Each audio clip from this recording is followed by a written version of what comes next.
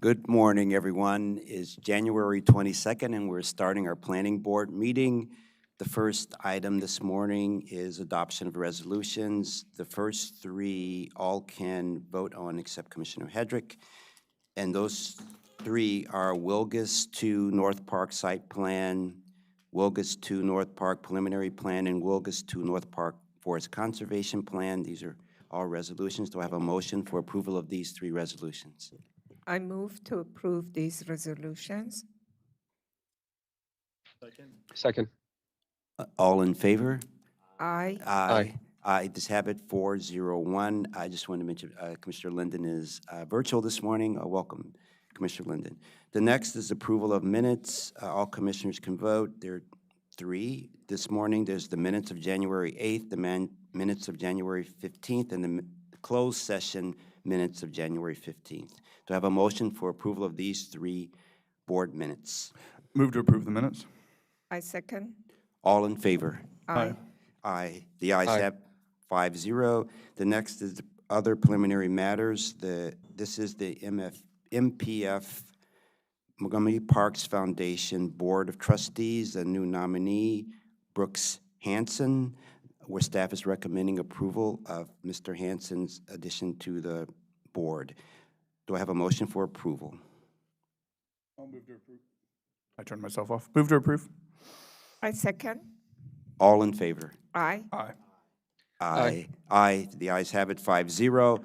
The next, we have three record plats this morning, where staff is recommending all three to be approved. The first is subdivision plat number 2, 2025-0490, Bradley Hills, Section 2. The second is subdivision plat number 2, 2026-0330, Section 3, Chevy Chase. And the last is subdivision plat number 2, 2026-0450, Strathmore View. Do I have a motion for approval of these three plats? Move to approve the record plats. Second. All in favor? Aye. Aye. Aye. The Aye. ayes. The ayes have it, 5-0. The next, we have our roundtable discussion with Parks Director Mitty Figueredo. Welcome, Director. Good morning, thank you. So for today's Parks Directors Roundtable, we are going to do a little bit of a athletic field program overview. It's one of our recurring occasional roundtable takeovers. So I'm going to hand this over to Matt Folden and to Carl Weber, our athletic field program manager, so they can give you an overview. Good morning. Morning. For the record, Matt Folden, Park Implementation Planning Supervisor with the Park Planning and Stewardship Division. Pleased to be here this morning to share information about our athletic field system and just the overall impressive size, variety, and quality of the system. I have the privilege this morning of being here with Mr. Carl Weber, and this is his first presentation to the Planning Board. Carl has over 22 years of experience in turf management, including 13 years with Montgomery Parks.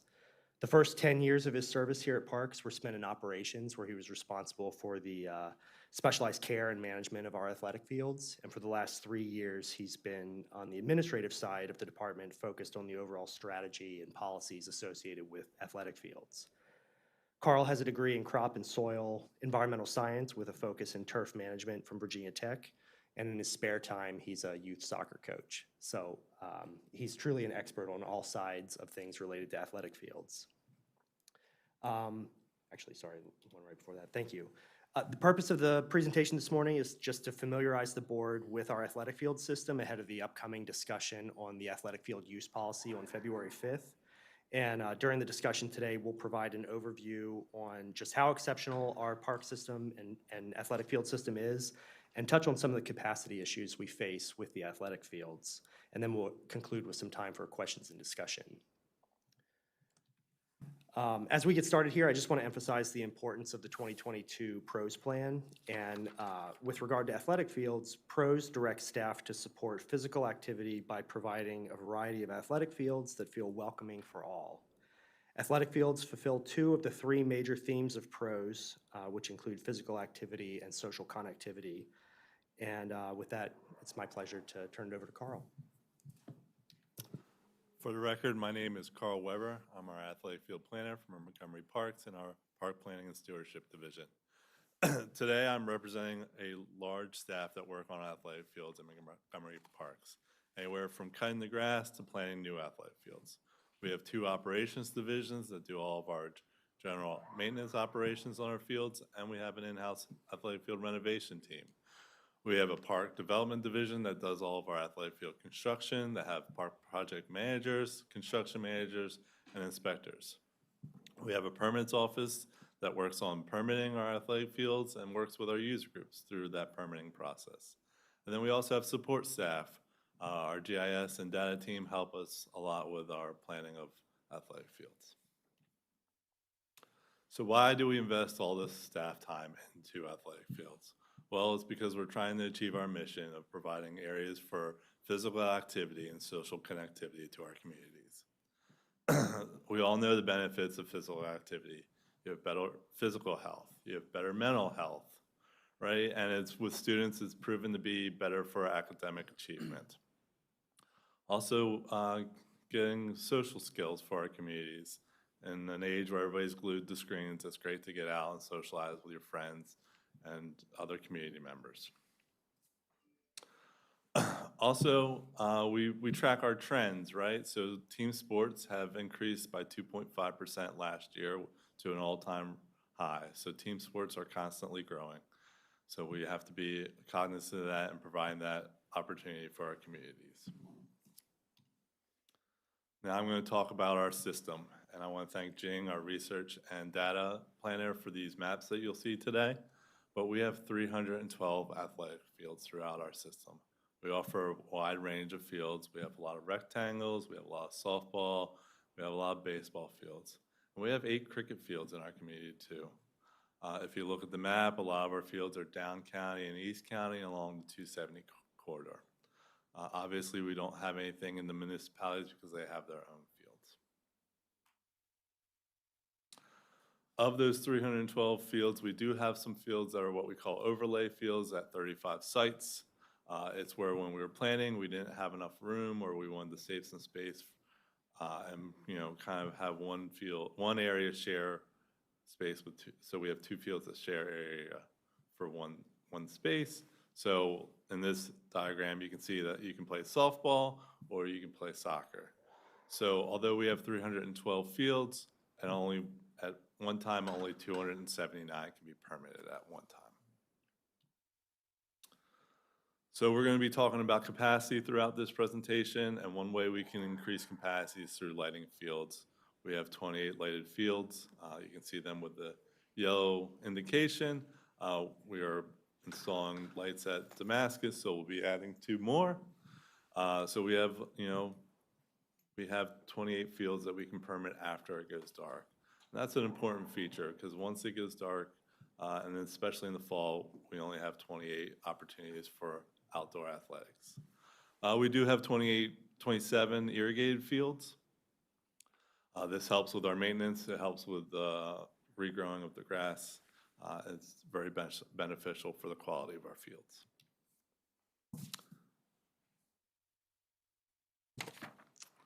So we divide our fields up into different classifications. We have 3 classifications. We have what we call our practice game fields, our game-only fields, and our synthetic turf fields. Our practice game fields are our most abundant fields, and they're typically in our local parks. They are lower-end maintenance because we have so many of them. You can permit them for practices or games. You can be used with a permit, or you can walk on and use them. And they're our most economical field at $10 an hour. Our game-only fields receive a higher-end maintenance. They're typically in our regional recreational parks. They're for game-onlys, and they do require a permit to use. They're typically fenced, and they are slightly more expensive at $20 an hour. And then we have our year-round synthetic turf fields. They do still require maintenance, limited maintenance, normally grooming, GMAX testing. You can permit them for practices or games. They do require permits, All of our year-round synthetic turf fields are lighted, and they are more expensive at $110 an hour. So now I'm going to talk a little bit about more of our maintenance standards and what we try to achieve every year with our maintenance staff. So we have a high maintenance standard that we try to achieve, and this is a big undertaking for 312 fields. This big undertaking does sometimes, we sometimes have trouble reaching this undertaking because of weather and staffing issues, but these are high expectations we set for ourselves. As you can see, our game-only fields do get higher level maintenance than our practice game fields, with mowing and field maintenance and lining. We also do many cultural practices such as aeration, which helps with soil porosity, which helps water and air get to the root system. Overseeding, which helps with turf density. And then nutrient management to help feed the plants so they can recover from wear and tear and grow better.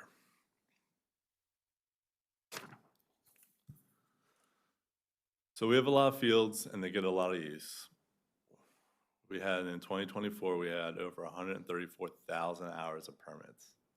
That's averaging over 2 hours a field per day over our 9-month season. That's a lot of hours. We're averaging 431 hours across all of our fields. Our practice game fields get about 400 hours of use of permits. Our game-only fields with lights are averaging close to 500. When we add lights to our game-only fields, we see that they increase to close to 900 hours. And then our year-round synthetic turf fields get about 1,700 hours of permitted play. The one thing we don't capture is walk-on play, which our practice game fields see. And we've done some camera studies that say there is a substantial amount of walk-on play on our fields. So although practice game fields are lower on the end on permitted hours, they do also support walk-on play, which is a major contributor to our communities. We also have a lot of users.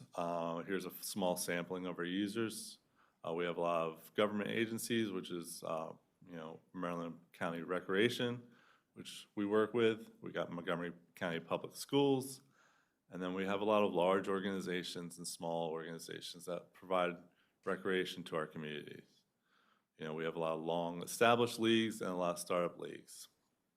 In 2024, we had over 700 accounts permit time with us. So anywhere from individuals to user groups. We also have third-party stakeholders that are involved in sports in the county. Montgomery County established a sports advisory committee over 2 years ago, and they are very involved in trying to create better opportunities for youth sports in the county. They're made up of a diverse group of 17 members, and we've been working with them for the past 2 years, and we look forward to continuing contributions with them.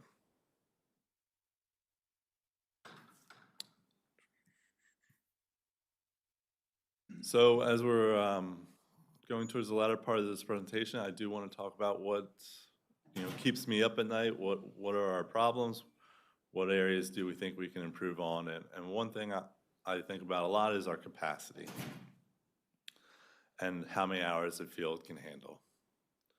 And I think this is, two different thoughts because I think diamond fields are different than rectangle fields. And we're going to talk about capacity and we're going to talk about wear patterns, kind of one and the same.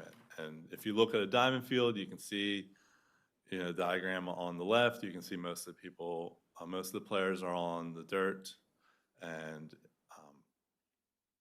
there's not a lot of wear in the satellite field because a lot of the play is on the dirt. And if you mess up the dirt with the proper machine in a couple hours, you can fix it.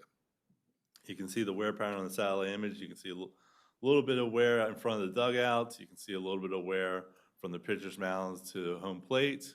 Occasionally you'll get wear in the outfield where the outfielders stand. But then you look at this wear pattern of rectangles and you can see that, all 22 players are on the field.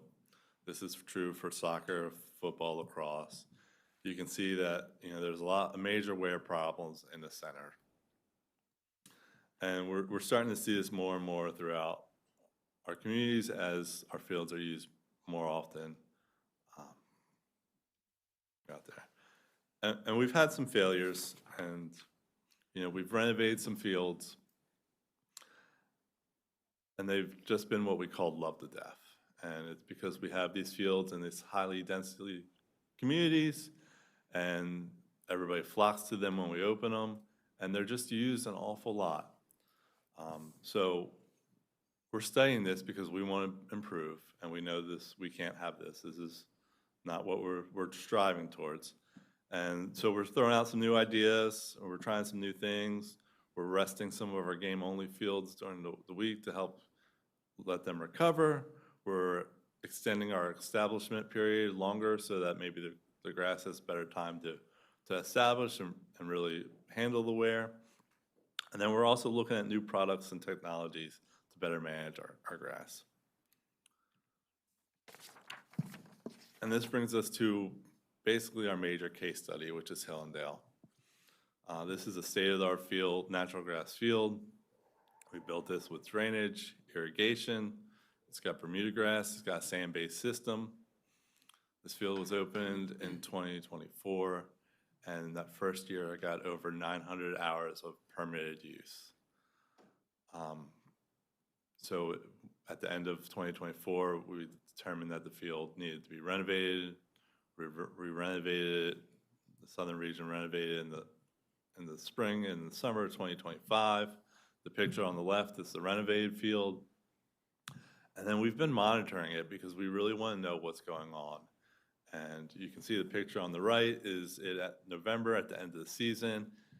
It got 300, it was open for 79 days. It got 370 hours of permitted play. So that's averaging about 4.7 hours of permitted play a day. We did a camera study during that time. It was getting an additional 2 hours of walk-on play. So this field was getting close to 7 hours of play a day. And these natural grass fields are living systems, right? So they're just being worn down. And this one's holding up well. And it's holding up well because we are going above our maintenance standards on this field. We are fully invested in this field, and we're going above our maintenance standards, above our game level field, even though this is a practice game field. So we're committed to this field, but it's just showing a lot of wear. And it's great to track it, and we're looking forward to opening it in the spring and seeing what it looks like and how it holds up. But it's just amazing how much play our fields get. And that really brings us to kind of a conclusion here is that although 98% of our residents are within a 10-minute drive of an athletic field, is really how many people are competing for that field at one time. This is a population map, and you can see there's some heat centers of highly dense populated areas, and there's a lot of competition for our fields and select parts because there's a lot of competition for any space in these parts. So, this is where we struggle. So this is why it's important in the next couple of weeks, and February 5th, we're going to come to you with the athletic field use permit policy as we bring to you a new policy to help permit our fields. And then we're also looking to bring a donation policy later on in 2026.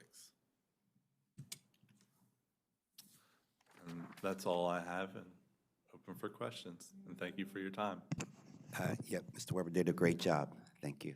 Thank you. And it's very informative to know how many we have and the challenges of maintaining them and the demand for them. So we look forward to your policy that's coming up. And just one quick question. Do you have a sense of, over the next few years, how many fields will likely come on board that would add on to the 312 that you have today?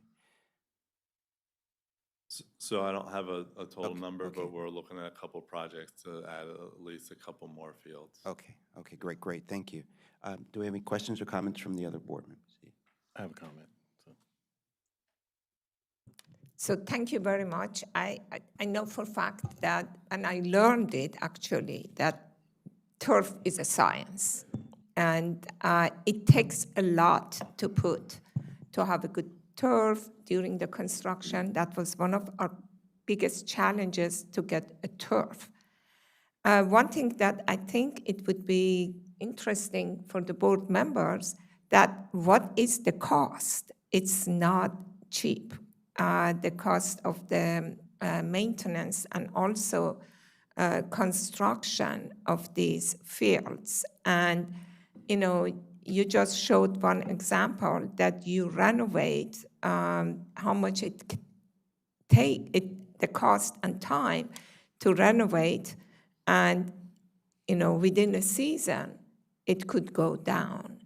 And I totally understand, and that's why that I believe that you're there. We needed someone with the very expert eyes to see that what are the best practices and maintenance and operation to, you know, get these investments to go a little bit longer.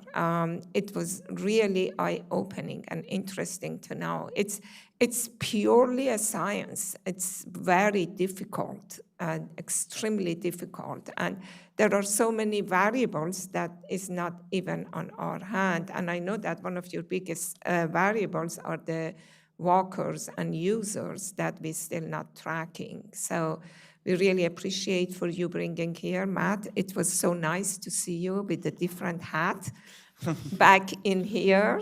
We miss you on the other side, but I think that you are in the right place, and I'm sure that it would be very rewarding that you have. So if you have some ideas about the cost, if you could share some information for us. Yeah, I don't have that off the top of my head, but it definitely varies a lot depending on what level of quality of field you want to build. I think we spent about $1 million to build the field at Hillendale, and then it's also maintenance varies greatly too. So I would say easily. Yep. Well, if I may, I just want to add to that. As Carl just pointed out, I think it was upwards of $1 million to renovate that field at Hillendale, which is a local park field. And it was destroyed within the year. We are making every effort to bring the field back, and as Carl said, we are investing a lot to maintain that field. And it is science, and we put a lot of resources into this, but I think a point that needs to be made, and I want to emphasize to the board, is that there is only so much you can do with maintenance of a field. Past a certain point, a field cannot take the level of play that it's getting, and we have the permitted time, but we also have the walk-on time. On local park fields, we don't want to restrict people from coming on and using the field. But we have to recognize that there is no amount of money that we could throw at this that would solve the problem of just not having the capacity that we need. Exactly, and I totally understand. It's a living element that is in the park, and it needs time to breathe. And I do not know that if we have done any kind of a study to see that because $1 million is a lot of investment, and in one playing season, it goes. And we are not collecting permit fees to even cover a small percentage of this cost. So that is a pressure to the operating budget for parks. So I do not know if we know what is the optimum time. If we allow that optimum time for our parks, how many fields then we need to have, or other ways that we could. I do not know if we have done that. Is it that we have to double our capacity or our number of fields? Because we cannot keep just increasing the usage because nothing is left. That's correct. We're going to have to look at ways to increase the capacity on the fields that we currently have. We are trying to add more fields. Sometimes as part of development projects, we might get a field. there might be some other opportunities to build new fields, but, there's only so much space in Montgomery County, and it's in demand for a lot of other uses, as you all well know.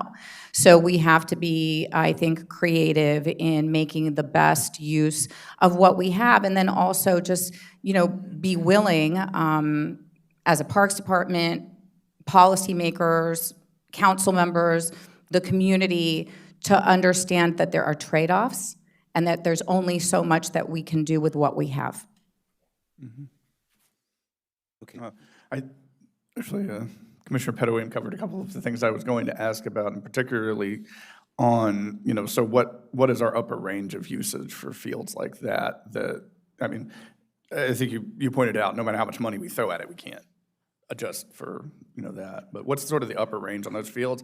Was Hillendale, that one, I remember when it opened and it like you said, it got a lot of use. Is that typical for a newly opened field? Was it on the high end of what we had? Like, what was is there ways we can address the issue there with maintenance of increasing use of synthetics at the beginning of a field for certain areas in which they're getting high levels of traffic?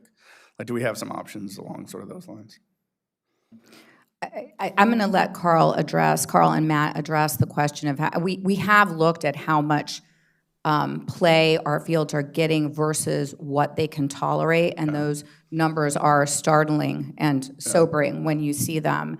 So I'll let them address that. I do want to point out we have 4 artificial turf fields in our system out of all those hundreds of fields that you saw. We're committed to grass fields, but they are an important tool. They can take much more play. They expand our capacity. That's kind of what I was curious in certain areas. Yeah, so we're really diving deep in that, when I say how many hours can a field handle, and right now we have some rough numbers. We think a practice game field can handle about 600 hours of permitted play before it starts to deteriorate.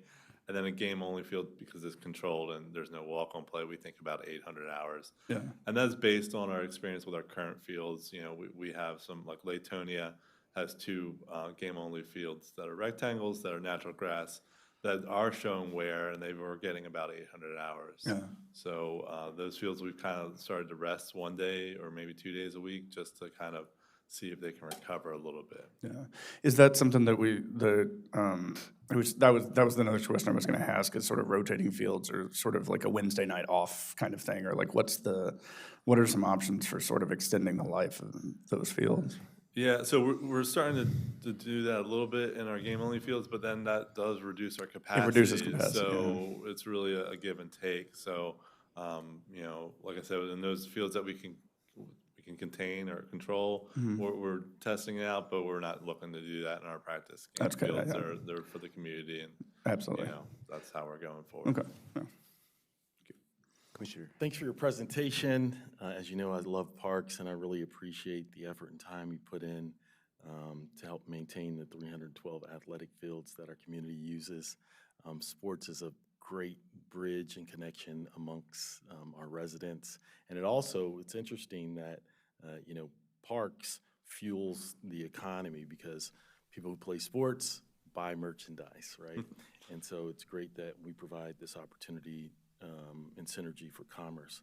I particularly was interested in your slides 17, 18, with regards to the fields. I was going to bring that up, the wear and tear on the fields. There's also another field that I'm particularly interested in. It's on Lay Hill Road at the intersection of Route 200. I don't know the name of the park, but it's also a soccer football field. It used to be a football and soccer field, but you guys have taken down the goalpost there.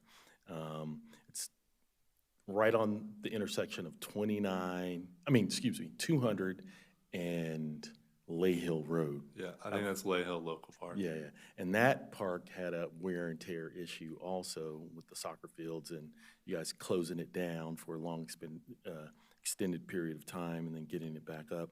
And then I was going to also bring up the Hillendale wear and tear issue, because I drive past there going to visit the University of Maryland, and it's always packed on the weekends. I mean, it's packed for flag football, soccer, and other sports.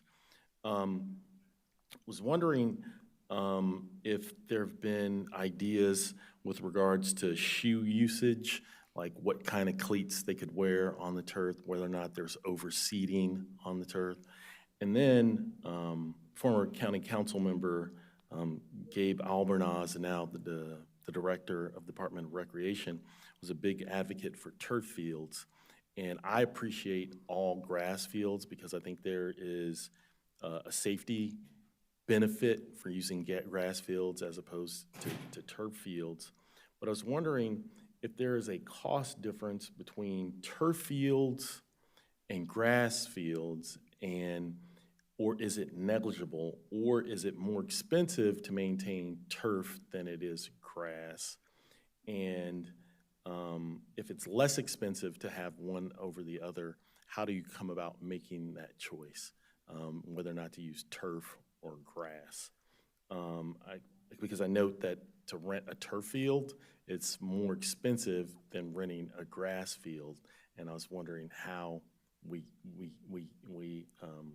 how you balance that. So I played football at the University of Maryland, and we used to have the best grass ever in ACC at the time. It was the best. And the person who managed it retired, and the people who took over couldn't manage it, and the grass died, and so they put in turf, and now they're stuck with turf. But if you could like dive into why we continue to maintain grass rather than transitioning to turf, I'd be really interested in that. Okay, so you asked a lot of questions. So Yeah, I'm going I to try did. to I mean, answer I a can few just of go them. on and on and on because I love sports and I love grass. So. Yeah, so we do seed all of our natural grass fields, and then you asked a question about cleats for natural grass fields, and we don't regulate what cleats you can wear. We are a natural grass system. We have 308 natural grass fields, and we have 4 synthetic turf fields.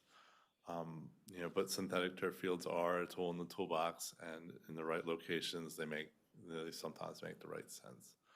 I don't have all the data on costs and all that. If the board wants, we can come back and have a conversation about I think synthetic in turf. general, I think the rule of thumb is an artificial turf field may be more expensive to install, but it's less to maintain. So it's really just a question of how much capacity you're trying to provide. They can give you more playing time.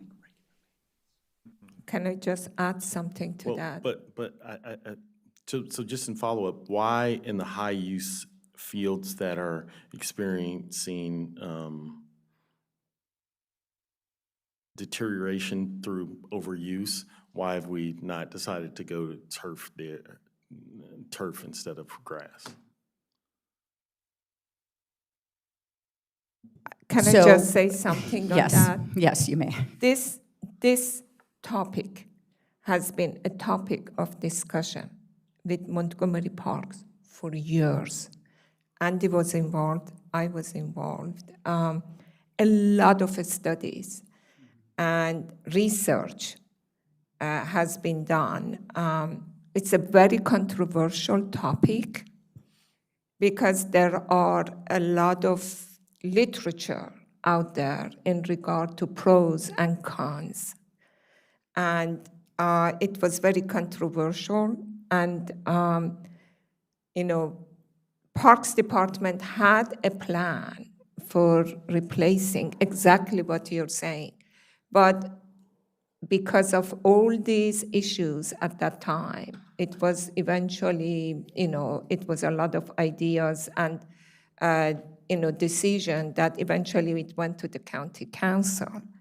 And Parks Department committed to work and increase the life for turf and not for the natural grass, and not to continue going to originally that it was, I think, in 1990s or so on, that how many turf, we had a number of turf that we, Parks Department planned to do it, so they shy away from that plan. That was something that it was discussed, it went to the public, it went to the county council, and it was decided that that's how we're going to proceed. And I believe that the decision at that time was that we're going to expand, and I think that's why that, Carl is here, that we're going to expand and have many experts to come to the Parks Department to help to build better grass that could be maintained with longer lifetime. But that is a challenge, and everybody else knows. So that's where we are right now, and I know that, if, Andy, you want to add something else to it, you could, because, we were all involved in those. Yes, we've spent many, many millions of dollars over, I would say, the last 10 years or so, investing in natural grass fields, in maintaining them, in establishing a state-of-the-art practice for maintenance of these fields. And I think what we've found is there is ultimately a limit. We are bumping up against it. There is only so much you can do with maintenance of a natural grass field. At some point, you cannot have a beautiful grass field that gets unlimited play. And that's something that I think we're all going to have to confront and have more conversations about. Yep. So we need to move on here, but let me ask Commissioner Linden, do you have any questions or comments? No, no other questions. Really interesting conversation, particularly about the synthetic versus the natural. Sounds like it's been going on for a long time, and yeah, it seems like maybe at some point it's worth kind of re-exploring it, baby steps with some of that, just based on all these capacity issues that you're talking about. But this was a great presentation. I really appreciate it. Okay. Learning more about how we maintain the grass and kind of how the whole system works. So yeah, thank you so much.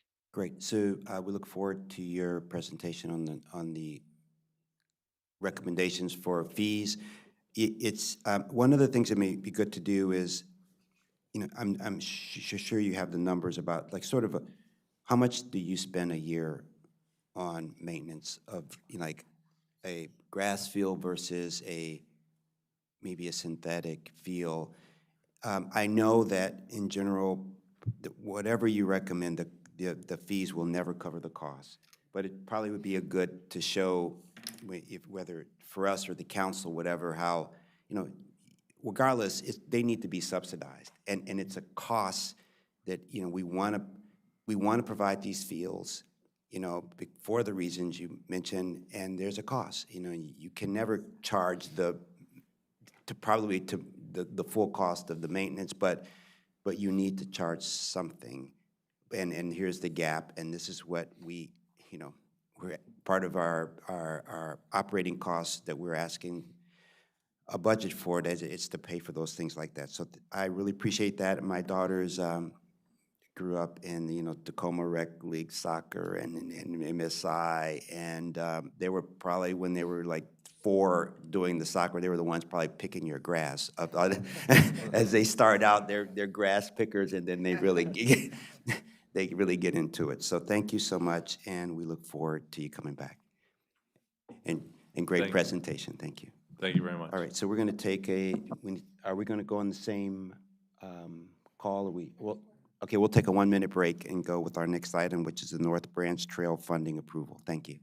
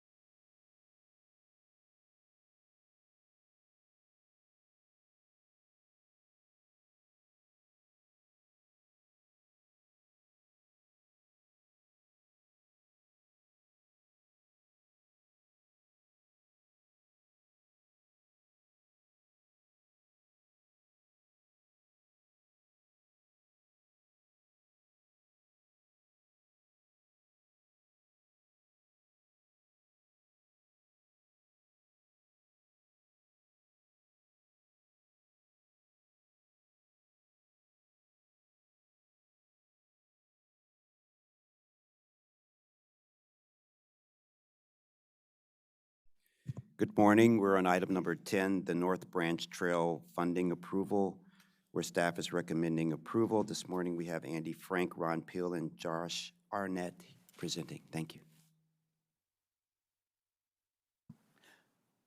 Good morning, everybody, and thank you so much for making the time for us on your agenda today for this very timely issue. My name is Andy Frank. I head up the Park Development Division. And why I have the honor of talking to you today, and we're going to try and make it brief, I have to say that the credit for us being here today really goes to our engineering team, our consultant team, our partners at State Highway, our park leadership. We are very happy that we're able to come and ask this request today because it represents almost 15 years of work to get to this point. So I will proceed. I'll proceed quickly and obviously open it up to questions. So what I'm going to do, I'm going to tell you, because this is, none of you were around except for Mitra when this project started its infancy. I'll give you a little bit of where are we talking about, what's the history, and then I'm going to jump into where we are today and why we're here today with our construction, the construction bid results, the PDF we have for this project, and ultimately what we're asking for is permission for the chair to transmit a special appropriation request for the additional funding. So let me talk a little bit about what North Branch Trail is, not to be confused with Northwest Branch Trail, which is a very popular trail.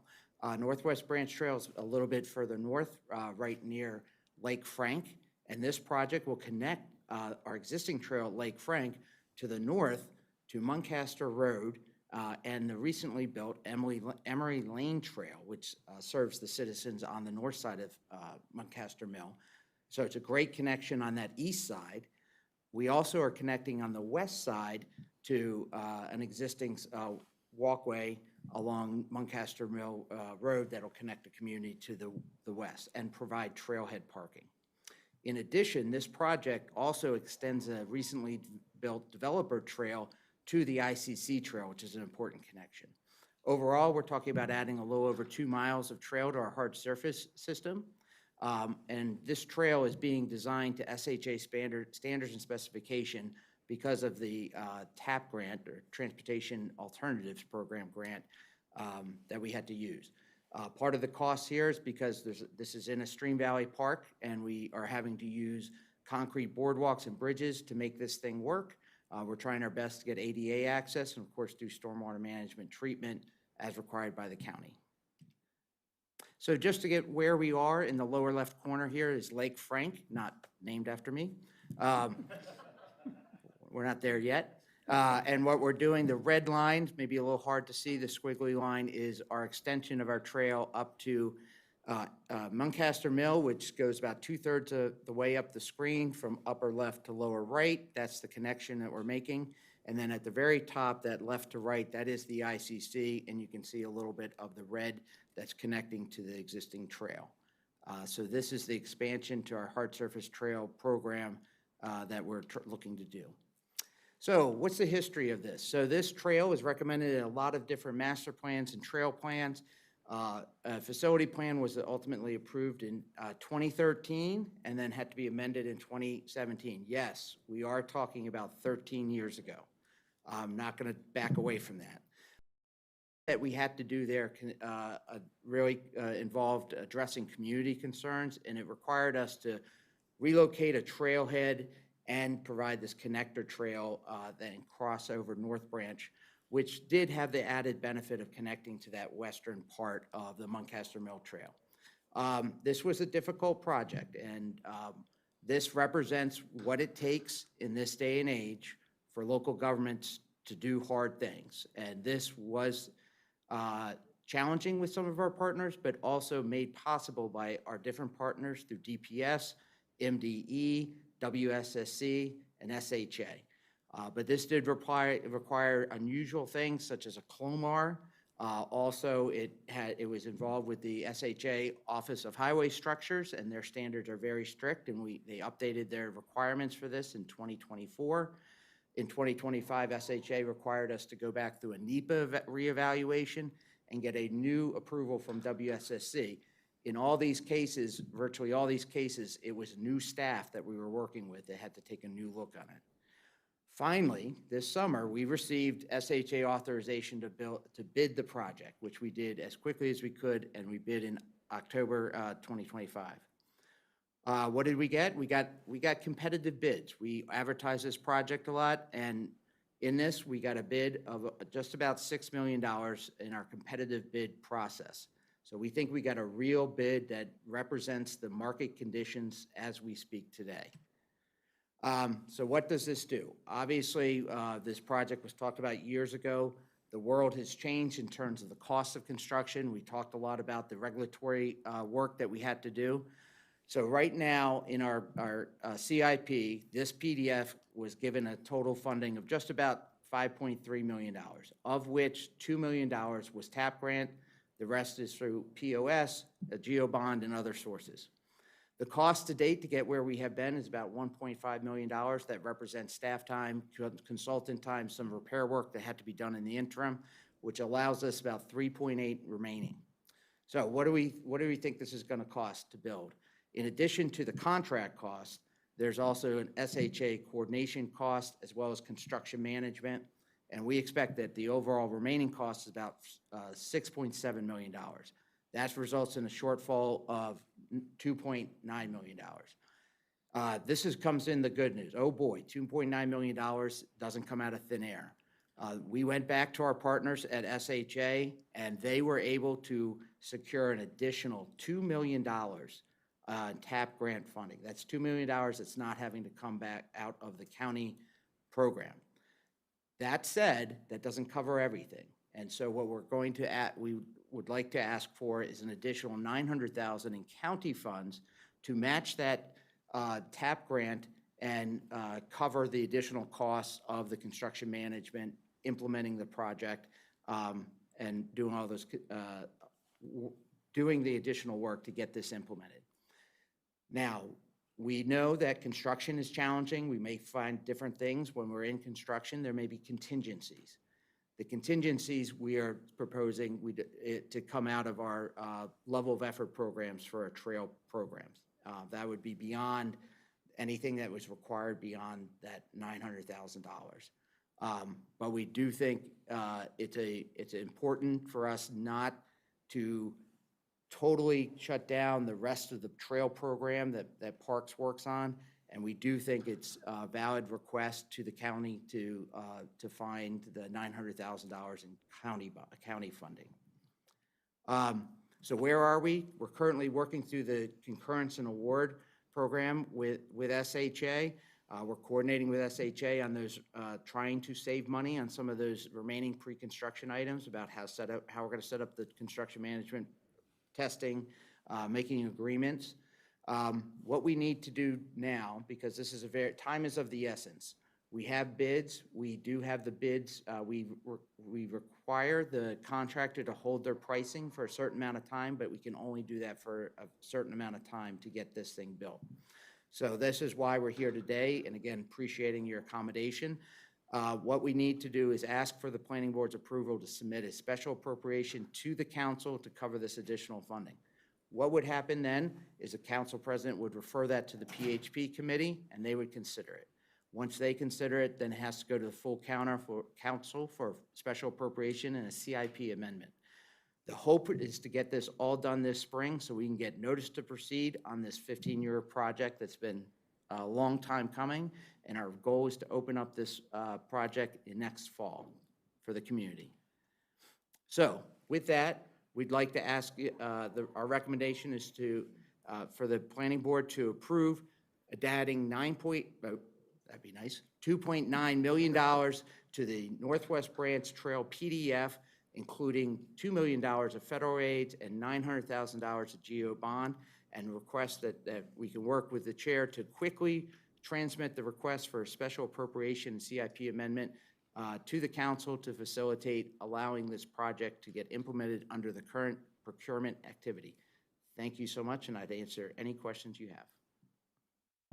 Well, thank you, and congratulations on getting the state to provide a $2 million grant. This is wonderful. is just absolutely wonderful, and we always talked about trying to implement.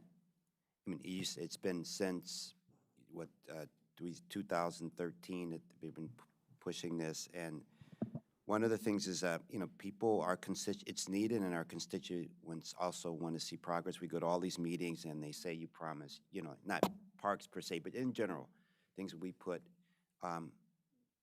we say we're going to do, whether it's in our plans for, in planning, or, that, but they never happen or don't happen in a timely manner. So thank you for getting the grant. That was a lot of money. Thank you. And I'm very supportive of this. I want you to move as quickly as possible. And just to clarify, this would be money from the fiscal year 26 county funds, correct? Yes, it's important that we request the county to appropriate this money in the FY26 budget in order to meet the procurement activity that's ongoing. Perfect. Thank you. Questions or comments from the other board members? Just to say, very supportive as well. I just wanted to clarify, the $2 million in federal aid, is that different than the additional grant from SHA? I just wanted to clarify. The $4 million with the SHA/federal government is contributing $4 million now to this project, all coming out of the TAP program. Okay, so the TAP Yeah. specifically 2 and 2, okay, just wanted to clarify. Yeah, and if I may, so we had the $2 million grant originally. Yeah. Then the bid came in so high that honestly, I don't know how we would have been able to move forward with the project as is. We were talking about scaling the project back, maybe doing it in phases, trying to get what we could with the money we had. And I really want to give credit to staff who reached out to State Highway, and State Highway essentially offered us an additional $2 million. That's why we're able to move forward with this project, as it's planned for, as it's designed now. Otherwise, I don't know what we would be doing. So, a lot of credit to staff, and of course, thanks to State Highway. These grant funds, we're so happy to have them. They do come with strings attached, as you can see in this presentation. There's a lot of requirements tied to this funding. It's not easy to get. It's not really free, but we are very happy to have it. And this additional request for a supplemental in this CIP is really, it's a very reasonable delta given the bids that came in and the position that we thought we were in before. Yeah, we thought, yeah. Yeah, money with strings attached is much better than no money at all, particularly when it's covering over 2/3 of the overage for than you expected. So, no, I just wanted to clarify if we had missed something. I think that's great. That's great securing. I think, yeah, I'm very supportive. Appreciate it. So, as you said, I'm very familiar with this project. I think the original project manager on that, Marianne Elsasser, retired. I don't know how many other staff have retired since this project has started. And $1.5 million that is already spent, just think about it, is probably design and coordination cost.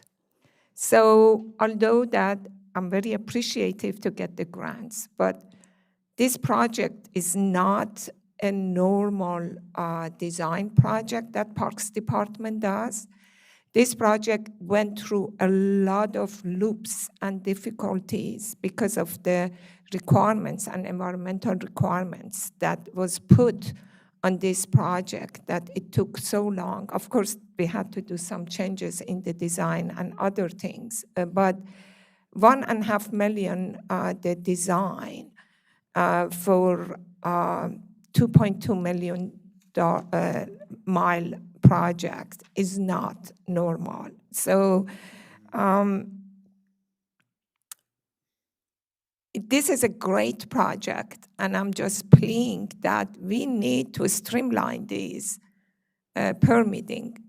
We need to streamline when, we love to get grants, but when it makes it so difficult that takes 15 years with $1.5 million, and then you get $2 million grant, and then another 2 for that. We really appreciate to make it possible, but it makes it difficult. So I just put it at that, and I totally fully support this project. I, I don't know how much contingency you were thinking. Maybe you should add that contingency because you need a level of effort PDF for your trail.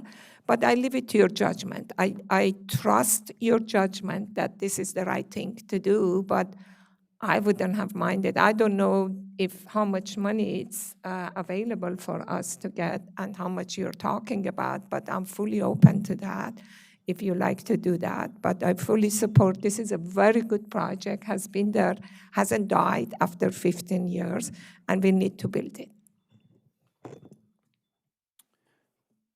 Commissioner Bartley or Linden?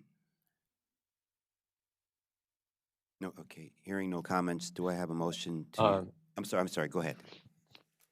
Vice Oh, Chair. no, sorry, I don't want to belabor the point. I just wanted to thank staff and Director Ficaretta for your entire team for your persistence in moving this forward over the past 15 years. Agree with kind of what's been said about, especially Commissioner Pettaway about kind of if this is how things tend to go, that's obviously not a good sign in a lot of ways. But as we know, infrastructure in general is increasingly hard, not just in the county, but in the country, and the costs and the complexity of the regulations and moving through various implementing partners and on and on. But yeah, I really appreciate, respect just again, the perseverance to get this done. It seems like it's going to be a great project. So thank you.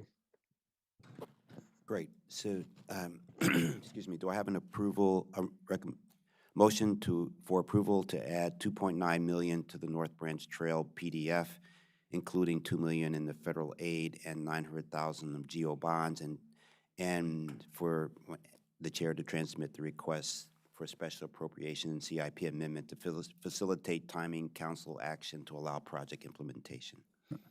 Yeah, I'll move to approve to adding the funds and transmitting the request. I second. All in favor? Aye. Aye. Aye. Aye. Aye, the ayes have it. Thank you. Thank you for speedily presenting this to us so that we can move it forward. Time is of the essence because we know costs just keep going up, so thank you. Yeah, and we're going to take a 1-minute break and start with our next item, legislative update. Thank you.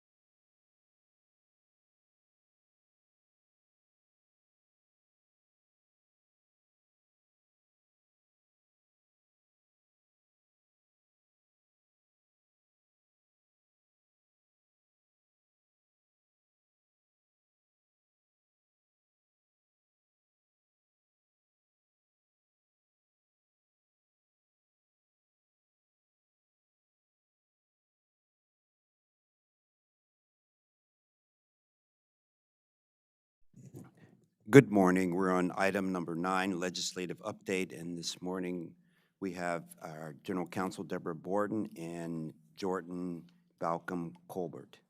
Welcome. Thank you. Good morning.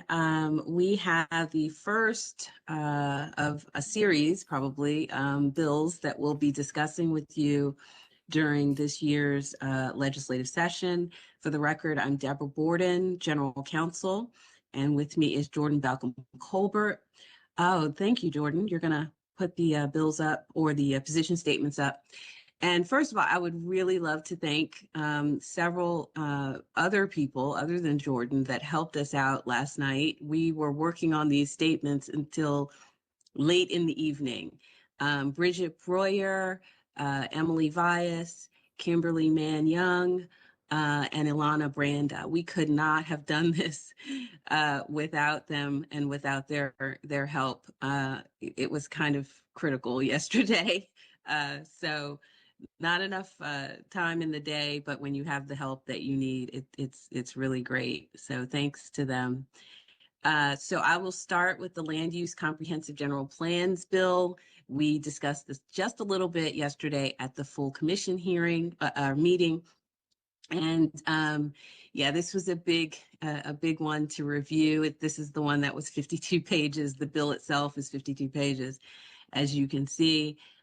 We put together some initial comments about these changes to basically the elements that would go into comprehensive plans for the state. That would include your general plan, your master plans, your sector plans. Basically, your comprehensive plans would have to include these revised elements. Some of them are new elements. And so we had a lot of questions from both planning departments about these changes.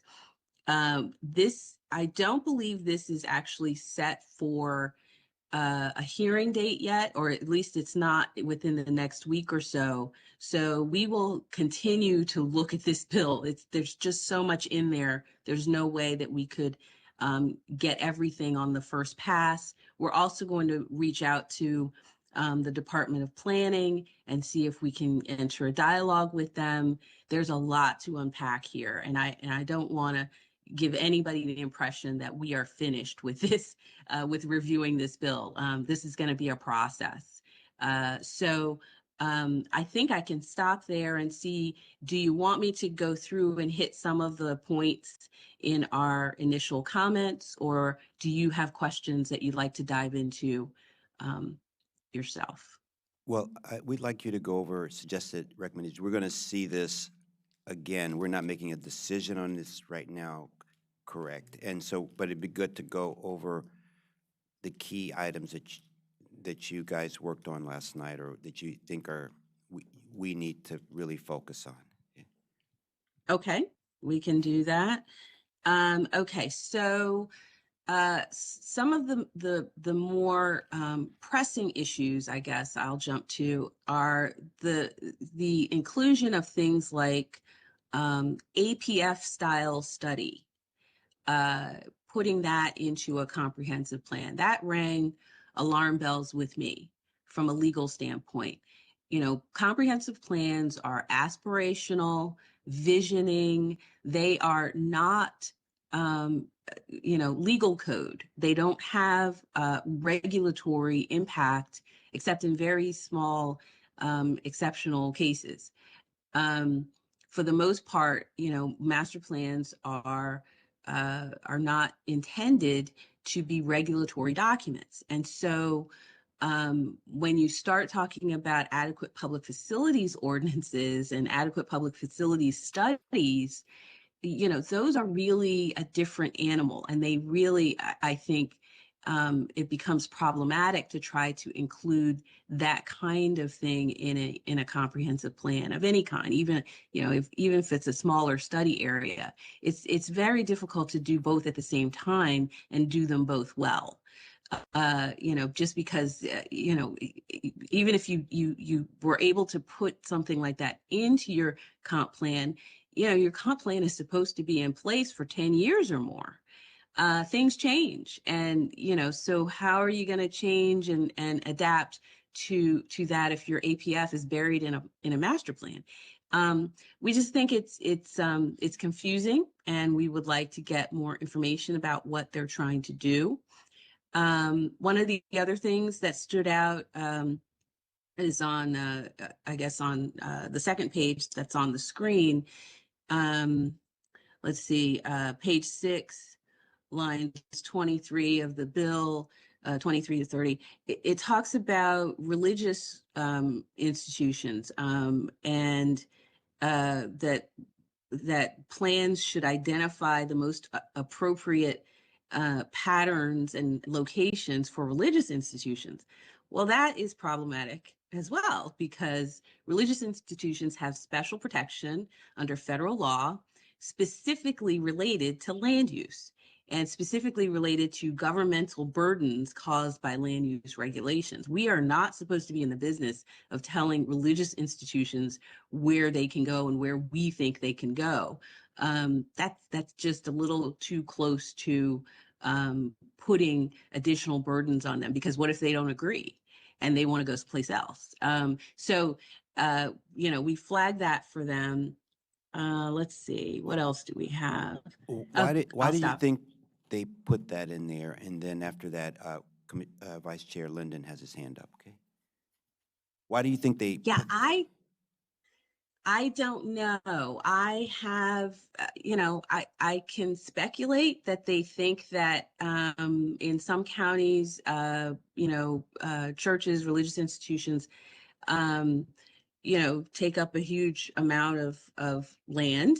And they think that we need to maybe do a better job of I don't know, having some say about that, but it's a touchy thing to suggest, because we're not supposed to be doing that. I mean, for the most part, in most zoning codes, religious institutions are allowed to go just about anywhere. Just about anywhere a residential use is allowed, religious institutions are allowed. Just about anywhere commercial uses are allowed, religious institutions are allowed, and that's on purpose. So the suggestion was just a little alarming, that we should somehow start telling religious institutions where we would prefer them to go. And then what do we do with that recommendation when the religious institution comes in and wants to go someplace else? So that puts us in a very difficult situation, and possibly in a situation where we would be violating RLUIPA. So that's something we would want to talk to the state planners about. It may be that was not their intention, but we don't know if they thought about that. Thank you. Uh, Vice Chair Linden. Yeah, thanks, Artie. Yeah, on the religious piece, I totally agree. That feels like a strange and complicated and just very tricky. Something that it has, I think, yeah, I take your point. That has a lot of potential problems. But I wanted to touch just quickly on what you're describing as kind of the APFO piece of this bill. And I think I'm trying to better understand how you think the bill kind of describes the need to provide that finding, because and admittedly, I read through it for the first time yesterday, and I think I'm still trying to get my head around a lot of the pieces, just like you were talking about. But my reading of it was less, and please, obviously, please feel free to correct me, but my reading of it was that it was less describing an APFO finding or specific study, and more trying to express the need to have a discussion around infrastructure and facilities and services to accommodate future growth. And that kind of discussion is actually not particularly unusual within comprehensive plans in other areas. Like just as an example, in Washington State, Cities, counties are required to have what they call a capital facilities element. They're required to have a utilities element. And the way that they do it out there is within the capital facilities element, they actually use that discussion to inform a facilities capital improvement program that's part of the comprehensive plan. Obviously, here in this county, for the reasons that, because we're sort of distinct, the county has its own CIP and we don't really directly influence that, although we make recommendations. But I think the benefit that, at least in Washington State, of including an infrastructure discussion is that it directly links growth concepts and growth plans and future land use designations to a formally adopted CIP of some sort.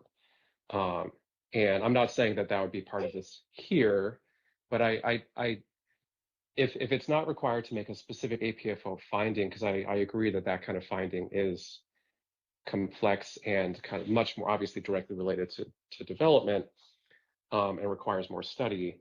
I tend to think that there could be a benefit to having a discussion around infrastructure, in part because we have those discussions anyway with our master plans and kind of policy discussions, and we obviously talk about the growth and infrastructure policy every 4 years. But I think it helps just to make our master plans more practical. It helps to daylight things potentially for county council within our recommendations to make sure that they understand the direct relationships there. And I think it's a helpful communications tool to the public to make it clear that we do understand what's necessary, at least in a general way, to accommodate the growth that we need. And I think, again, based on how I've seen it done in other places, I think it can be done without an intensive study of the sort that an APFO would require. So I just wanted to, so I guess that's a long way of saying I'd be interested to see if you're reading it differently, that it is specifically talking about adequate public facilities, or if, it's a potentially more generalized requirement that we can then implement as, in other words, that if there's some flexibility there that we could sort of make it fit our own needs. So I will give you a general answer, and then I'll defer to Jason Sartori, Director of Planning, and his staff. So generally speaking, of course, we talk about infrastructure in our master plans, in our general plans. Infrastructure, public utilities, public facilities are all very crucial to planning in any sense. So that is not the issue. The issue is why are they changing the language? What are they trying to get at? What's new about this? And in reading through, it seems like they're getting way too close to an adequate public facilities type finding. And so because we're not sure, we need to reach out to them. We need to say to them, this is worrisome, because this is not the place to do that type of study. But if you mean something else, then let's talk about how we can clarify that. Let's talk about what your intent actually is, so that we can get to that. Because all of us, Prince George's, Montgomery, we're all looking at our public facilities, the adequacy of them, every single time that we do a master plan. But we're looking at them in a general, holistic, what are the trends kind of ways. We're not doing an APF study. So those things are very, very different. And we seem to in this language be getting, sort of conflating those two things. And we want to make sure that that is not the case, and that as we go forward, we all know what we're talking about when we say we want you to analyze the public facilities, public institutions, public, all of these things that are of course, already sort of embedded in the idea of master planning. But we want to know what they mean by, this new language, so that we can make sure that we're clear. So I don't know if Jason is online or in the room, but please add to that. I am here. Thank you. Vice Chair Linden, thank you for asking that question. I have not personally taken too close of a look at this bill yet, but I will take a closer look at it. And I agree that it would be fine for a bill to have general statements about the importance of infrastructure in a general plan, in a comprehensive plan. And, but anything that gets too specific, we have so many other methods and tools by which we do that, it wouldn't be appropriate to have those in a comprehensive plan. And I also want to make sure that what we're looking at is applicable to counties, because there are parts of this bill that are specifically intended for municipalities and not for counties. And so I'll take a look closer at this. I don't know if Robert Cronenberg might have additional comments on this. Yes, Yeah, Robert. yeah, Cronenberg. thanks. Oh, Yeah. I'm sorry, Robert, go. Go ahead, Commissioner. No, I just real quick, yeah, thanks, Director Sorter. I appreciate that. And I was about to raise that same issue about whether this actually applies to municipalities or counties. It sounds like we just have a little bit more to read through, but yeah, looking through the language again, it appears to me on first glance that this particular section may talk about municipalities, in particular their future growth areas outside of limits. And then later on in that section, it talks about public services and infrastructure needed to accommodate growth within the proposed growth areas. So yeah, I appreciate everything that you all are saying. I very much agree that clarity around bills like this is hugely important. So I think I was mostly just raising the question to better understand if we think that it does veer, like just making sure that we ourselves fully understand it, clarifying with them if they fully understand it. If it does veer too closely to an APFO type thing, specifically for counties, obviously that's a little more problematic. But it sounds like we're sort of, yeah, I appreciate everything you're saying. It sounds like we're kind of on the same page. I'm not sure there's much more to add to that other than getting the clarification and providing a little bit more information on what's in the bill. For our comp plans, they are intended to be long-range visions, and so that's why you do an APF test at the development stage with a real project that comes in. And again, the comp plans are intended to be visionary and not address specific APF testing at that time. Again, we do look at infrastructure through master plans, but not to the level of a development application. So I think that's really why that language in the bill kind of was flagged. Thank you. Yeah, thank you both for that. Ms. Borden, I think you can move on to the. Well, I did want to highlight just a couple of other things. There is a sort of a theme running through this bill that they want us to look at more things and do more deep analysis of, so things like the elimination of substandard dwelling conditions, a full housing assessment, which is not really defined, more economic analysis, again, which is not really defined. This could mean that we would have to hire more experts in these areas. It could mean we would have to take more time to complete these plans if we're going to do real deep dives into, housing conditions and economic analysis. So again, we want to have a constructive conversation about what this means on a practical level, because there can be a sense that you're pursuing the perfection. You're pursuing the perfect, and you could end up analyzing forever and never getting your plan done. I mean, there are lots of things that we wish we could do with master plans, but they are they have to be finite at some point. And so these things are concerning because they just keep adding and adding to areas where we would have to, sort of beef up resources and add time and add more time and add more time to a process that's already pretty lengthy in some, in some circles. So that's a concern that we have. Yeah, great, Um, great to mhm. get more. Anything else? Yeah, that would be great to get more clarification and to ask why, but I think Director Sartori had his hand raised there. Okay. Thank you, Ms. Borden. I had a question about this, and because I know that a lot of this, portions of this are really just kind of a repackaging of what already exists. Some of these things were already required. They're renaming them, they're ordering them. They are adding a few new things.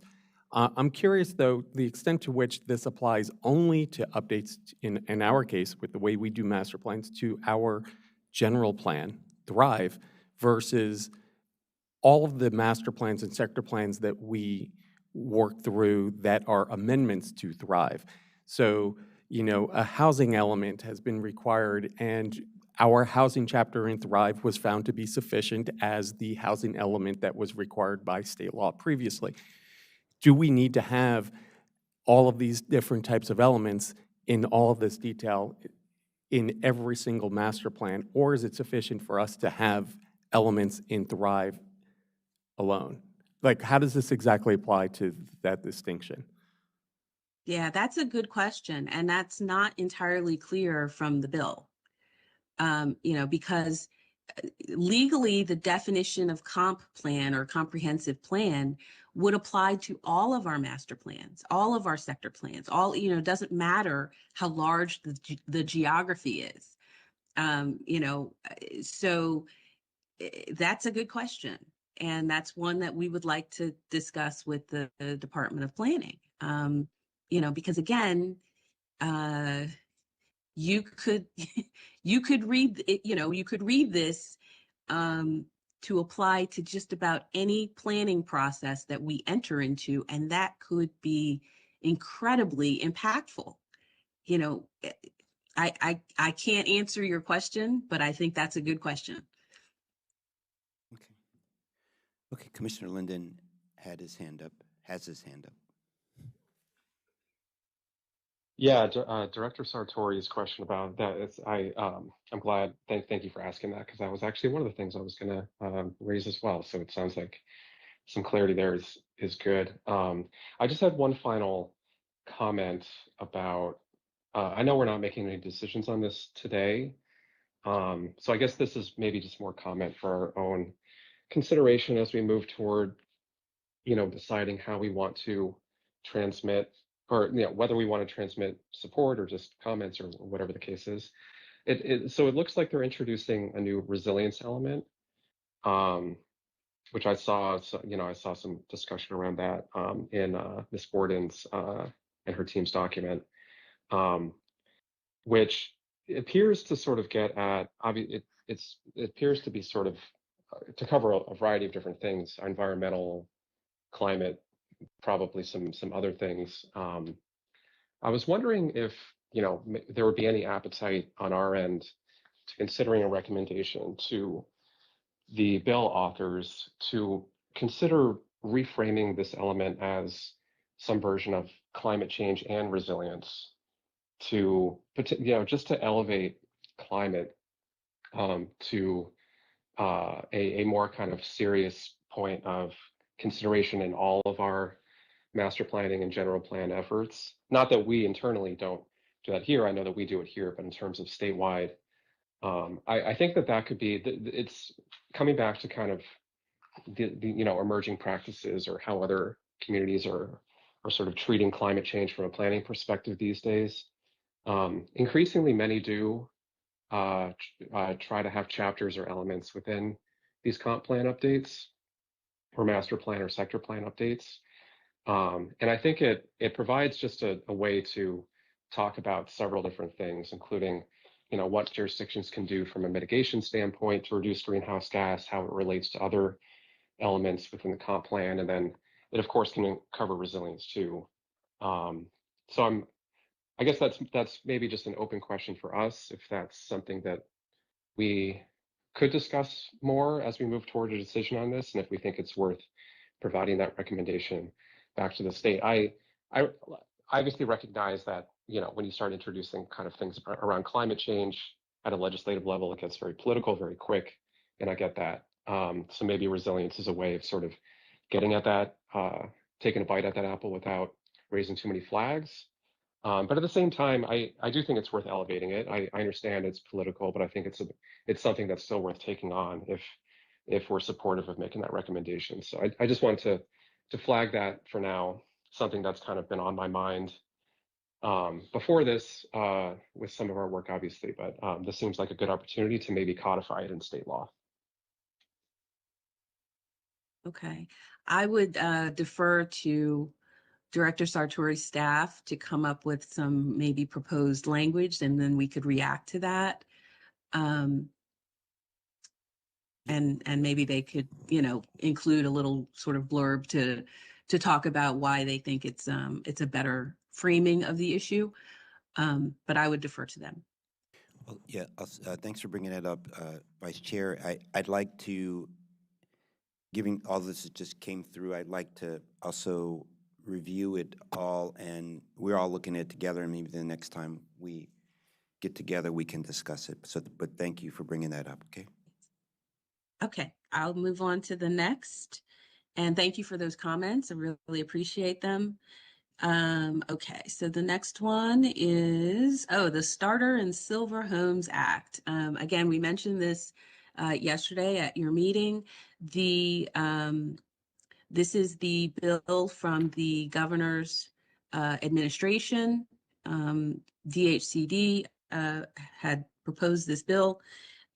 This bill would make some fairly significant inroads by the state into local zoning authority. The bill would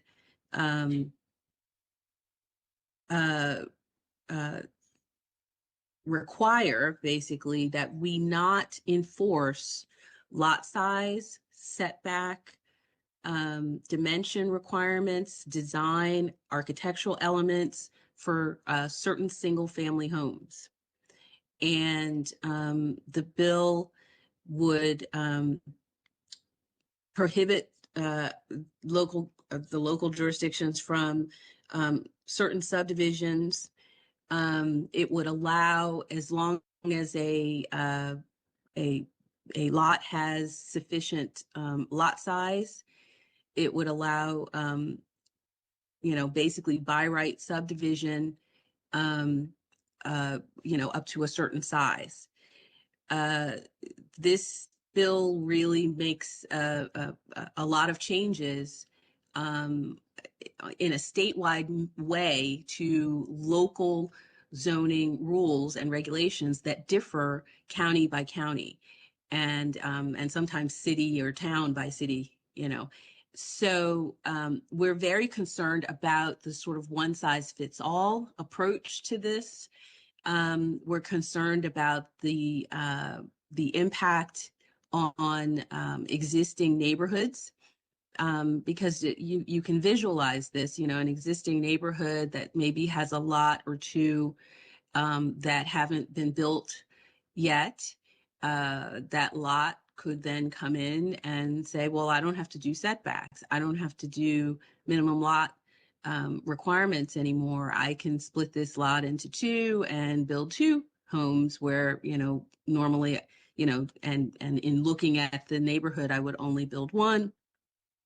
And the other thing that really concerns us is there are other efforts to increase affordable housing, or at least increase the supply of housing.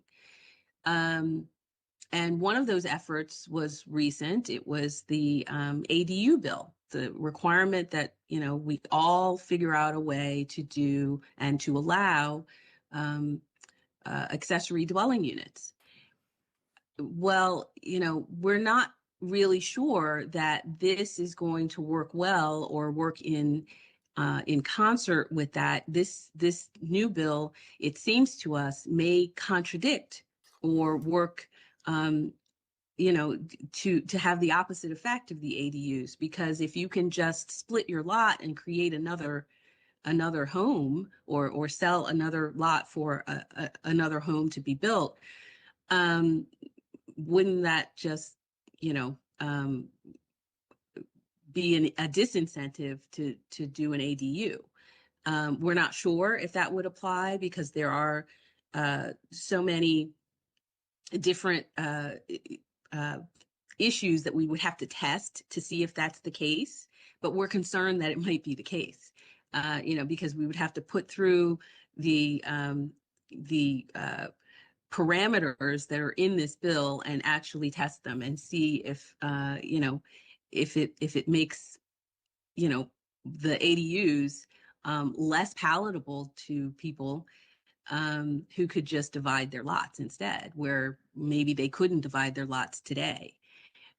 So we want to look at that. We want to do some examples so that we can show that these concerns are real. We have some technical comments that we've put together. We do have a meeting scheduled with the Department of Housing and Community Development at the state level. We want to talk to them about this bill, because we're concerned. We're concerned about the state treating all of our counties the same, and expecting a good result. We don't think this is going to have a good result, because the results will be uneven, and sometimes they will be counter to what the state is trying to do. And that's not helpful.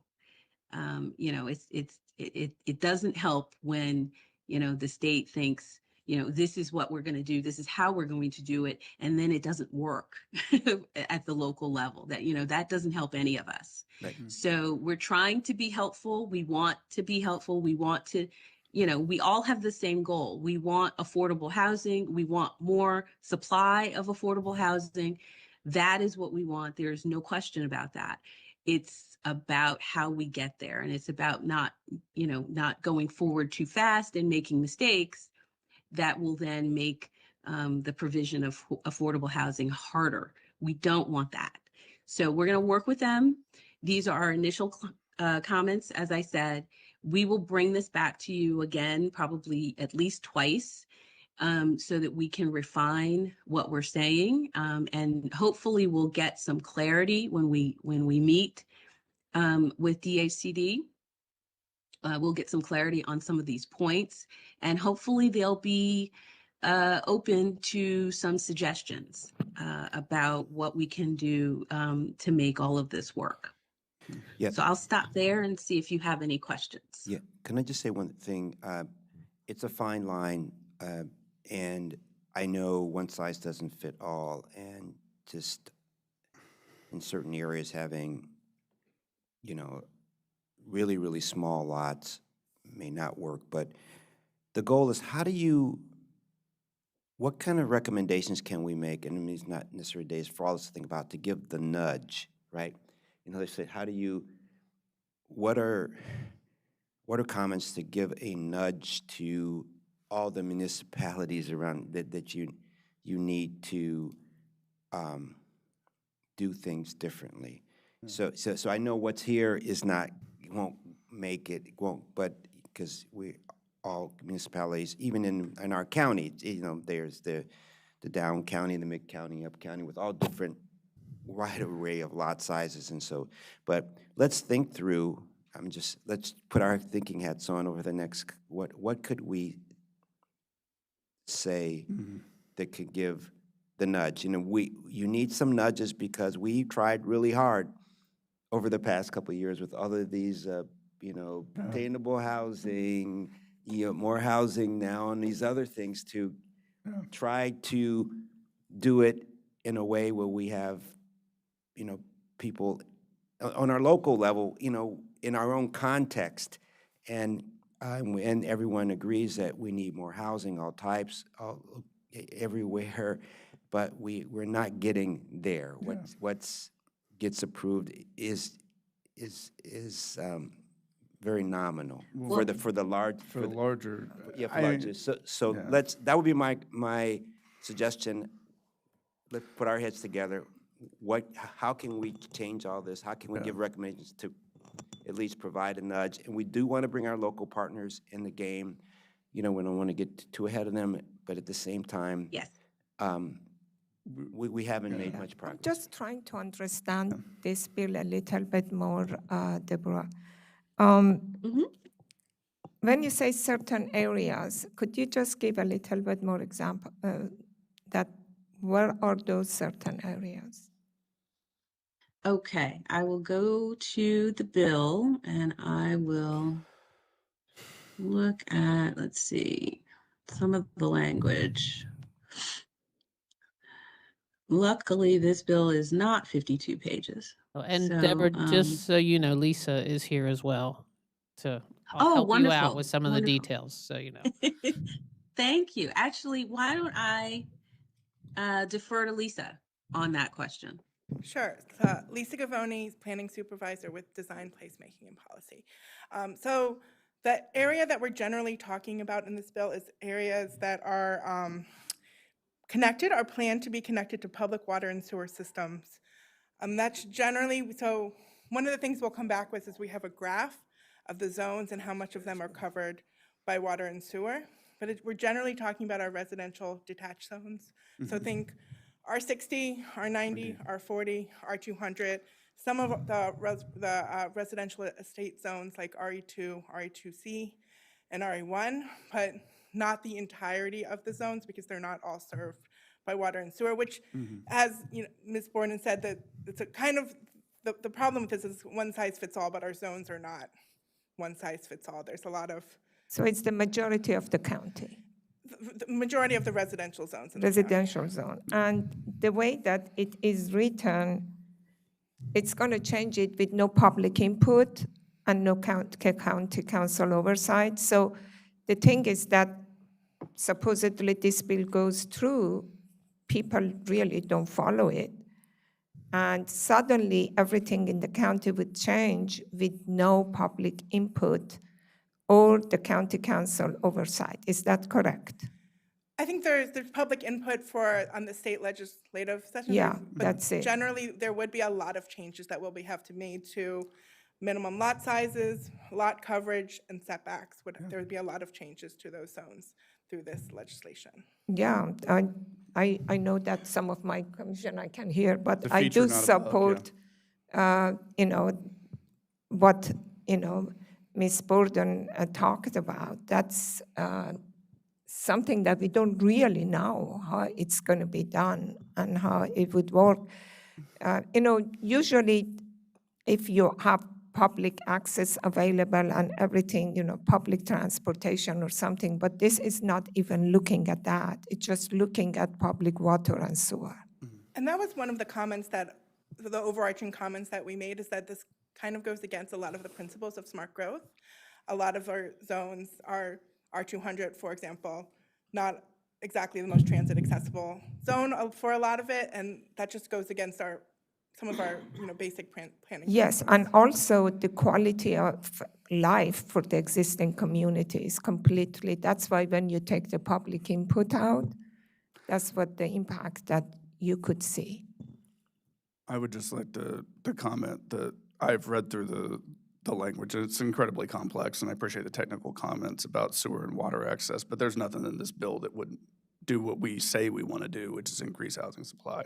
The minimum lot size is 5,000 feet. We've seen and know from existing jurisdictions who have lowered the minimum lot size to 1,800 square feet. I'm thinking of Austin specifically, and we've seen a growth in housing supply, and we've seen empirically what happens when we do what we've been doing, which is a crash in multifamily starts. So the argument that we're not sure what's going to happen, I think empirically doesn't hold a ton of weight for me. And I think from a goal standpoint, we've been trying and we've been going backwards.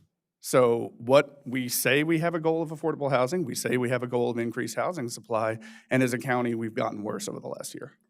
Housing starts have been down badly.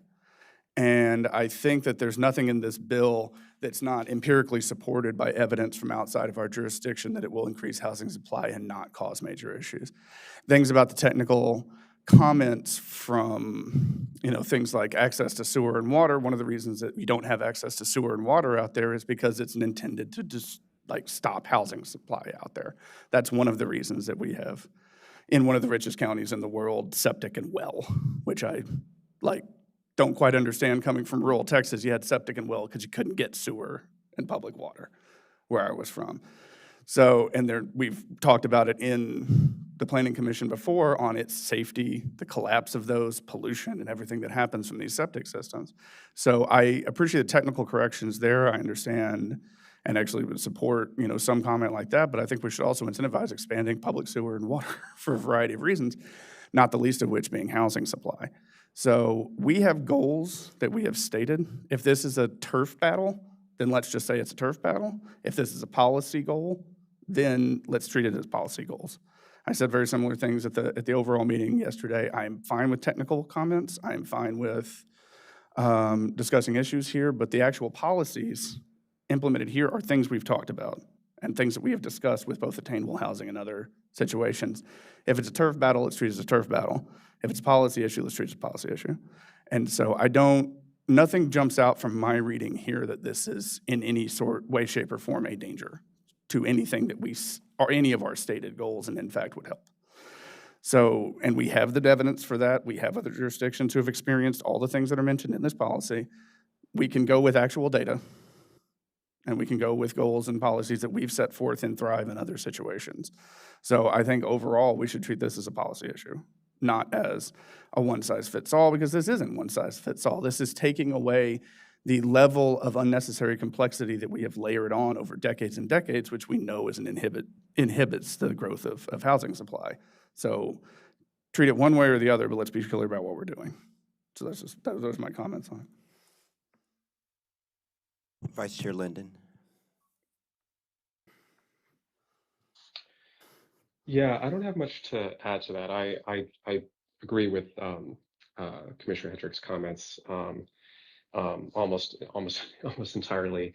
I do take the point about sort of, how does this square with kind of smart growth principles? It would be Lisa, it would be great to see kind of a map of what you're describing and just understanding throughout the county kind of which parts where this would apply and proximity to various things. But I also, based on everything we were saying and kind of what Commissioner Hendrick was getting at, the water sewer infrastructure right now, apologies, that's my 6-month-old.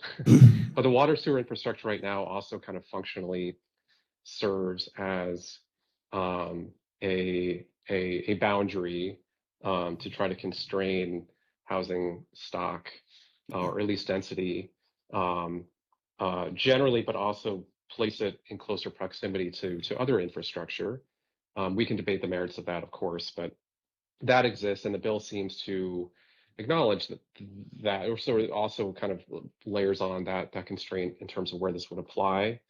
But outside of that, I tend to think that minimum lot sizes and really driving those down, the size of those, I think that is a great strategy. And I agree with Commissioner Hedrick. Evidence across the country shows that it actually does move the needle. There are some mixed results when it comes to like middle housing in terms of performance. The devil is in the details of middle housing in a lot of ways. Some communities have moved forward with great success. Others are kind of stagnant. But dropping the minimum lot size is a way to, in some cases, functionally achieve middle housing densities, even if we can't get middle housing types like multiplexes. Obviously, this would also legalize townhomes, which I think is a great addition as well. But the minimum lot size, particularly in a county like ours, where there's so much variability, even within our 60, our 90, we had this conversation with attainable housing, kind of the huge distribution of lot sizes. And right now, I'm just thinking specifically in my neighborhood, just as one example. I I know personally of two 20,000-foot R60 lots that can right now hold one house. Or they could try to split it to get down to, a few, 6,000 minimum. But this really, this increases it beyond that, right? Like this really tries to maximize the land we have close to infrastructure, like closer to the infrastructure we already have. Um, and, it doesn't really try to get into introducing other housing types, which there's obviously benefits for that as well in terms of attainability, as we often talk about, and different needs, but just purely in terms of supply and providing more supply, particularly in an environment where we're not seeing multifamily, as Commissioner Hedrick mentioned, and we just need to keep doing things. And I'm not particularly concerned that it's the state doing something potentially and not us. We kind of live in a regional community and everything relates to each other. And I think having a flat floor or a set standard across the entire state is actually a good thing in many ways. And I think would benefit us too. So which is all to say that, yeah, the technical clarifications and comments and suggestions based on our particular circumstances, I think that sounds great. But I also agree that I think this is one example of maybe kind of keeping our eye on the policy ball, and given what we know about how difficult things can be here in the county with our master plans, with policy that gives like attainable housing, it seems like the state sorry about that. Seems like the state wants to work with us and help us. Yeah. And I think this is one case where we should welcome that help. Yeah. Can I make one more comment on this one? So very quickly too, and we are discussing a minimum lot size, but I do want to be clear, the minimum lot size included here is 5,000 square feet, which is not all that much smaller than our existing R60, and even a minimum size R90 could not be split into. So we do have oversized lots, but this is not making radical changes to our most common, our residential zones. Well, yes and no. Yes and no. So we have more land area in R200 within the qualifying area than we have R60 and R90. Yeah. So, But that's because of large lot, I mean, it's a well, qualifying size. and yes, and those minimum lot sizes are to 20,000. Now, we also have, so a couple of things here. This is a combination of issues, I think. There is a turf battle, and it's a policy issue. It's both. Because, the state, in doing this, is applying very specific zoning requirements and standards kind of in a blanket way across the entire state. So it's a one-size-fits-all without regard to differences between counties. But then there's also, within our county, it's applying a one-size-fits-all that doesn't recognize that, we take a scalpel to our zoning. We look property by property when we do a master plan. We apply, this would apply to 14 different zones in Montgomery County that have 14 distinct purposes and reasons.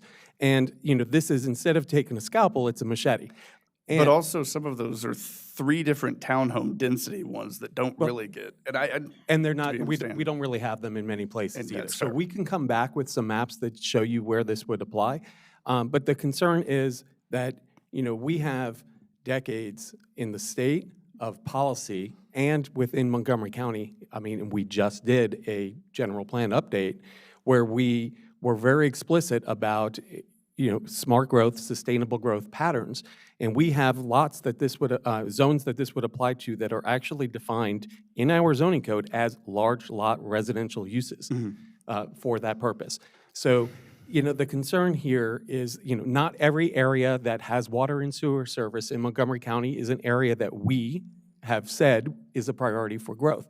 So generally, I think the idea of having smaller lot sizes is great. We've talked about stuff like that a lot, but really in areas where we see the infrastructure, where we see our near existing centers, and infrastructure is more than just water and sewer. And so If they had come in, if the state had come in and said this applies only to areas within a certain distance of transit or other existing infrastructure, then I would say this is more of a turf battle than a policy battle. But it's a policy battle also because it would apply in areas that we've said we don't want to see growth. Okay, so why don't we do this? I would like for you we're going to hear this again, but Director Sartori, it may be great if your group can come back. If it said X, how would, what would it have to say to bring it back to the board for you to say, yes, this is something that would be good to do? Like what are the things? Because I do agree, the county does want it in certain areas, but it'd be great because of our Thrive 2050 and some other things we're doing. Where would we want be fine to have these smaller lots that are 5,000 square feet or less? I think it might. Okay, but we need to keep going here. And Ms. Borden, Yes, do you have we- enough direction for now? And then we're gonna. Yes, we do. And thank you for that discussion. I really appreciate how tricky, to say the least, these issues are with this matter. This affordable housing push has been a multi-year effort, and we're going to get both of the planning departments together to talk about alternatives that we can propose within this bill structure. Because we don't want this to be viewed or to be a turf battle. We want to help.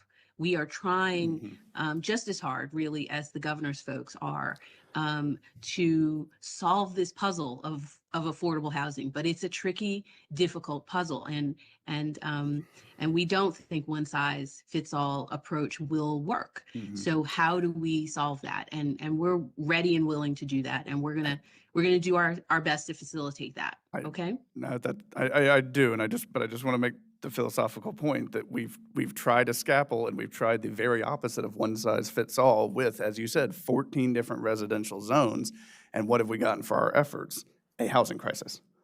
And we are totally fine with a one size fits all approach when it's a limit on development and supply. And we have done that at the county level and at the state level for decades. But it's very tricky and detailed when we start to talk about growth in starter homes. It's much less tricky and detailed, it looks like, when we talk about restriction on supply. My philosophical comment. Duly noted. Wait, one other comment, it's not necessarily related to this, but it would be nice if the state, they'd have some policies that would incentivize. They need some policies that would, push the needle enough that people would say yes in this case, right? But right now, it's do it. So how do you, is there some money out there? Is there some whatever? How do you incentivize this? What benefits? So it's human nature. So please, I know you have some more to go, and we only allocated, how much time do we have? I just want to say that I do support what Director Sartori said. I think that that's how the approach should be to make it happen, to prioritize the areas that we could do this, not as a whole. If we think that the whole county would be the same, then we have thrown away Thrive then. Okay, let's go to the next one, please. Okay, the next bill is HB 10, legal advertisement or legal notice.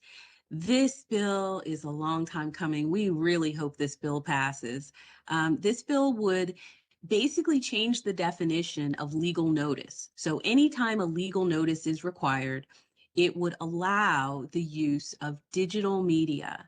And that doesn't mean just putting it up on your website. That means you have to go to a digital media publication that actually publishes online and pay them to publish your notice.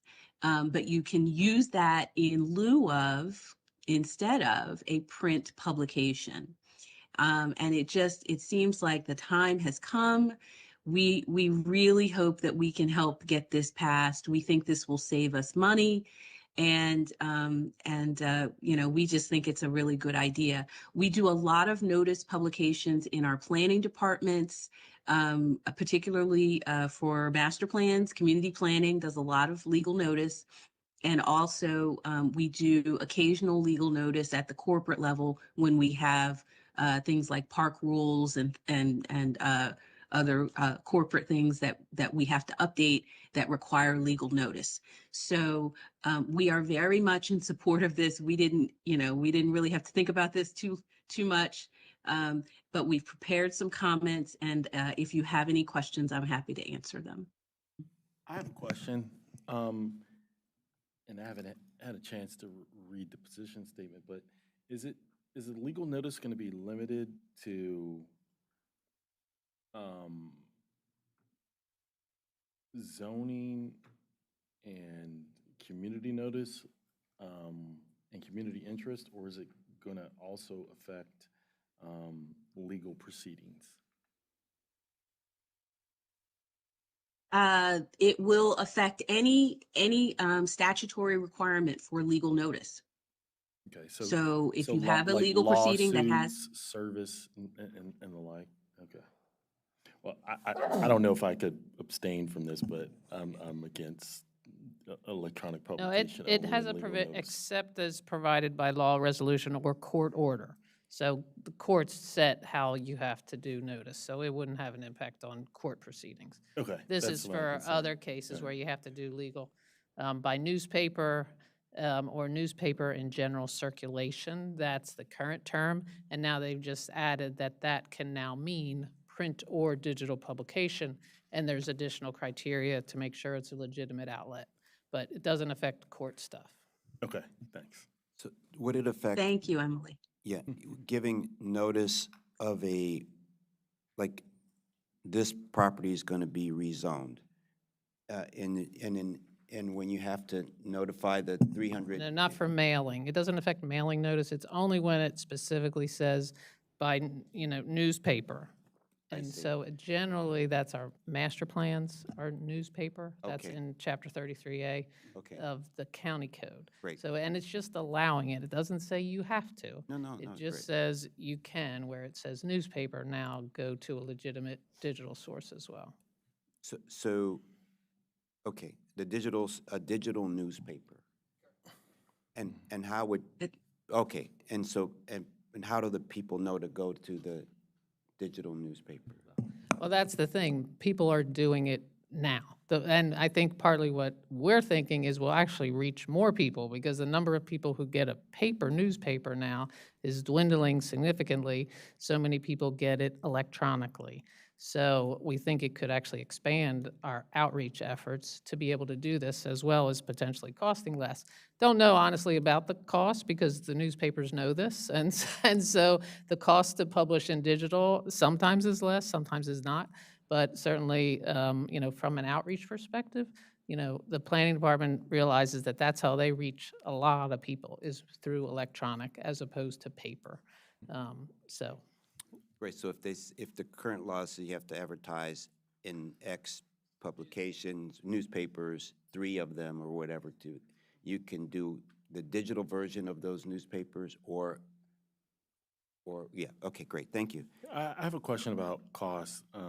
Ms. Borden said it would be less expensive. How is it less expensive? Because I think the newspaper charges the same. based on my I think it just experience. depends on the outlet, which, some of the digitals may be cheaper. I think we just don't know. Maybe Jason's got more facts, but I think it depends. No, I don't know. I mean, and without endorsing any particular outlet, I will say, an example would be, right now, when we have a public hearing, we advertise in the Washington Times. We don't have a print publication in Montgomery County. However, we do have, the new banner, we have Bethesda Magazine, we have other local digital media outlets that we could be using that would probably connect more to Montgomery County residents and may be cheaper, maybe less expensive. We don't know because we haven't done it because we haven't been allowed to. I'm just curious, and I've always wanted to ask this, and now it seems an appropriate time. Why the Times? Why not the Post? Is I- that, I it's think just it's- cheaper it's- than the Post? Yes. Okay. Because, yeah, why the Times? All right. Anyway, that was all. I'm against the, I can't support it, just me knowing how electronic publications can manipulate the information, go back and correct it without republication. And so if there's an error made and it's not in print, but it's digitized, it can be cured to the detriment of the public when there is a mistake and or publication. And I think that print media is better to capture the errors without nefarious edits that would otherwise deprive the public of fair opportunity for hearing and redress. So I can't support digital publication only. Thanks. Okay, Because so, it has happened with banks who have given digital statements only, and then they made an error, and they go back and correct the digital statements as opposed to republishing or reprinting and capturing this error. And so I can't support it. Thanks. okay, so what I hear you say, is that true that electronic media does not reissue? Well, or- they could do a publication that is incorrect, that would require them to republish and reset the deadline and the timeline. And instead of them republishing, they correct the error in live time and they don't reset the date. So when you have a publication that is incorrect, that requires a notice and it's incorrect, it requires a new republication and the deadline and the timeline is extended. And so what my concern is if you make an error electronically and you say the clock starts ticking now, rather than them republishing and having a new timeline, you go back and nefariously correct the error and not reset the clock and then allege that there was no error at all. And so when it's in print, you can't do that. You actually have to, there's an opportunity to get caught correcting that error and not extending the clock. And so when you electronically publish something and there's an error, there's the possibility, and we know it has happened in other industries, where they correct something electronically and say, no, it was always this way. Whereas if it's in print and somebody can possess it, there's no chance of any nefarious edit or correction so as to continue the timeline and the clock. And so I'm against electronic publication only. Okay, so our general counsel, I mean, Yeah. have you seen that? Can you put can you add something how would you address that in your position statement?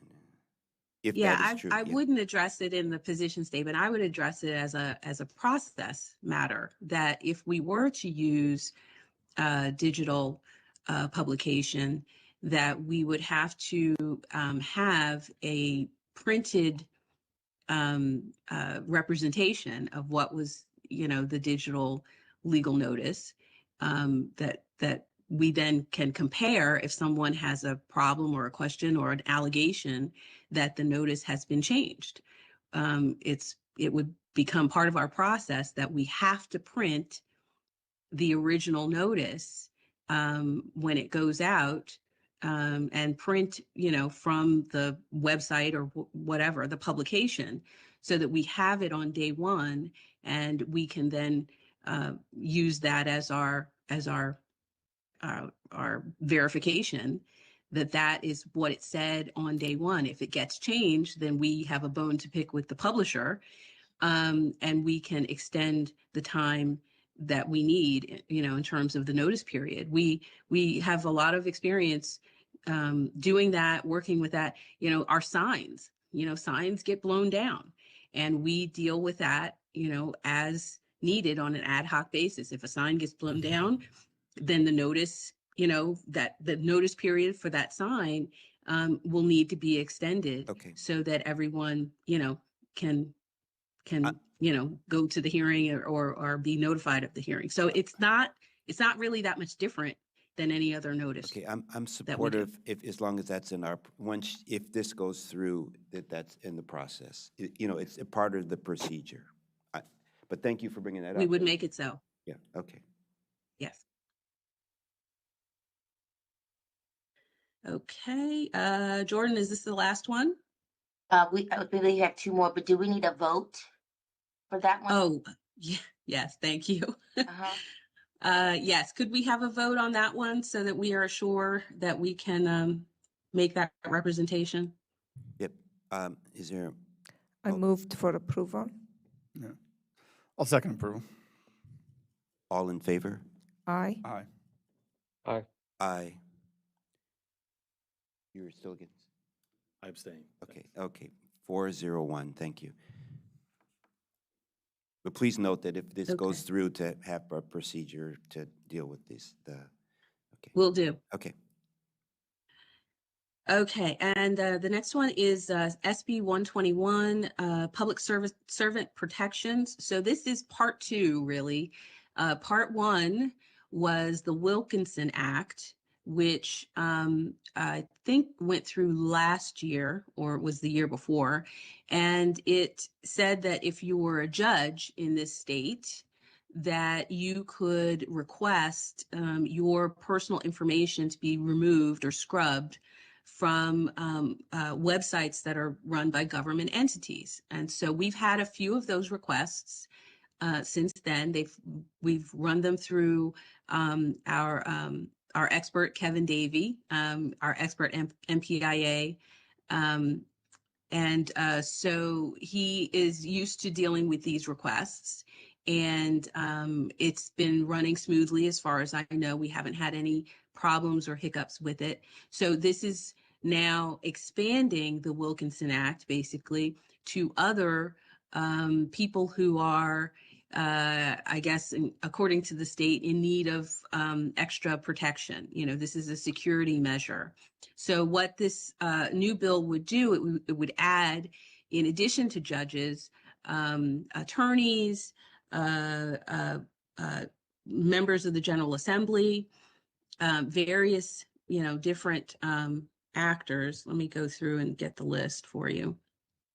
And it would allow them to request their personal information to be removed, again, from any government website or internet access. So protected individuals includes attorneys that are employed by the Office of the Attorney General, the state prosecutor, state's attorney, U.S. attorney, current or retired law enforcement, retired member of police force or other unit of the United States, federal, state, or local elected officials, spouses, dependents of those folks.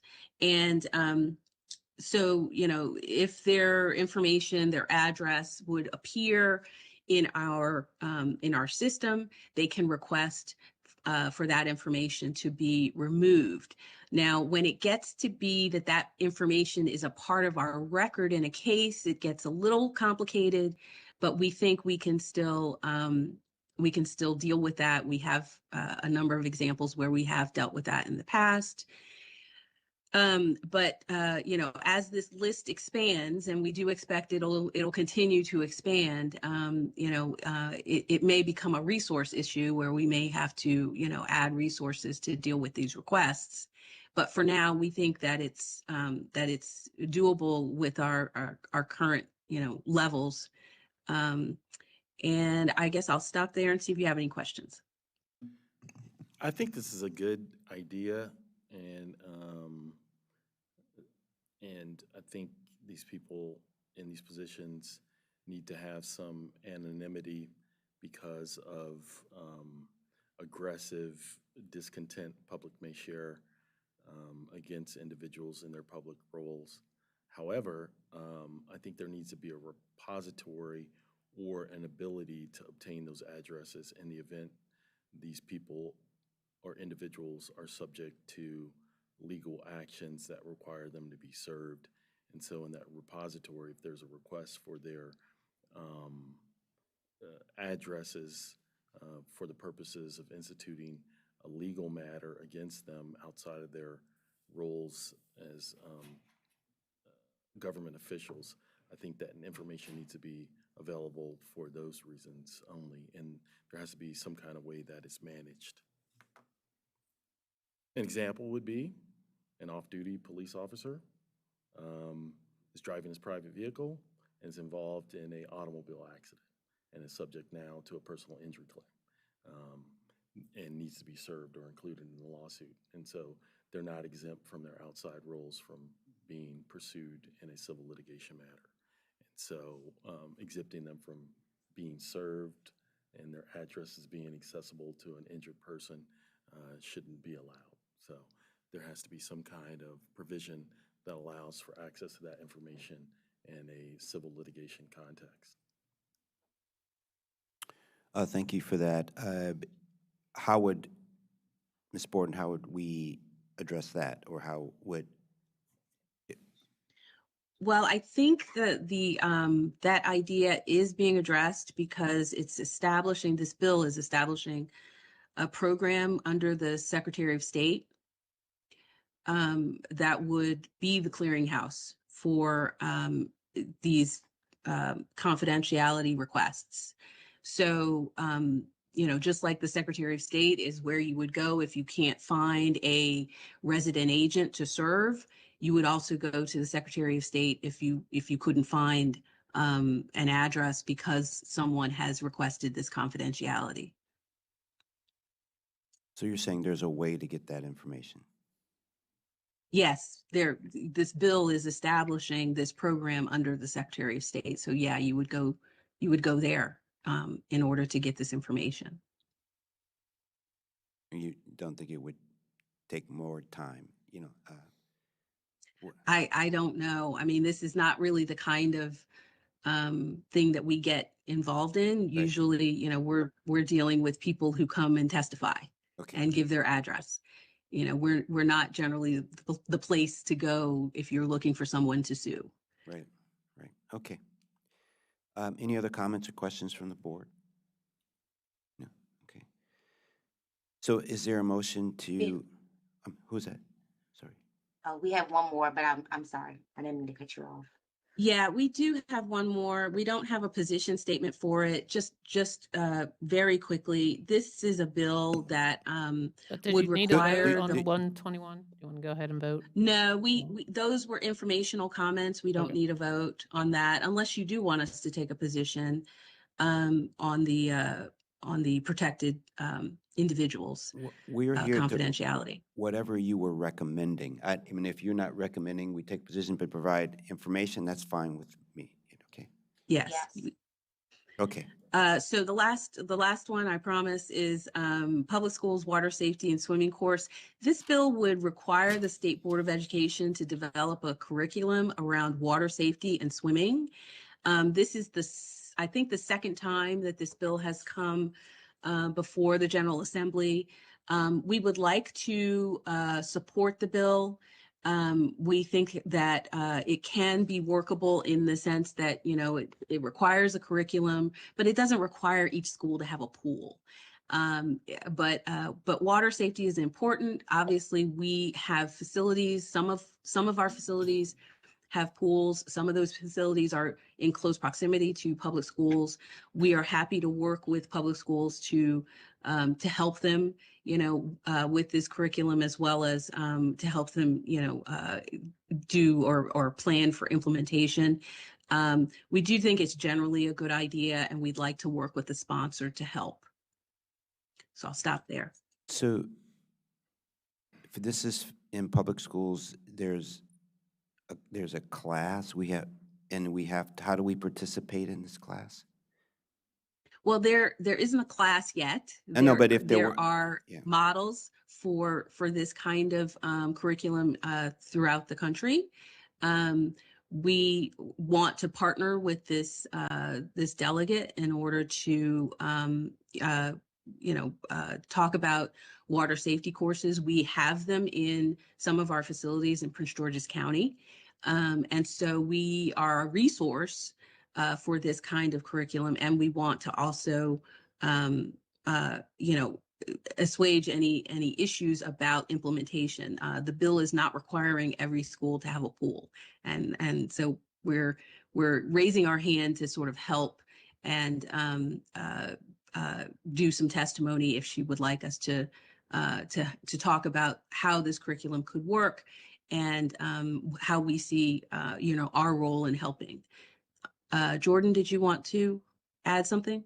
Yes, and I also wanted to say, last year we I did a verbal testimony with her on this bill, and she's been working with our Parks and Recreation Department to ensure that we provide sound feedback and recommendations for her bill. So again, this is something we want to continue to support. I don't think we did a position statement last year. We just offered verbal testimony in support of the bill. So we just want to continue those efforts if we can.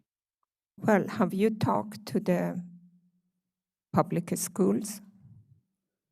The point is Yes. that, are they supported, and does it come with financing? Because this is probably, they have to bus the kids during the school hours to go to the pool and come back. So it's not Well, again, free. it's been explained to us that the curriculum can include pool time, but it doesn't have to. It can literally just be classroom instruction about water safety. So, But it says swimming. If you look at it, it yes, says swimming. yes, So it- swimming course. Mhm. Is that Yes, it can requiring to include that. teach the kids swimming? It's a great No, it's a great thing if they do, but I'm Mhm. saying that if public school gets funding for that, that's what I'm just saying. I don't know. You're saying that even though it says swimming course, doesn't mean that they have to go to the pool, so they're going to just learn it theoretically how to swim. Well, no, it's more it's more safety. It's more of a safety course. Okay. And so, that's why our folks who do work at our pools think this is valuable because it's about, basically safety on the water, no matter what you're doing, whether you're, boating, canoeing, kayaking, or swimming. And so they they just want to be able to assist the sponsor and talk about how this can be implemented again without necessarily accessing a pool or other water based approaches. So we can get some more information about that and have a more detailed presentation for you next week if you want. But we hadn't planned to actually do a position statement on this. We just wanted to be able to interact with the sponsor and have you be aware that we're going to interact with the sponsor. Okay, Well, so no need for a vote. Yeah, no, but it's great that you brought this before us. We're just trying to check a couple about, learning more about it. Yep, so if you can, just a second. Deborah, Feel so, I just wanted to mention something. I think we do want to do a statement on it. Like I said, I think that we have some time to bring it back next week, but we want to try to get a written statement and we want to get support on the bill. So yeah, I think we want to so do we'll both. have more information when we bring back a draft position statement for you. also, given it affects both counties, is there someone that could check with, I guess it would affect our Department of Recreation, wouldn't it? And the county's Department of Rec has pools and things like that, and just. We have pools too in Montgomery. Oh, yeah. That's what I'm saying, the Montgomery County, and just see, we can check with maybe Gabe Albornoz or someone there and see if they're But also. she says that doesn't include swimming. I don't know, but it does make sense to include swimming, but if it's not actually playing with the water, then I don't know how. I think it does say, that there's the option. So I think and it says to coordinate with the Parks and Recreation Department. So I think that's got to be worked out. So, but you're right, the Parks and Recs folks will be participating in this in either event. So we should probably find out what, our recreation folks And think. also public schools, Right. because they are important. Right, yeah. But one last thing, can you, Ms. Balcom, Jordan, can you check with our rec department and just make sure they've seen this, and just, I don't know if they weighed in last year, then I'm fine with it, but I just want to make sure we just touch the bases because our county rec department operates pools and things like that. And Okay. Okay, that's it. That's all we have. Well, Sorry it was such a yeah, long one one today. more comment from. Yeah, is Okay. this bill going to be mandatory or elective with regards to the Department of Education? Well, the curriculum would definitely be a mandatory requirement that they develop a curriculum. How they implement, I think, would depend on, the local boards and the local schools. But that's again something that we want to help the sponsor with, Well, making it practical. I'm against the bill because I don't feel it fits in the blueprint for Maryland's future, which is a major focal point of the State Department of Education. And I do not think that this fits in at all, and it becomes a burden and a distraction from focusing on the blueprint for Maryland's future. Thanks. Okay. You'll come back next, well, Yes, we'll bring this back to you next week with a bit more information and some proposed language. great, thank you. Mhm. Thank you for going over this with today. It's the start of, I think, of many, many discussions on state legislative affairs for this year. So thank you for your hard work, you and the team, and you mentioned others that work with you on putting together some of the things for today. Thank you. And we're going to take Thank you. a couple-minute break, 2-minute break, and start with our next item, number 5, briefing community trends report, a look at Montgomery County's communities since 2010, where staff is just recommending briefing the board. Thank you.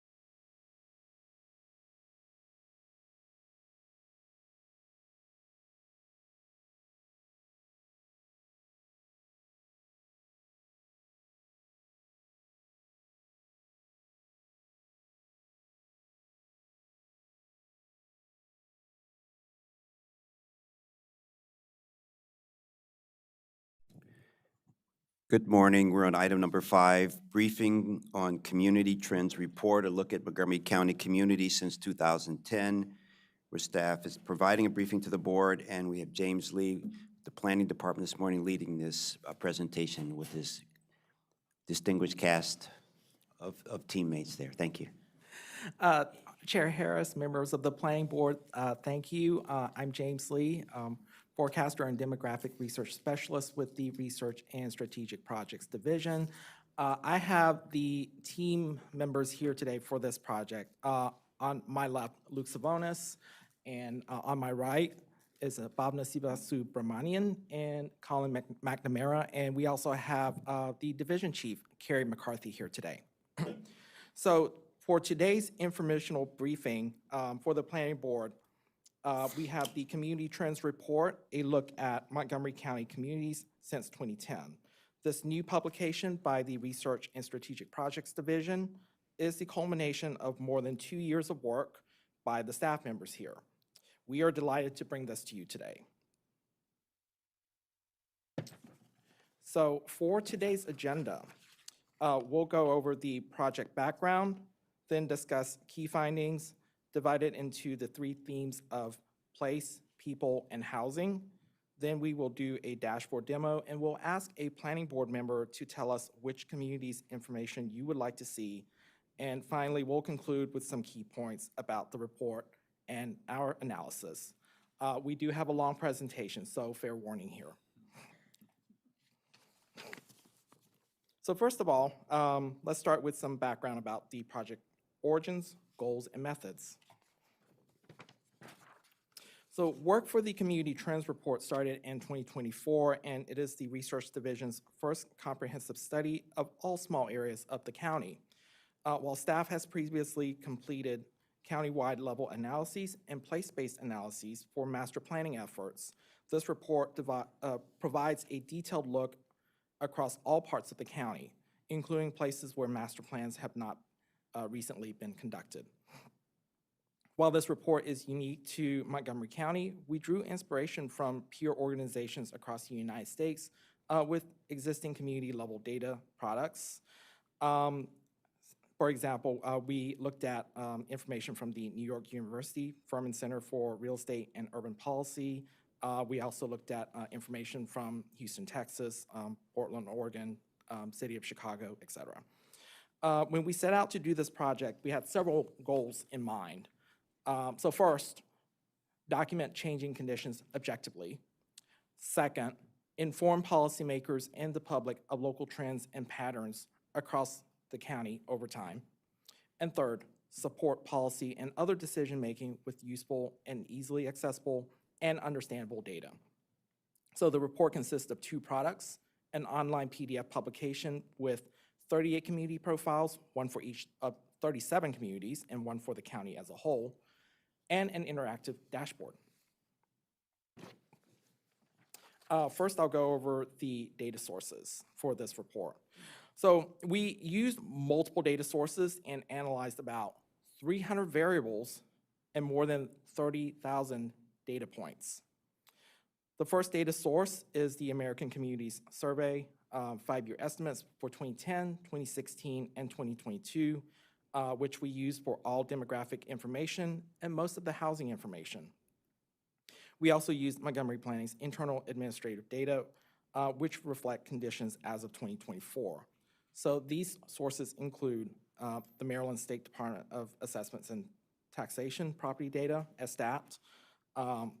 From this data source, we looked at housing type and year built information, as well as land use and development information. We also pulled information from Montgomery Parks for parkland, local, state, and national parkland, Montgomery County Office of Technology and Enterprise Business Solutions, TEBS, for various community facilities such as fire stations, libraries, and places of worship, et cetera. Also, we pulled information from Montgomery County Public Schools, so elementary, middle, and high schools. And then finally, we also had some private sector information from SafeGraph and Esri Business Analyst for grocery stores. In addition, data for land use and facilities were not analyzed temporally due to lack of available historical data and slow changes in place-based characteristics over the period studied. Now, a key methodological question we had to address was, how do we define communities? So that is a very key question here. So we understand a community is often subjectively defined with fluid boundaries. People may describe their own communities in different ways. So, however, a quantitative analysis needs set boundaries over time. So first, we reviewed as many boundary types as possible to see how each divides up Montgomery County. The county already has a lot of internal boundary types, as you can see here. So for example, Census Bureau boundaries like block groups and census tracts, census designated places and municipalities, as shown on the bottom left. And we also looked at the planning department's own master plan areas and the planning areas themselves, as well as other geographies such as county council districts and zip codes. We consulted with planning staff to get a general understanding of community boundaries based on local sentiments. So for example, we asked staff many questions like, for a particular area, how do residents usually describe where they live? Do they consider themselves as residents of Silver Spring, Bethesda, Germantown, et cetera? And how well do the boundaries for existing for existing geographies, like the ones you see here, line up with people's perceptions? So ultimately, our efforts to define areas that represent communities for this analysis resulted in 37 what we call community trends areas, or CTAs for short, as shown in this map. As we carefully considered the many types of existing boundaries and input from planning staff, we had to address other factors. So for example, we wanted complete coverage of the entire county. We needed concrete, consistent, non-overlapping boundaries for each community. Again, conducting appropriate temporal and spatial analyses across communities requires information for the same set of areas over time. We needed a reasonable number of distinct communities to analyze. If you have too many areas, that means bigger areas that could divide up very distinct communities and gloss over meaningful variations among them. But having too many areas means having multiple small areas that may introduce noise into the analysis, obscure broader trends, as well as dividing up areas that really should be considered a single community. In addition, are data available at the appropriate geographic levels and for the same areas consistently over time? So really to satisfy these criteria, and as we were working through the process, we ended up creating these CTAs by aggregating census block groups. Many CTAs closely follow other established geographic boundaries, and their names largely reflect established place names or major features within each area's boundaries. And in addition, we also presented our boundaries internally to planning department leadership for additional feedback. So you included all the data for Gaithersburg and Rockville into this study as well? Yes, let me go back to the map itself. Gaithersburg and Rockville are indeed included into this map. So another key methodological question we had to address was, how do we describe these communities? So in other words, what indicators do we want to use for this report? So broadly, we focused on land use, demographic, and housing characteristics, and considered multiple factors. For example, which characteristics are the most commonly reported, particularly ones useful from a planning perspective. Also, are data available over time for the appropriate geographies? Are the indicators quantitatively measurable and comparable across time and by area? And what's a reasonable number of useful indicators to cover a range of topics? So enough to describe a community's key characteristics, but not so many that information becomes repetitive and has no significant value add. So as we narrowed down each, which indicators to report, we were able to organize them into the themes of place, people, and housing. For the place theme, we focused on land use and development information to describe the built environment and the natural environment, as well as publicly accessible facilities and amenities that offer to the broader community different types of services, including those related to physical safety, healthcare, education, recreation, and food security. For the second theme, the people theme, this encompasses the demographics of residents, so including the age structure, racial diversity, English language usage and ability, household composition, socioeconomic status, indicators such as education and income, and commuting mode. These are important for community planning and engagement and commonly compared across communities, counties, and within a nationwide context. Finally, the housing theme focuses on housing stock data such as housing type and age, home ownership, and housing affordability indicators. So for, in our case, housing values, housing costs, and housing cost burden. These provide a picture of the current housing landscape and recent housing-related trends that are critical to housing planning. And like the demographic data, they are commonly compared across communities, jurisdictions, and within a nationwide context. And now I will hand it over to Bhavna to talk about the key findings for place. Thanks, James. For the record, Bhavna, Siva-Subramanian, Design, Placemaking, and Policy Division. So I'll be first starting with the key findings from the place section. This theme explores two main components, as James mentioned, places of interest and land use. I'll walk through some of the major findings from each of these topics, both at the county level and then zoom into specific CTAs. As outlined earlier, the place analysis does not analyze changes over time. Rather, it reports each CTA's built environment as of 2024 when the data was collected. As James outlined, we looked at 8 types of places of interest based on what is considered publicly accessible and offer services to the broader community. So in total, in 2024, the county had 37 fire stations, 23 police facilities, 31 healthcare facilities. This includes hospitals, treatment centers, over 500 places of worship, around 200 public schools, 50 recreation centers, 22 libraries, and 238 grocery stores, which we define as supermarkets. They don't include convenience stores.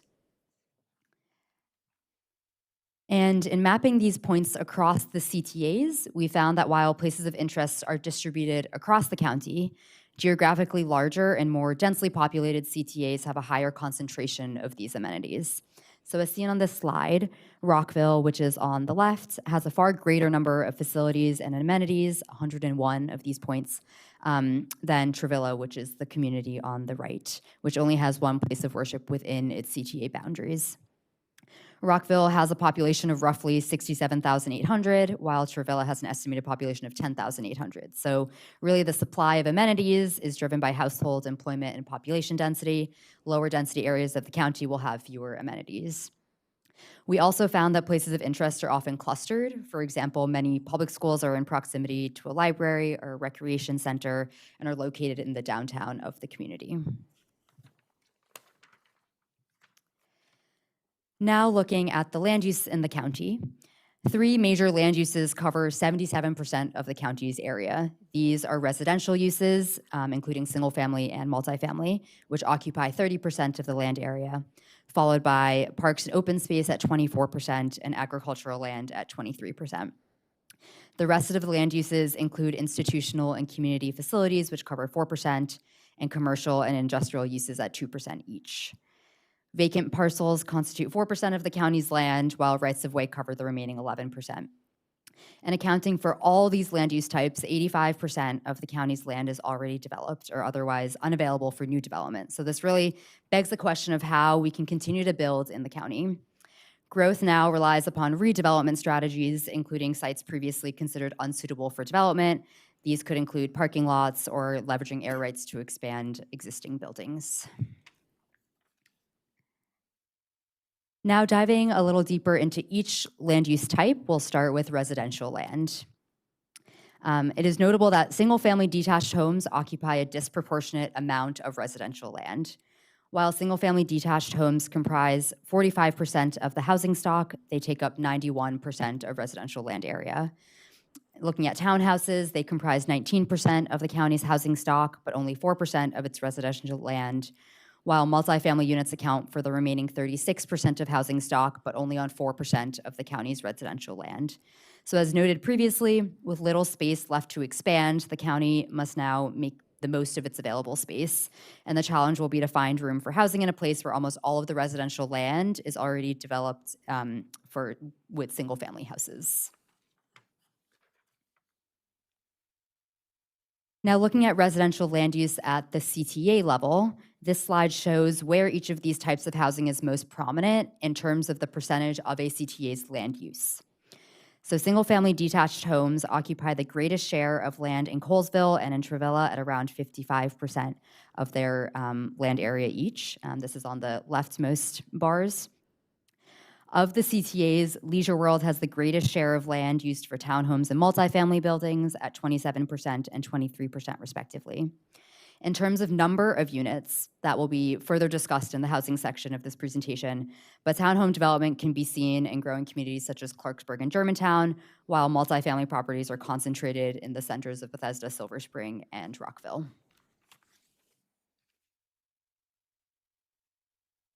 Now taking a closer look at non-residential land uses in the county. These include commercial development, institutional and community facilities, and cultural properties. Office and retail development occupy less than 2% of land area in the county, while institutional and community facilities, which include schools, hospitals, places of worship, federal properties, community centers, occupy around double this amount of land at 4% of the land area. And cultural properties take up only 1.5 million square feet, or much less than 1% of the county's land use. So the map on the right here shows where these land uses are located in the county, with commercial activities very much concentrated along the I-270 corridor. Now diving into a couple CTA stats of non-residential land use. North Bethesda has the greatest amount of office development with 14.7 million square feet. But the Great Seneca Life Sciences community, seen here on the left, has the greatest percentage share of office land use, with 23.5% of its land devoted to office purposes. This is shown in the red parcels that indicate office development on the left-hand side map. In terms of retail activity, Gaithersburg and Rockville had the largest amounts, with 6 million and 4.7 million square feet of retail space, respectively. And in mapping the institutional and community facilities, we noted parcels, certain parcels that were very large and accounted for a significant amount of land use in certain CTAs. And these are prominent federal properties, including the National Institute of Health in Bethesda, the National Institute of Standards and Technology, NIST, in Gaithersburg, and the Food and Drug Administration in White Oak, as seen in the map on the right here. The large purple parcel is the FDA. And federally owned buildings in the county exceed 15 million square feet, or 7% of the county's nearly 232 million square feet of non-residential development. And so the policy implication here is that while federal facilities have long been an important component of the county's economy and land use, recent changes in the federal government's operations present an opportunity to reconsider the use of federal space and possibly identify areas where property could be converted for local, commercial, or residential use. And now moving on to county's environmental land use. The county has a considerable amount of green space, which includes land in the agricultural reserve, an extensive park system, and a widespread tree canopy. As mentioned before, around 23% of the county's land is used for agricultural purposes, and this land is concentrated in the Agricultural Reserve East and Agricultural Reserve West communities. The county's 60,000 acres of parkland includes Stream Valley Parks owned by MNCPPC, local parks owned by municipalities, state parks, national historical parks, and reservoirs and watersheds owned by WSSC. So we included land for both outdoor public recreation and natural resource management under our definition of parkland. The county has a tree canopy cover of 47%, which is the percentage of land area shaded by trees. This is measured using the layer of leaves, branches, and stems of trees that cover the ground when viewed from above. And now going a little deeper into environmental land uses across the CTAs. In terms of agricultural land, 85% of it is within the agricultural reserve in the two CTAs that I mentioned previously. And the picture here on the left is of Rock Hill Orchard in the Agricultural Reserve East CTA. While nearly every community has at least one park within its boundaries, the share of parkland of a CTA's total land ranges from 1.5% or 11 acres in Leisure World to 38% or over 7,000 acres in Clarksburg. And the photo here is of Little Bennett Regional Park, a well-known park in Clarksburg. Unsurprisingly, residential areas tend to have greater tree cover relative to areas with a greater percentage of commercial or industrial land use. For example, tree canopy ranges from 25% in the office-heavy Great Seneca to 59% in the more residential Ashton Sandy Spring, which is pictured here. And though we did not dive deeper into this relationship between tree cover and land use, further analysis of tree canopy coverage by land use may be helpful in developing tailored strategies to increase coverage in different areas. Yes, Commissioner Linden. Yeah, thanks. This is super interesting so far. I had a quick question about how we're classifying ag land, and I'm wondering if we're simply kind of using the current use as designated through like on a parcel level through, I guess, the assessor data, or are we actually talking about like land that is actively in crop production? So not like an entire parcel or series of parcels, only some of which may be actively used for ag. But I'm just kind of curious because 70,000 obviously is less than the entire ag reserve, which makes sense. But I've seen estimates of crop production land specifically that is a little bit less than 70,000. So I was just curious how we're calculating that. Yeah, thanks for your question. For all of the land use data, we use the parcel level file, the SDAT file, and so these are using that land use category that our parcel layer file has. So it's not necessarily specific land that is used for agricultural purposes in terms of actually having, crop production on it, but it is being coded as agriculture in our parcel file. Okay, thanks. Yeah, that makes sense. And can I ask you that in regard to tree canopy, I'm very pleased to see that 47% is covered with trees. Is that the column in the right? So where there is more single-family units, you see more tree covers. Is that true or no? Or is it that in regard to the office spaces? We're seeing that at a general level, in the more residential areas, there is a higher percentage of tree canopy. Okay, but you didn't check the type of the housing. We didn't do that much deeper of an analysis. I have a question about the agricultural land. 85% of the county's agricultural land is in the agricultural reserve. Where is the other 15%? There are some other agricultural parcels in other parts of the county that are being included in this analysis. So there might be other, parcels in Damascus or in Olney or other parts of the county that are coded as agricultural, and so that's where the remaining 15% is being coded. You know one of them, in the Clarksburg Gateway Sector Plan, the Lithicum property is currently agricultural, and it's 100 acres, right? But it's not in the ag reserve. And it's the biggest one. Yeah, and I'm sure there are others too. Yeah. We did several.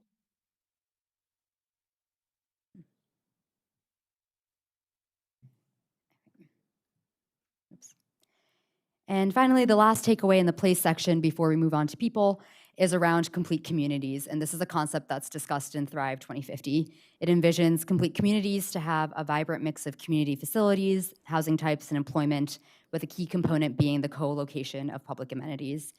And while we didn't do an in-depth analysis or evaluation of complete communities for this study, this concept reappeared as a theme when examining land use and community facilities. We observed that many CTAs are well on their way to becoming complete communities, while others still have gaps in access to services. And so on the slide here, the map on the left is of North Bethesda, a densely populated CTA with many services, though spread out across the area. And the map on the right is of Connecticut Veers Mill Crossroads CTA, that is a lower density area and thus has fewer of these services available. And therefore, it's important to note that a complete community is not a one-size-fits-all concept and must be adjusted based on factors including location and development density. And now I'll pass it back to James to go through the people findings. Okay, thank you, Bhavna. So now we will discuss key findings under the people theme.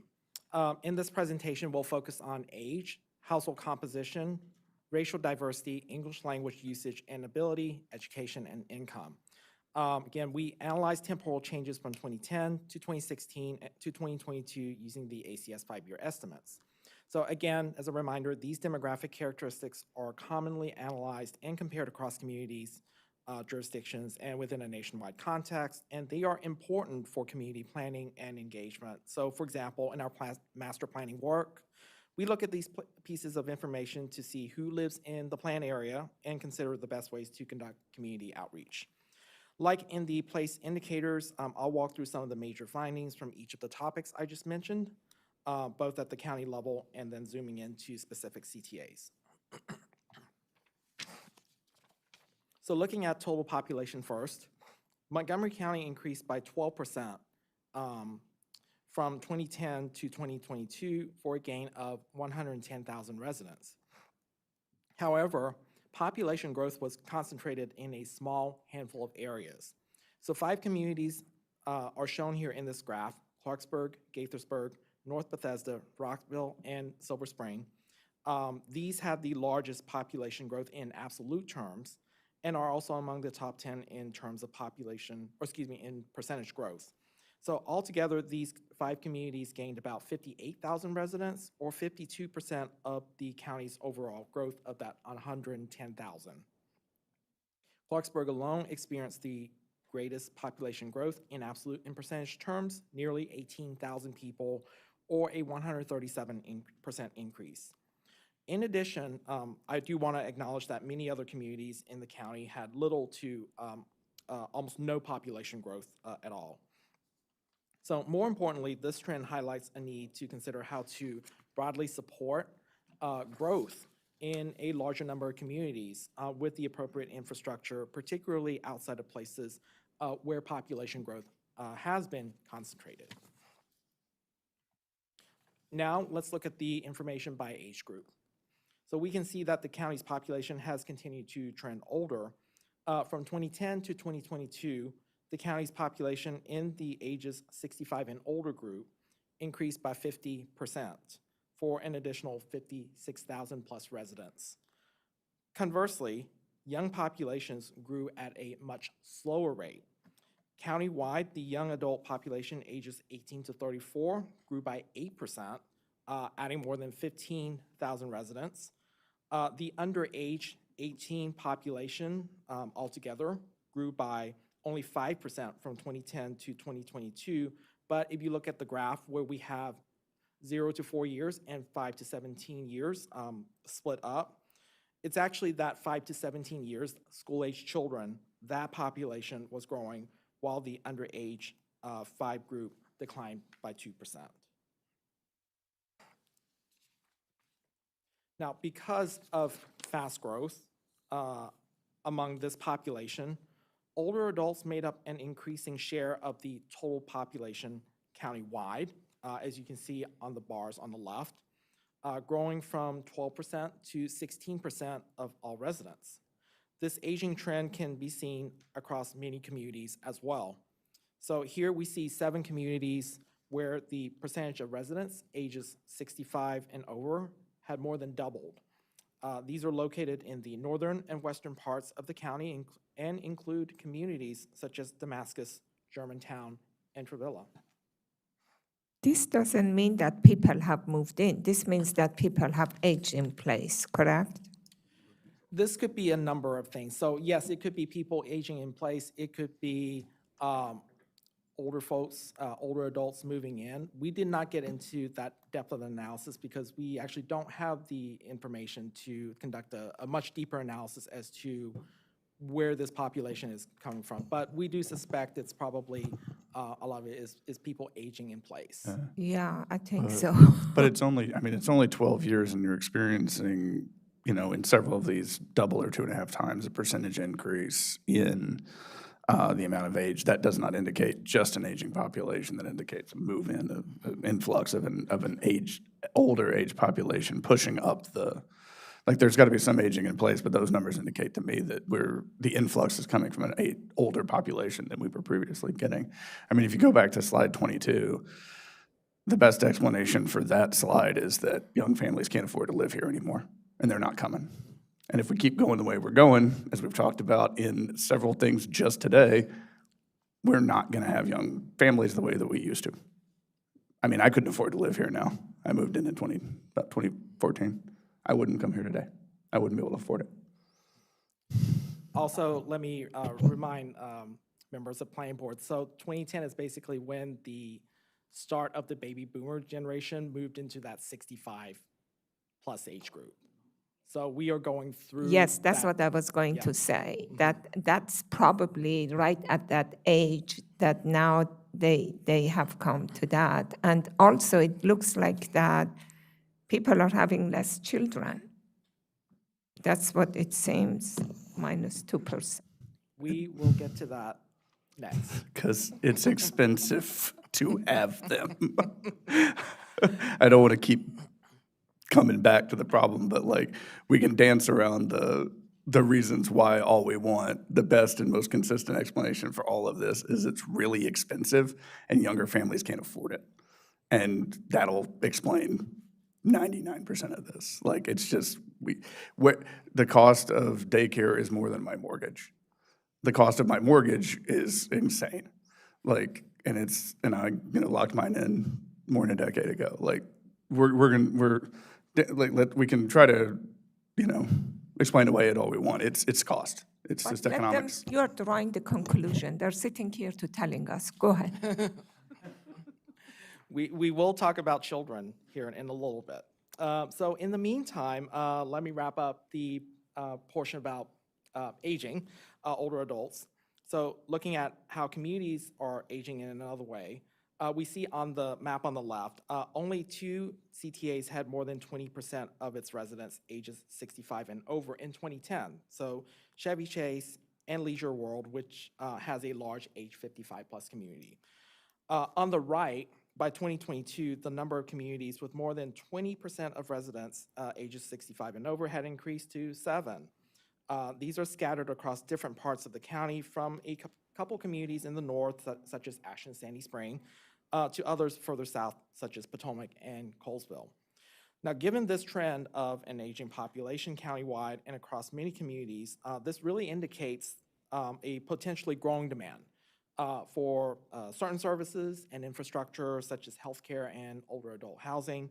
Also, as you can see from the map on the right, some of the communities with larger concentrations of the older adult population are in more remote parts of the county that lack significant access to transit and possibly important facilities such as medical offices and other healthcare facilities.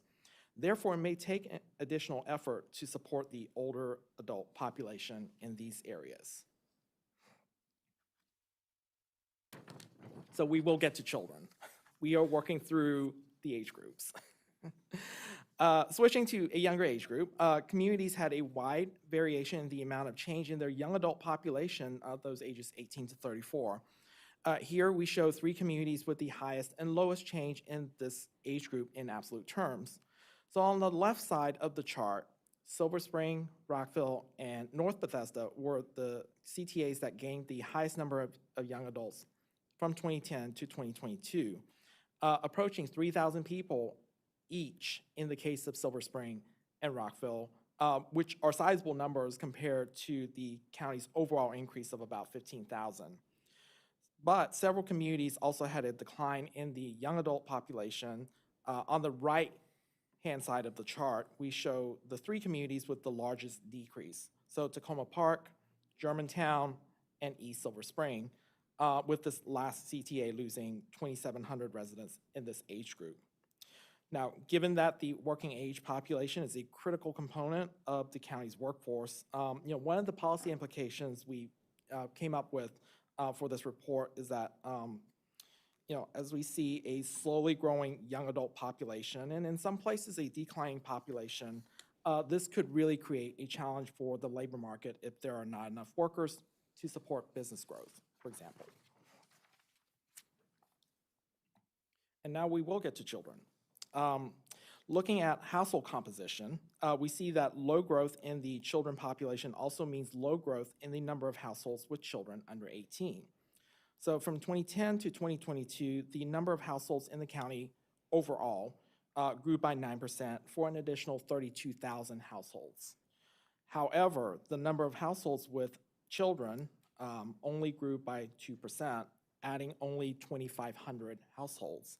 So this trend contrasts with the higher growth rates of other household types that you see on the graph. With the low growth rate of households with children, their share of all households countywide declined from 34% to 32% from 2010 to 2022, as you can see in the bars in the middle. Here we show the 3 communities with the largest shifts in the percentage of households with children in the upward and downward directions. Many communities had a declining percentage of households with children on the right-hand side due to weak growth or declines in the children population. So we see that Travilla, Upper Rock Creek, and Damascus had the largest downward shifts, so around 15 percentage points for these places. However, if you look on the left side of the chart, we have 3 communities, Wheaton, Tacoma Park, and North Bethesda, with the largest upward increase in the percentage of households with children. And this was due to stronger growth in the children population relative to the total population itself. So given the trends that we see here with the child population and households with children growing more slowly than the county's overall population and households, this really points to a lower potential demand for facilities like schools, other facilities that specifically serve children in the medium term, and more long-term concerns about having an adequate labor force. Still focusing on households, we also see a geographic variation in household types as shown in these maps. So on the left, CTAs with higher percentages of families with children are spread across the county. So in 12 communities, families with children made up 35% of all households in 2022. These include communities such as Clarksburg in the north, 2 communities further south like Wheaton, and also inside the Beltway, such as East Silver Spring. On the right, there are 11 CTAs where single-person households made up 25% or more of all households in 2022. So these are clustered more along our urbanized corridors, so up I-270, along US 29, and Metro Rail's Red Line, including Gaithersburg in the north, and including almost all of the communities that border DC, like Chevy Chase and Silver Spring. Now, switching gears to racial diversity, the county has growing racial diversity. After 2010, Montgomery County's population became majority people of color, with 59% of all residents who were people of color by 2022.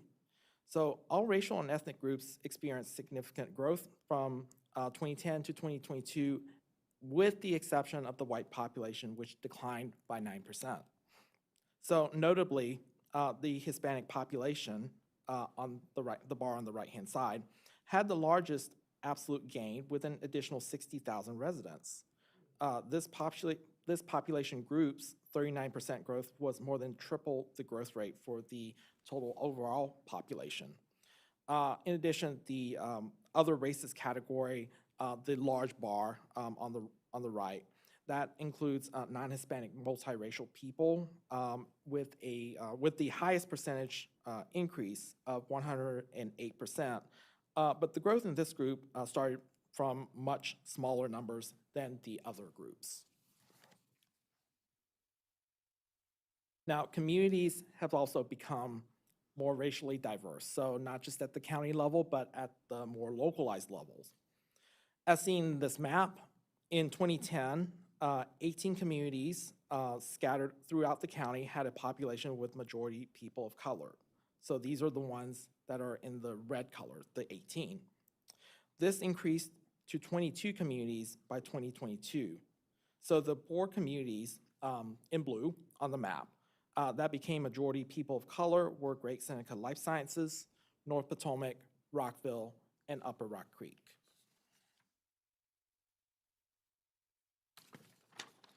However, communities vary widely in their racial composition. So this map shows the top 3 communities in terms of the percentage of each major racial or ethnic group in 2022. So looking at the eastern part of the county, we see the communities with the highest percentages of Black residents, Fairland, White Oak, and Burtonsville. Communities with the highest percentage of Asian residents in green are North Potomac, Clarksburg, and Travilla. In the middle of the county, we see the communities with the highest percentages of Hispanic residents, the ones in blue, Connecticut Veers Mill Crossroads, Flower Hill, and Glenmont. So finally, Chevy Chase Agricultural Reserve West and Cabin John Glen Echo had the highest percentages of white residents, all above 70% of the population.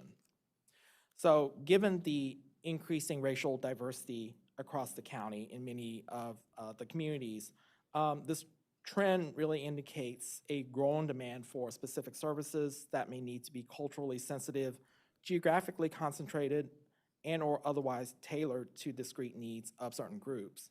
So further, racial equity continues to be an important consideration in making sure that different populations, particularly historically disadvantaged groups, do not face significant barriers to accessing facilities and amenities.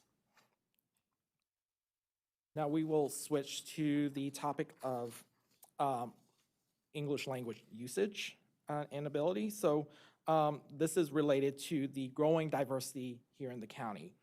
Montgomery County gained more residents who speak a non-English language at home, with a 26% increase in this group from 2010 to 2022. Also, 13% more people reported speaking English less than very well, closely matching the 12% increase in the total population. And here we have a couple of maps. So with the increase in the number of residents who speak a non-English language at home, at the county-wide level, this group increased from 38% of the total population ages 5 and over to 42% from 2010 to 2022. So, and as I mentioned before, growing racial diversity is related to the growing numbers of residents who speak a non-English language at home, and this growth can be seen at the community level. So on the map on the left, in 2010, in only 3 communities were the majority of residents speaking a non-English language at home. So Connecticut Veers Mill, Crossroads, Glenmont, and East Silver Spring. By 2022, the map on the right, that had grown to 9 communities. So including CTAs such as Montgomery Village, Flower Hill, and White Oak. And notably, some of these communities are also the same ones that had the highest percentages of Hispanic or Black residents, as seen in the map from 2 slides ago. Now switching to education and income, there is a clear relationship between these 2 indicators, which these maps show. So specifically, we see that a highly educated population correlates with higher incomes. On the left, 6 communities clustered in the southwestern part of the county had the highest educational attainment levels in 2022. So in all these, more than 75% of adults ages 25 and over had at least a bachelor's degree. So they had a bachelor's degree only, or they may have had like a graduate or professional degree. So these, the 75% cutoff is well above the county-wide number of 60%. Now, if you look at the map on the right, almost the same set of communities had the highest average household incomes in 2022, and all above $250,000. So again, all of these communities in the southwest part of the county, Potomac, Travilla, Calvin John, Glen Echo, et cetera. And then last slide in the people section. Meanwhile, if we look at communities with the lowest educational attainment and income levels, you see a similar correlation between these two indicators. On the left, 9 communities scattered across the county had less than 50% of adults ages 25 and over with at least a bachelor's degree in 2022.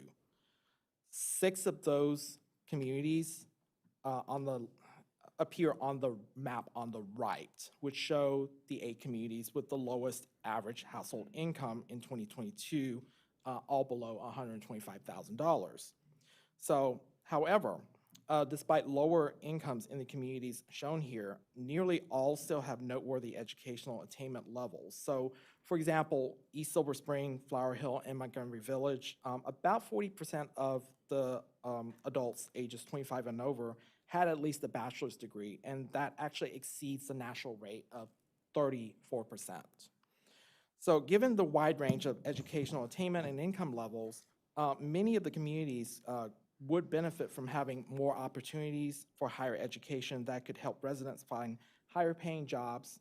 For example, locating educational and training facilities within less economically advantaged communities that would also allow their residents better access to higher education. And now I will hand it to Bhavna for the key findings on the housing section. Thanks, James. So this is our last key findings bucket with housing. As a reminder for this topic, we looked at data on housing stocks such as housing typology and age, home ownership rate, and housing affordability indicators, including housing value, costs, and cost burden. Similar to the people indicators, we analyzed temporal changes in these housing characteristics from 2010 to 2016 to 2022.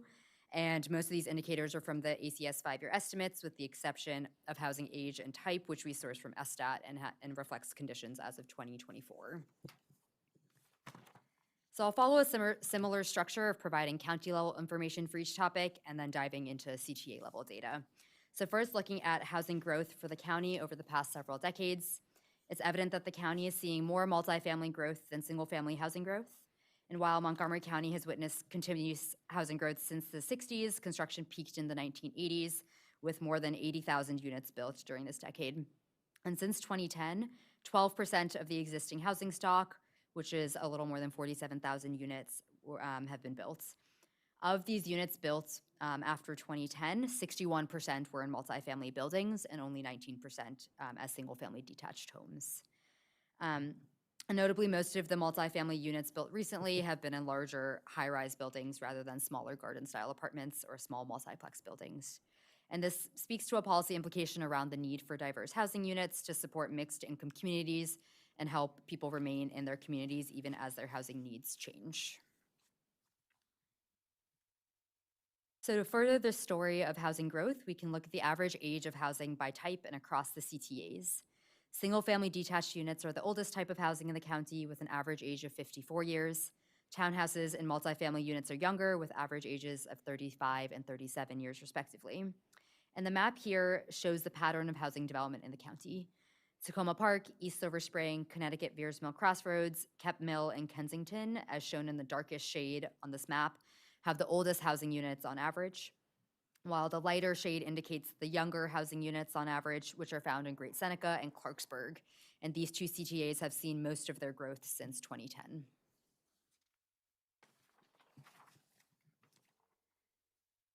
As alluded to a bit in the previous slides, these maps show where the most housing growth has occurred since 2010 by housing type. Clarksburg has had the most single-family and overall housing growth since 2010, with a total of 5,500 single-family units. And this accounts for 88% of its total housing production during this time. The county's downtowns of Silver Spring and Bethesda have had the most multifamily growth since 2010, with over 5,000 new units each. And even as the housing stock has expanded since 2010, home ownership rates remain an important issue. The home ownership rate declined from 69% in 2010 to 66% in 2022, a change that can partially be explained by the increase in multifamily development, which tends to create apartments for rent, whereas single-family homes are more likely to be owner-occupied. And in accordance with this trend, renter-occupied households increased from a share of 31% in 2010 to 34% in 2022. So now looking a little deeper at the renter-occupied majority CTAs.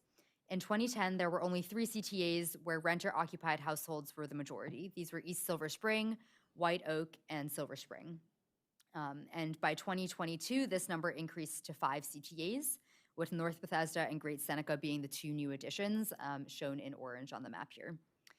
And while they weren't renter households majority CTAs, Germantown, Bethesda, and Rockville also saw a statistically significant decrease in homeownership rates during this time.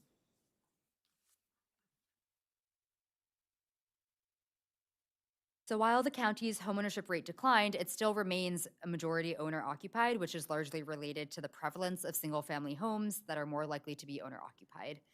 As seen by the graph here, it shows the 3 highest and 3 lowest owner-occupied CTAs in the county, with communities with predominantly single-family housing, such as Travilla and Upper Rock Creek, which had homeownership rates of around 95% in 2022. These are the bars on the far left of the graph. Conversely, those with lower percentage of single-family housing units, such as Silver Spring and Great Seneca, had significantly lower home ownership rates of 33% and 19%, respectively. And while the planning process can't dictate housing tenure, we are embarking on further research through the housing needs assessment that might help determine whether there's a larger need for more for sale or rental housing. And now I'll discuss housing affordability indicators, as home values and housing costs also present challenges to residents' ability to live in Montgomery County. In 2022, the average home value in the county was $705,500. This is compared to the national average home value of $261,500. And this national average is actually lower than what the lowest CTA average home value is in Leisure World of $305,000.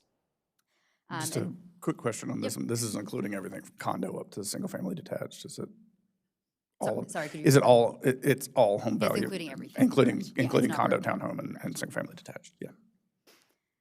So the Leisure World $305,000 was the lower end of the scale, with the higher end reaching an average home value of over $1.3 million in Chevy Chase, Travilla, and Bethesda CTAs.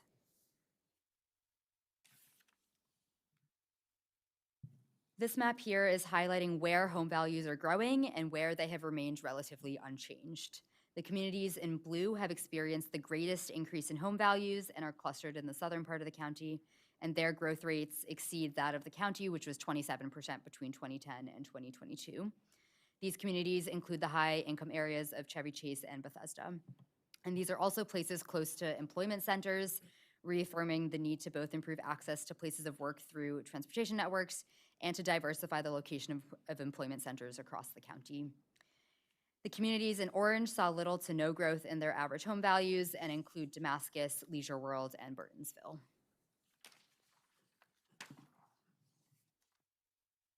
And finally, we'll look at average housing costs for both homeowners and renters in the county. As seen by the graphs, housing costs for renters, which is shown in the left in orange, increased at a much greater rate, more than 2.5 times that of homeowners, which is shown on the right in the blue. And this increase for renters outpaced inflation during this period.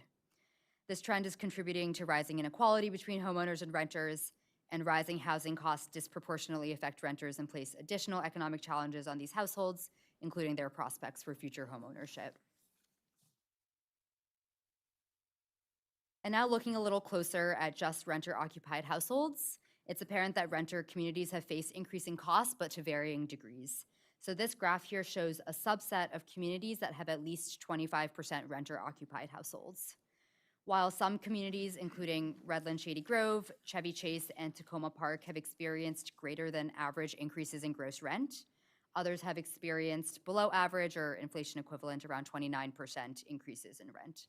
And those communities include Great Seneca, Glenmont, and Fairland. Rent growth in Aspen Hill and Wheaton were right around the county average. And now I'm going to pass it off to Colin, who's going to give a demo of the dashboard that compiles all of this data you just heard and more.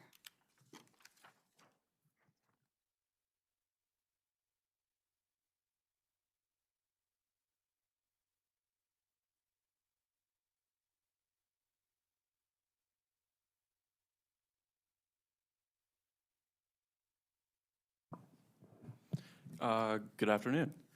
For the record, my name is Colin McNamara with the Research and Strategic Projects Division. I'll give a brief overview of Montgomery Planning's Community Trends Dashboard, which accompanies the Community Trends Report. The dashboard provides an interactive way to explore data for Montgomery County and its 37 CTAs. It allows users to quickly visualize and compare information about place, people, and housing at both the county and community level. I'll walk through the main tabs and highlight how this tool supports planning and policy discussions. We'll start where we are right now on the General tab, which is the dashboard's landing page. By default, it displays countywide data at the top, and by default, it displays countywide data. At the top, I can select a CTA from the dropdown. Chair Harris, could you do us the honor of selecting a CTA for us? Why don't we try my hometown, Tacoma Park? All right, perfect. For 100, Tacoma Park for 100. Thank you.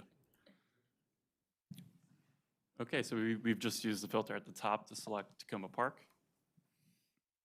When a CTA is selected, it's highlighted on the map, and a summary of area, population, and housing units appear on the right. There's also a View button, which opens the full CTA profile from the Community Trends Report. So I'll click that real quick. And we have a lovely report for Tacoma Park. Shout out to our graphic designer, Megan Irving, from the communications team who designed these amazing documents. She knocked it out of the park. Are these documents generated like instantaneously based on criteria, or are these general overviews? They are not. They're general overviews that live on a server somewhere. Yeah. So I'll jump into the next tab. This dashboard follows a natural order of this presentation, place, people, housing, and all the reports themselves. So Tacoma Park is consistent throughout each section. So once you select your CTA, it's there for all time until you change it again. So the Place tab focuses on physical characteristics and has two sections, land use and places of interest. In land use, parcels are symbolized by category with charts summarizing development and land area by use. I can filter the map by clicking the charts or using the drop-down and toggle between CTA and countywide views. So I'll do that right now. So I can go ahead and click on the chart. I can multi-select within a box, or I can use this filter here. And then if I want to see Montgomery County, I can see Montgomery County at all times, whether or not, depending on any CTA I'm in. And it takes a little while to load because this is a lot of data that needs to load in at this time, but I promise you it does. So up next is places of interest. So that's just the section to the right with these toggle buttons. So for places of interest, the map shows amenities like schools, parks, and libraries. The chart summarizes counts by type, and selecting a point reveals details such as name and address. This can also be viewed at the countywide level as well. So go ahead and click on a place of interest, and I've selected a church. And if I want to filter, I can just look for healthcare facilities. So next up, we have the People tab. The People tab summarizes demographic characteristics. The top row includes population, households, age distribution, and household types. The bottom row shows education, race and ethnicity, and household income. Data can be viewed for 2022, 2016, and 2010, allowing users to see changes over time with hover details for precise values. So that is specifically related to these pie charts below. And I can select these different years as well. So the housing tab, which is up next, Housing tab provides an overview of housing conditions, including housing type, year built, homeownership, home values, and housing costs. As with other tabs, this information can be viewed at the CTA or county level with additional detail available on Hover. So again, a lot of fun stuff creating this dashboard. It's meant for every scale, for monitor size. There is a mobile version, which is 95% complete. It took a lot to create different charts, so data was re-engineered and republished to fit a certain schematic for a particular chart. Jumping back to Tacoma Park. Well, actually, we're done with Tacoma Park for now. We'll see it again right now. So the comparison section is not tied to the filter, but you still see it. But this is going to be showing all the CTAs at the same time. The comparison tab allows users to compare CTAs across key indicators. Charts rank CTAs for measures like land use, population change, tree canopy, and home ownership, with Montgomery County shown as a reference. Users can switch between different views of the same indicator and filter to specific CTAs. The section below, okay. So I'll just click through a few. If anyone sees a particular topic, I can just click on that, but very straightforward interaction. All I'm using is the mouse here. If I do want to just select a couple CTAs to look for this comparison, I have a filter up in the top left. And now I can just filter a couple and see them on the map. So I've selected 5, hit apply. And now I'm looking at these 5. Oh, I click cancel. I should know how to use this. So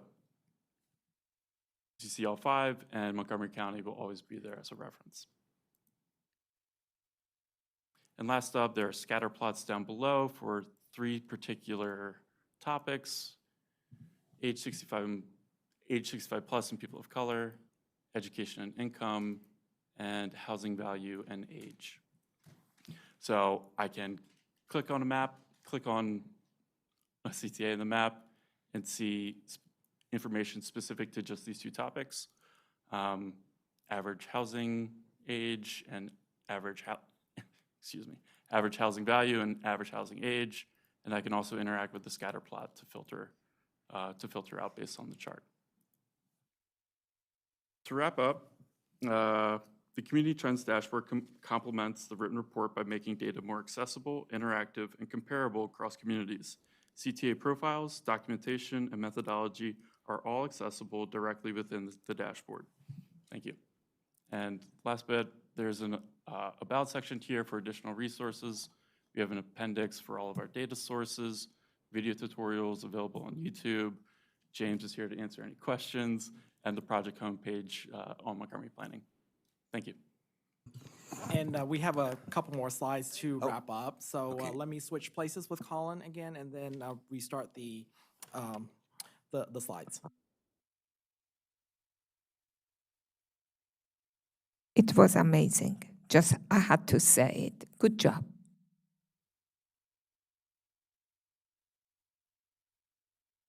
Pardon me, let me turn this on. So we are at the end here. So as we wrap up, I'd like to reiterate some key points about the report and our analysis.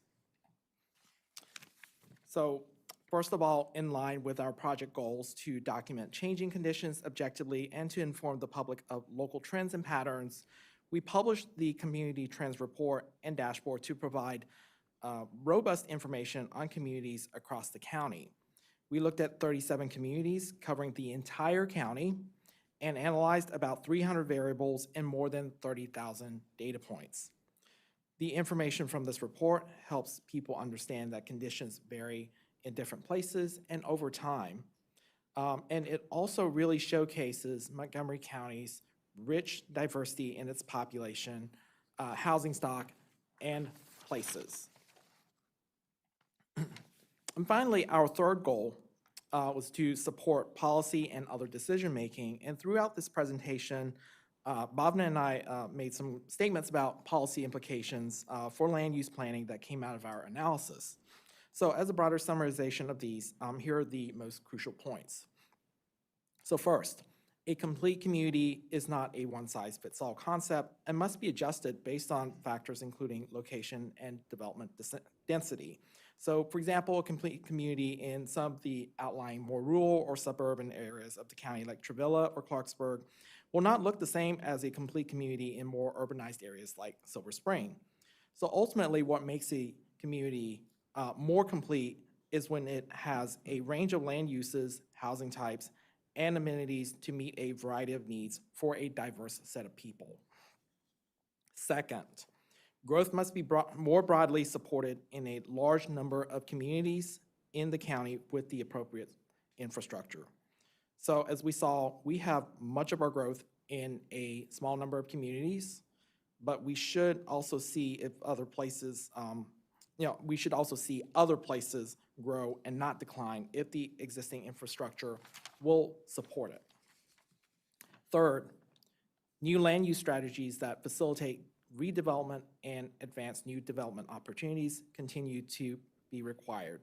So as Bob mentioned, with so much of the county's land already developed or not available for new development, we need to continue to come up with new methods and ideas to be able to accommodate future growth.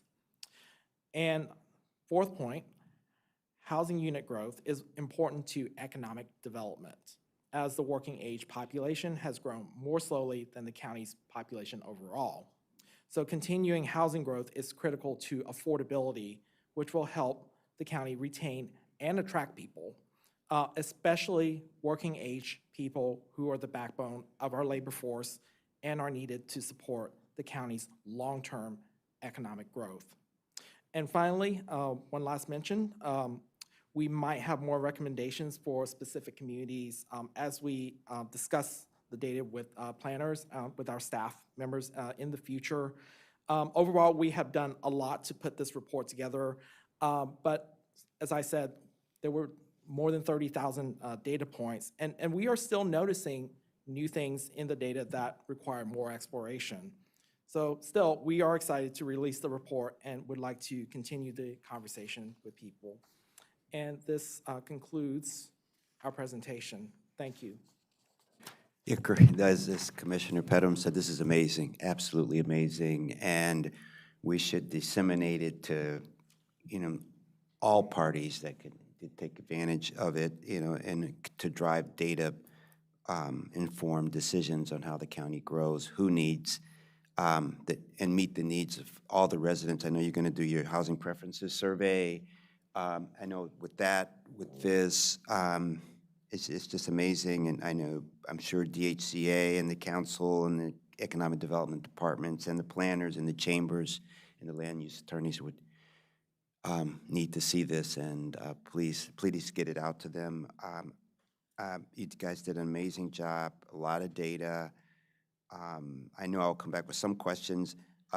Because one question I did have is that East Silver Spring, I think you said, lost like 2,700 people, families, households. I was like, these are young, like 18 to 34. I just like, do you understand? Correct. How did that, where did they go, and who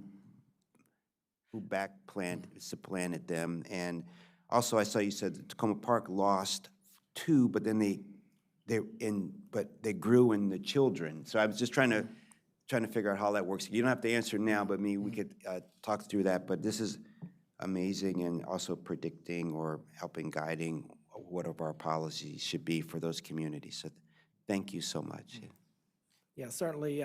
Just to quickly answer that question, that is an area where, one of those questions that we had ourselves. And we certainly would like to dig more into, into this question. So yes, we did see a loss of young adults, but we actually saw a growth in children, the children population. So that is quite a bit of a mystery in and of itself. So maybe there might be additional information that we have not looked at. We could talk to some of our staff members to see if they know more about the community, and maybe they might have more insight into what's going on demographically. Thank you. Really, that was an amazing job. I don't know if that was the first time, but I think we should continue to update this. You have the base now. So I don't know, maybe every other year or something when the data has more substantive change, something in the county, we compare to see how things are going. I have a few things that I have seen. First I saw that based on the report, the lower income are not where we are having the multifamilies, okay? And also, the younger people are where we have the multifamilies. And we want to attract younger people in here. And I know that we don't have anything over home ownership or rental, but I see an issue. I have seen that issue even without seeing the report because it's quite obvious that we are building multifamily and are mostly rental. So that reduces the home ownership for younger generation. The older generation is not moving. If you see they're sitting in the single families, basically because the interest rate, most of us, their interest rate is so good, so there is no sense of doing that. And and even though if they want to sell it, the prices are getting higher prices. So how can we, because the real estate is the safest thing for younger generation to build wealth, okay? So how can we give that opportunity for younger generation to build wealth? I have, my children are one example that are losing a lot of money for rental, okay? And I keep sitting there and I say, well, just buy something, but what they want to buy is not where they want to be, and they cannot afford that. So I don't know what is this dilemma that we have in our hand. We are encouraging multifamily, and they are all going to be rent, and are not really affordable, and they don't create a wealth for our younger generation that they want to have that wealth. The reason that I think, I'm just thinking that a lot of this younger generation, they're not going to have more children because they don't want to raise the children in a very small area. They want to have somewhere that they have a space with their dogs and with their kids, but they can't afford it. So they decide, okay, we are not going to have children, or we're going to just have one. So how are we going to be, planning for that? I don't know. I'm not expecting you have the answer. Just saying that. I appreciate it's- the comments and the questions, and certainly the four of us sitting in front of here, we're all, okay, I'm not a young adult anymore, I'm past the 34-year mark, but the rest of these other three, staff members are, and, we have the same questions. How can we afford to live here and buy a home? Production, attainable housing, we've been saying So the I policy know you conversations keep for saying years. that, but I just not- don't see that. So I'm looking at our experts that they do all of these plannings, and I know he keeps saying that production, and the thing showed that we have done the production. But we haven't done the But we production. haven't done. We have done, comparing with 2010 to 2020 that you were showing, 22. There is production, maybe not enough that you want to Not see, enough. but there have been production, but the ownership has not increased at all. And that home ownership is one reason that people want to move, because they don't want to be a rental all their life. If they have a family, they want to own a thing, because that is what create their wealth for future. That happened to me.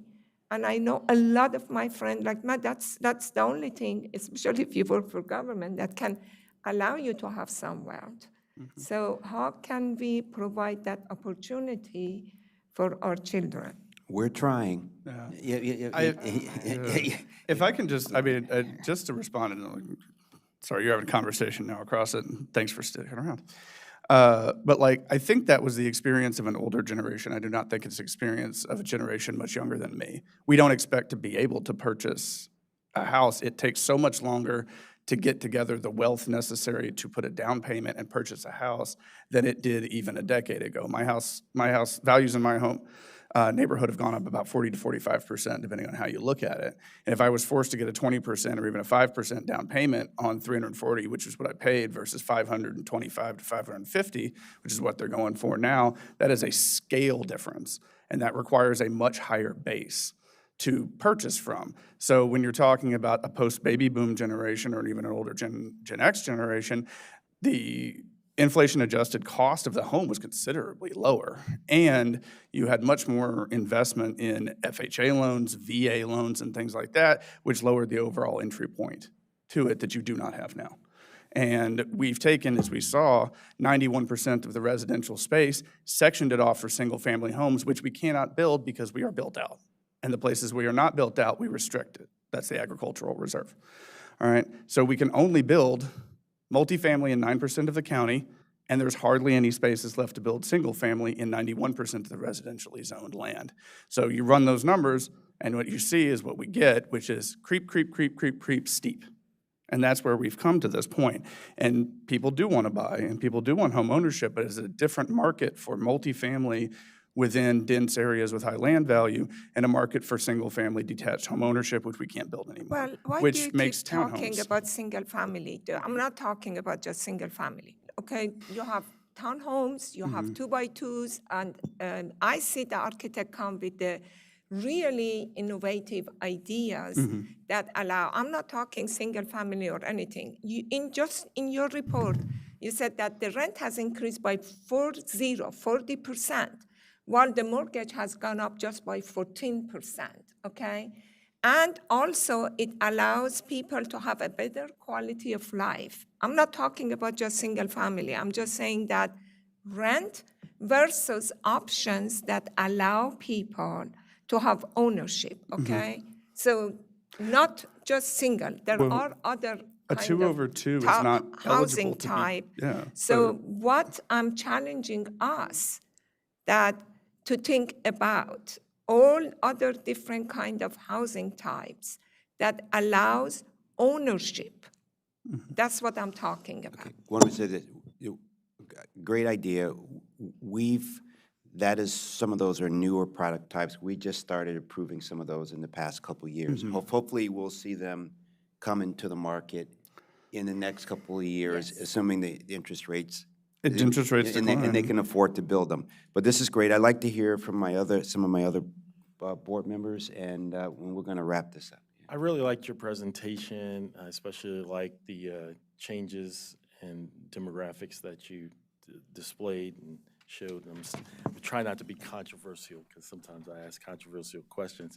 But I was wondering if there's ever an analysis of cost of housing construction versus the selling price of the unit or house based across the county.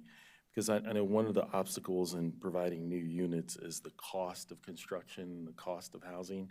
And I was wondering if it's different, the cost of building a new house in East County is different than the cost of construction in West County. And if they're the same, what is the obstacle of building, multifamily dwelling units in West County as opposed to East County if the cost is going to be the same, and you could sell it for more money in West County than you could in East County? For the record, Carrie McCarthy, Division Chief for Research and Strategic Projects. The general answer to that is land cost is the biggest variable, that land values are a lot higher in West County and East County. The construction costs are pretty much the same because you're drawing materials, you're drawing from out of county, out of state, laborers, regional. So it really comes down to the land value. Is the land value based upon location, demographics, or is it based upon scarcity? Kind of all of the above. School districts, perceived quality of school district is a big driver, but also location. You know, if you're 2 blocks from a metro station, the land value is a lot higher than if you're 3 miles. So in West County, there are less public transportation opportunities, correct? Right. However, how does that compute with what you just said? Because there are less public transportation opportunities, and so the land value is higher because there's less transportation options? Well, and there's schools, access to parks, Schools and access to amenities, Also, commuting unit to cost DC. versus the square footage cost of the thing. You're also talking about a place that's zoned primarily R200 or R1. And so, you know, your house may cost you 3.5, but it's also sitting on an acre and a half of land. So, you know, and you can't build anything but a single family home on it anyway. So, But if it was zoned differently, would the value of the land, if we had comparable zones in West County and East County, and they were zoned the same, right? Would the value of the land be different in West County than the value of the land in East County? It kind of depends, but it would And change. why? Why would that? Well, and some of why it's that? commute from DC, like their transit's a benefit, but also driving. On the west side of the county, it's pretty fast to drive downtown versus the East County. I'm getting at something here, and the reason why I'm getting at it is that I think when we look at availability of space, there's more space available in West County than there is in East County. And if the cost of construction is the same, but land value is not based upon scarcity, but some other intangibles, we have to look at opportunities for expanding construction and building in West County as opposed to East County. And the variables that you mentioned, you know, school performance and whatnot, we have to examine how we can improve our schools' performances and demographics, I guess, in East County, or find some kind of way to limit the estimation of value based upon schools only and demographics, because the proximity to metro station that you brought up doesn't really particularly fit for West County as it does in the central part of the county and East County. So I just find it curious on how homes are valued in our county that limit the opportunity for home ownership. And then, but I really like this information. And final question is, how would a local citizen who is not a developer and is just a consumer use this information to their benefit? So first of all, we picked key demographic and land use and housing characteristics that give a overarching picture of what the community looks like. So probably for the average citizen, you know, most people may not know exactly what the data points are. What does our community look like? You know, they may have some perception of, well, this community is, you know, wealthier. You know, the demographics may be this, you know, percentage of people. But you know, we want them to have the correct information. So this is supposed to be an authoritative source that we are providing to the community. And this is supposed to be, you know, a first place for them to stop at, to look at the information, learn about the, you know, what their community looks like, and, you know, have the kinds of conversations that we are having just right now. Ask questions and think about, well, what about these other things that may not be published, you know, in the report? You know, why is this going on? And then, you know, perhaps maybe, you know, start engaging with like our community leaders to, you know, answer some of these questions and maybe drive policy change as well. Okay, well, Commissioner Linden, do you have any questions, comments? No questions, just so much. A lot of thanks to the team. This was really incredible stuff. I really enjoyed reading through the report. I didn't quite make it through the whole thing yet, but I enjoyed the parts I got through, and I really appreciated this presentation. And I, as kind of already been mentioned, it's going to be such a valuable resource to plug in and support so many of our internal plans and policy conversations. And yeah, I really look forward to kind of continuing to chew on a lot of this and have conversations around it. So yeah, just thanks so much for your work on it. Great, thank you for those comments. We appreciate it. We're going to take a 30-minute break and come back. So 30 minutes from now is like, yeah, 1:30.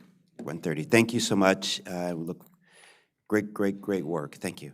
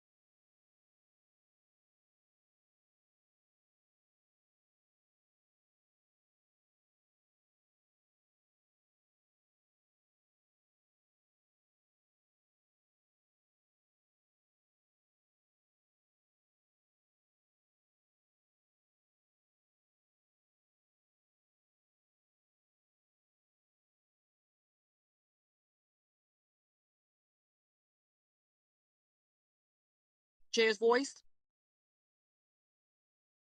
We're back. Good afternoon. We're on items 7 and 8. Item 7 is DPS zoning and site plan enforcement, and they'll cover the site plan MOU and enforcement coordination. And the second, item number 8 is land development. We'll present the right-of-way, stormwater, and wells and septic. I have to admit, I haven't seen it so lively in here in a while, so thank you for the DPS and the DOT team for coming today. So we'll start off with Robin Cronenberg, Deputy Director, to tell us what we're going to be hearing today. Thank you. Thank you, Mr. Chair. And I want to say thank you to our partners with DOT and with DPS. Definitely have a good turnout here, and the board did ask for a briefing back in the fall. It's taken a little while to get this together, but we really appreciate your partnership here. We work with everyone here on a daily basis, and our coordination efforts are in many respects behind the scenes. And so what you see is kind of a final report that comes to you a lot of times is what all these people collectively have worked together with our staff to bring to you. I also wanted to say we really appreciate their feedback and their participation in the Community Planning Academy. I know, Asan, you helped represent one of the activities we had, but all of both agencies provided input in the participation and in the modules. So the presentations today are intended to be informational and provide the board an overview of a variety of elements that are part of our regulatory reviews and the post-approvals. And again, our regulatory reviews include, but aren't limited to, stormwater management, storm drain, zoning, well and septic, right-of-way, and then the post-approvals are record plats and our site plan enforcement, and I know from the DPS and DOT standpoint, a lot of the right-of-way and the sediment control work that's done. So these two items will run continuously together, and feel free to ask them questions. I think they will have breaks at certain points if you want to hold your questions until those points, but I'm sure that the teams will be able to navigate the questions and the answers. I'd like to turn it over, I think it's to Greg and Victor, is that correct? And then I'll let the respective people that are up here at the dais introduce your teams, if that's okay. Can I just say that I just want to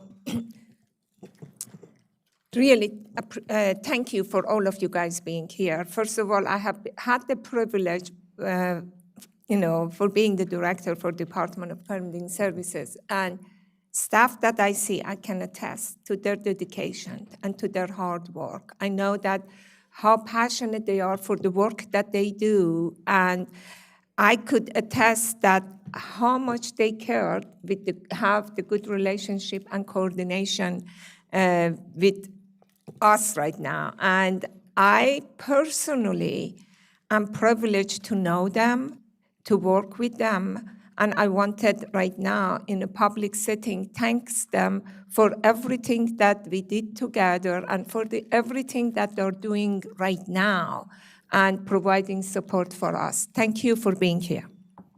And just one last thing, for those that were not part of our morning sessions, Commissioner or Vice Chair Linden is participating virtually today, so he's here. Thank you.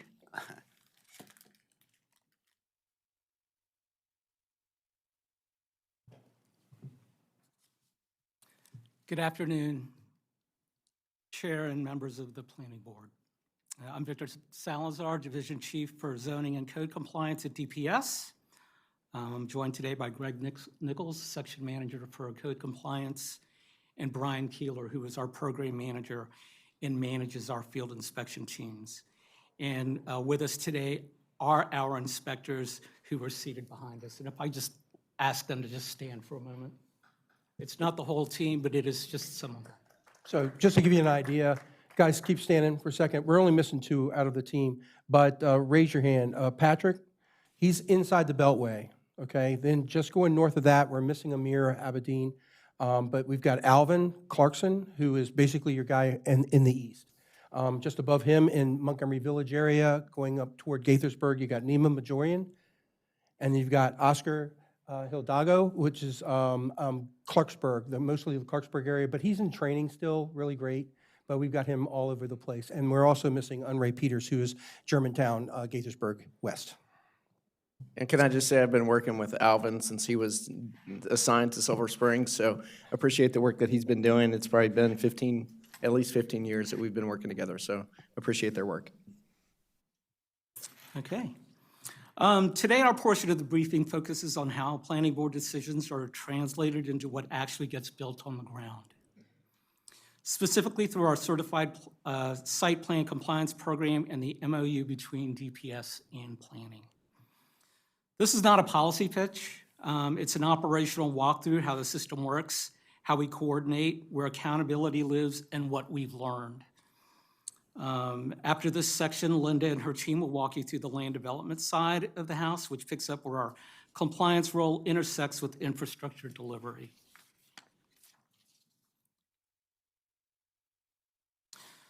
This agenda follows the life cycle of a project, from planning board approval to inspection to enforcement to lessons learned. This MOU exists because approvals don't enforce themselves. The MOU was created to eliminate ambiguity about who inspects what, when planning is looped in, and who is accountable when conditions aren't met. Before the MOU, responsibilities were implied. After the MOU, they are explicit. This protects the integrity of the planning board conditions and the language you put in the resolutions in the program tables that we follow. And so if you don't get an opportunity to see those plans after staff reports have submitted them to you and they've been certified, we've brought an example of some of the plans that we often refer to when our inspectors are out in the field, and those are sitting in front of us right now. Go ahead. So what we want to emphasize with regards to framework and objectives, the MOU gives us predictability, it provides us clear handoffs, and there's no duplication. This framework is less about bureaucracy and more about preventing gaps that show up later as complaints, delays, or enforcement disputes. So the framework talks about responsibility, collaboration between our agencies, and then it dictates to us how we enforce conditions when our inspectors discover in the field that conditions that you guys have put in the resolution and in the program table differ than what is being constructed in the field, and how we correct those, how we make corrections to those mistakes. And you can go next one. The objectives, we want to clarify agency roles, ensure consistency and compliance of planning board conditions, provide a structured response to community complaints, and promote interagency efficiencies. Okay, you can go. When we talk about responsibilities under the MOU, planning sets the conditions. You guys receive suggestions from planning staff. You deliberate and you decide what you will amend and what you will keep. And what happens is then those certified plans are transmitted to us electronically. You review permits for conformity, provide electronic access, and participate in scheduled coordination. So if it's not with you, then most definitely we're meeting with Jason and Robert and their staff. Yeah. So DPS ensures those conditions are met in the field. And we do this through inspections, regularly coordinated meetings within our department and with planning. We perform investigations with regards to deviations from what is being constructed in the field, and then we coordinate with planning staff for bond releases and reviews. Okay. Coordination here is routine and not reactive. We have weekly, monthly, and quarterly touch points, which means issues are addressed early before they escalate. You don't hear about most of these because they are resolved before they become problems. So right here is where we talk about, this slide highlights those key coordination channels. Before the projects reach the planning board, DRC meets with all of the relevant agencies and utilities and anyone involved in the regulatory process to meet with the applicants and discuss the overlapping regulatory issues that may impact their project. Then we have interagency inspection leadership. This is Josh Kay, this is Greg, this is Brian. And they meet regularly to talk about emerging issues that are happening on the ground. On Thursday mornings, we have a senior management meeting internally with DPS, with Josh, and that's where we take one of these projects and one of these plans and we peel back the onion and we go in depth and we talk about what is happening today, what are the emerging issues that we need to address, and how is the project progressing. Okay, you can move forward. So moving beyond the MOU, and we're going to talk about how the MOU between our two agencies then becomes operationalized. Coordination here is routine and not reactive. So, excuse me, I've just said that. This is where policy becomes inspection. Multiple touch points per month mean we are not waiting for complaints to tell us something's wrong. We find out about them early, and then we communicate across agencies to determine what the best action is to bring the developer into compliance. Okay, you can go to the next one. This slide shows what compliance looks like on the ground. Site inspection is about adherence to the resolution and program table. Construction compliance is about sequencing, doing the right things in the right order. Team coordination is what keeps this from becoming siloed. So we partner with DOT, planning, right-of-way, our developers, our engineers, and our utility companies to make sure that these projects are being constructed in a manner that you have outlined in your resolutions and your program tables. Our senior management weekly briefing. This is not a checkbox meeting. It's where emerging risks surface early, and this is where we deeply and in-depth discuss what is going on the ground and determining what we need to do to correct those violations that we find or those failed inspections that we find out in the field. What this is senior management visibility. It's intentional and it reinforces accountability. So not only are inspectors and our frontline managers involved in making sure that these certified site plans are complied with, but I, as a division chief, am actively involved in ensuring that that happens also. Okay, the next one. Most problems are preventable with early clarity. Early meetings, clear language, and dashboards have materially reduced friction out in the field. Clear site plan language saves everyone time, and that includes the inspectors, the applicants, and planning. So thank you very much to planning staff for making sure that we have clear and defensible language when we're holding our developers and people out in the field, holding them accountable to what you have put down on these plans. Next. So what we're going to do is I'm just going to go through 3 projects that show how these projects show the program and how it works at scale. One of them was a project that came online about 10 years ago, which is the Clarksburg Premium Outlets. Why don't you go ahead to the next slide? And this is just, without reading everything on the slide, what Clarksburg brought into the northern part of the county was an economic hub that brought jobs and continues to provide positive economic output for the county today. And the next slide.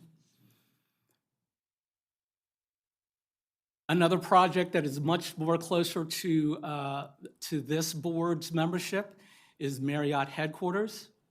Can you go to the next one?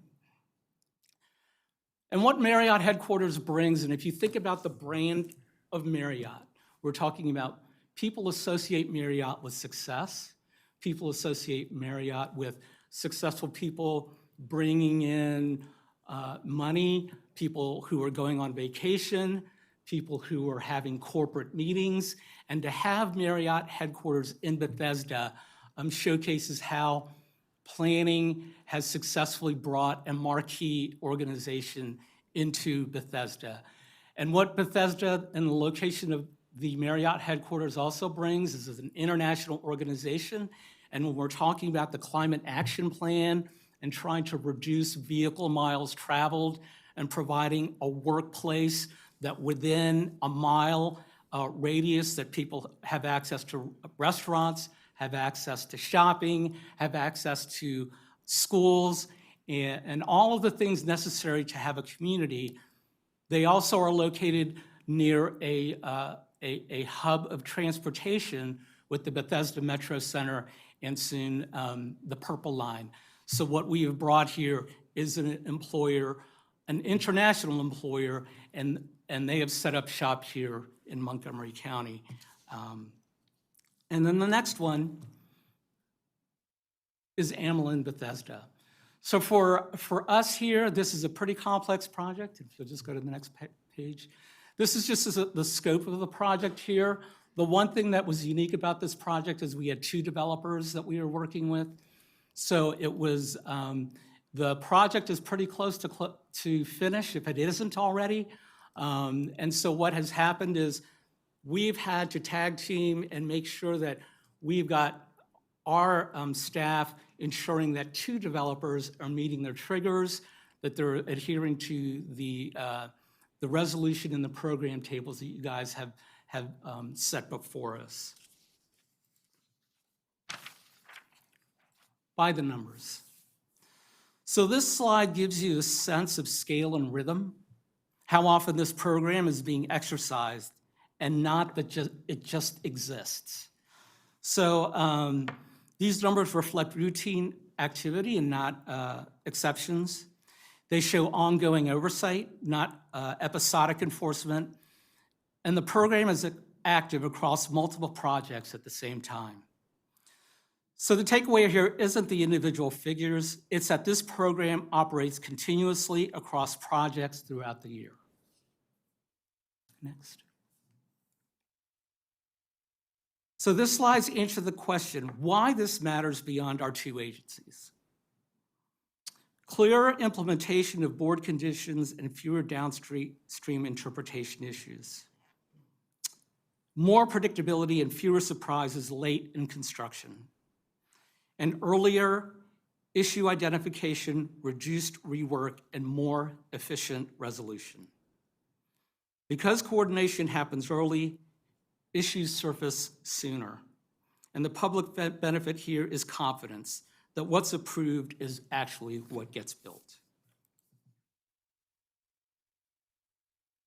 So if there is one takeaway today, that after going through the previous 22 slides, if you can take away anything today from what I've delivered here, is that the importance of collaboration between our 2 agencies is what has made this program a success. The MOU was entered into in 2006. The current iteration of the MOU was signed in 2018, and we are currently in the process of revising the MOU for the current planning board chair and the 2 directors to sign in the coming months. So, but this slide may read as self-evident, but in practice, it's the hardest thing to sustain. So now I am going to end the slideshow here. DPS appreciates, and the Division of Zoning appreciates the opportunity to present the MOU and our code compliance and inspection program. And after all, DPS is your project partner.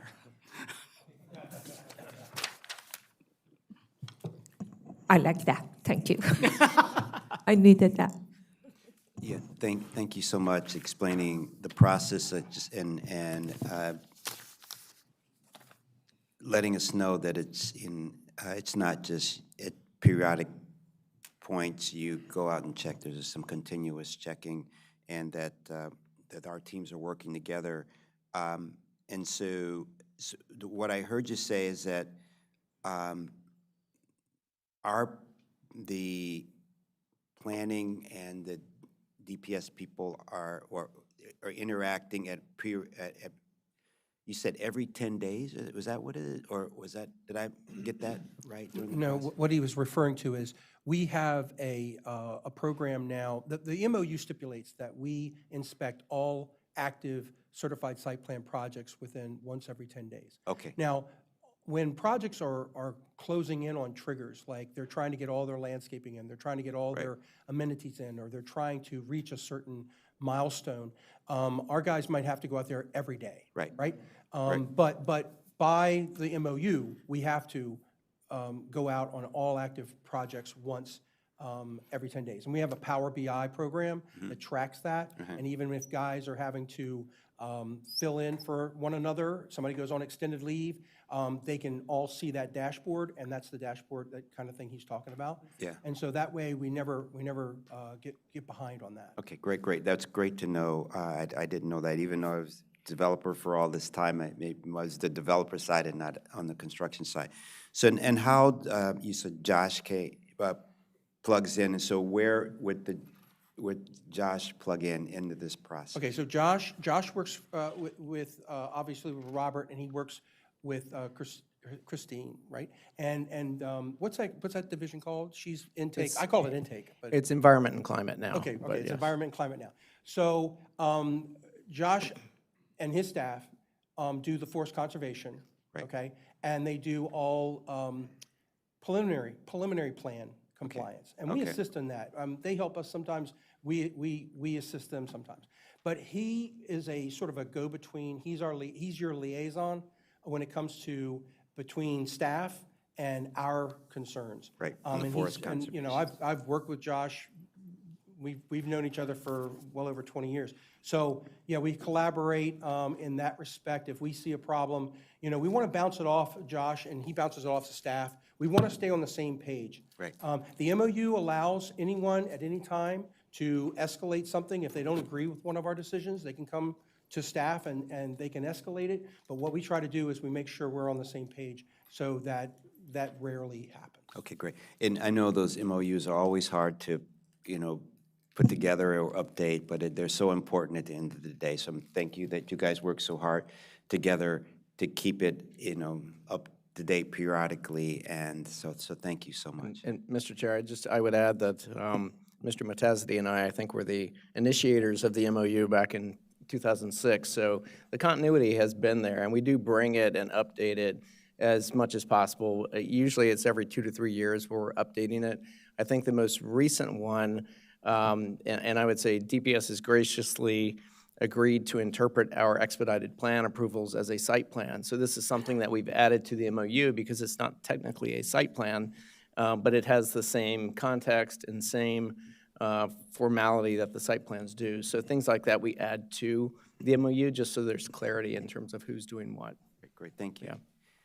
Any other questions from the Just board wanted until to you move add- forward? Okay. Yeah, I just wanted to add something else. What DPS does at the zoning that Victor just explained, all the conditions that we receive, that we review, and then those conditions are approved and it goes to resolution. It's like given to them, and they religiously, and I know that at one time we were trying to have it in a way that all of those conditions be readily available for the inspector that goes to the field to see that if they're in compliance. So the enforcement is on them. We just sign it on the paper and goes, and they make sure that it happens. And this group of inspector for zoning, they're basically for these requirements because DPS, on top of that, has a lots of other inspectors that they do the commercials and residentials and electrical and mechanical. So this group of inspectors are on top of the other inspectors that DPS has to make sure that everything is being put in place and is built to all the regulations, and it's built according to the approved plan, not just the site plan, to the approved plan.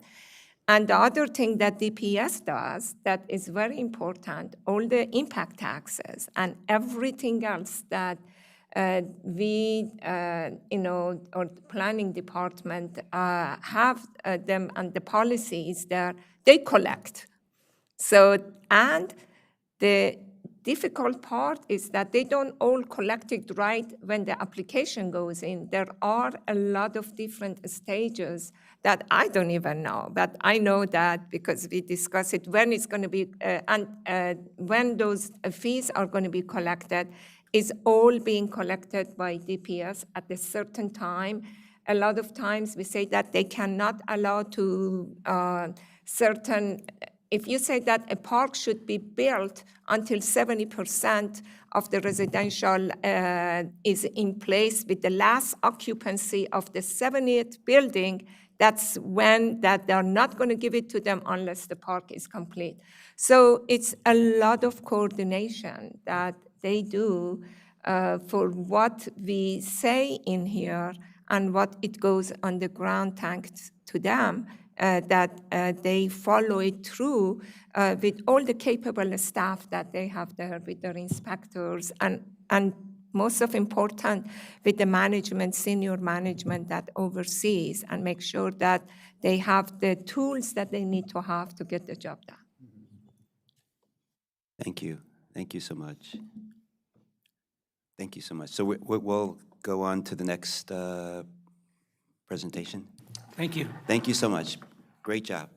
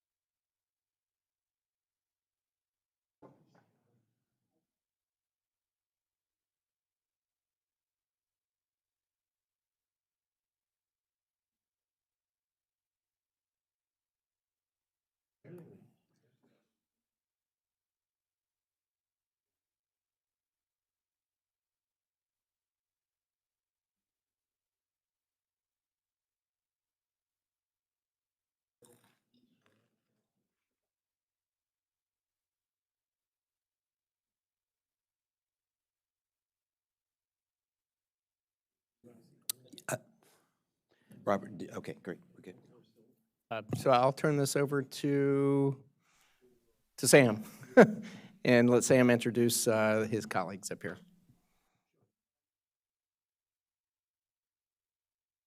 Push the button. Oh, I'm sorry.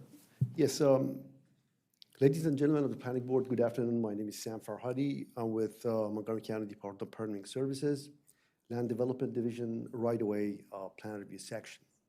With me are Rebecca Tormam, she's the section manager for subdivision reviews. Yes. And Mark Etheridge, who is the water resources manager over at DPS. So I just wanted to, first, before I start, say thank you for your time, and thank you to the staff for helping to put this presentation together. We find it really helpful and think that goes a long way. The other thing we wanted to say was we packed so much material in this presentation, and we certainly don't want it to be a boring presentation. So please feel free to stop me, or if you have any question or want some clarification on some of the items, we'll be more than happy to add some more clarification and explanation to make it as clear as possible. So Department of Permitting Services right-of-way section has three main functions. The first one is we take part in the entitlement process. We participate in development review committee, and we provide all comments that are associated with public right-of-way. Montgomery County Department of Transportation provides those comments all the way through preliminary plan. That is preliminary plan and all stages that fall prior to that, like conditional use, like zoning change and all that. And DPS right-of-way section provides that for site plan. So during the site plan, we take the lead, and before that, DOT is the lead for providing right-of-way comments. The second function of a DPS right-of-way section is for issuing permits. So whenever we have improvements determined during the entitlement process and adopted by the planning board, the next stage is for them to apply for permit so they could construct it. And DPS by law administers all right-of-way permits. And by that, I mean it reviews them, it approves them, and inspects them to make sure everything is done according to what was approved by the planning board. And the third function that we do is about subdivision record plats. DPS right-of-way section, along with Park and Planning, the planning board and planning section, reviews and approve all subdivision record plats.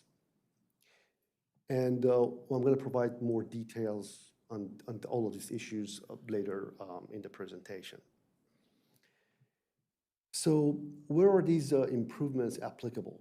There are two instances that we require these improvements, such as the improvements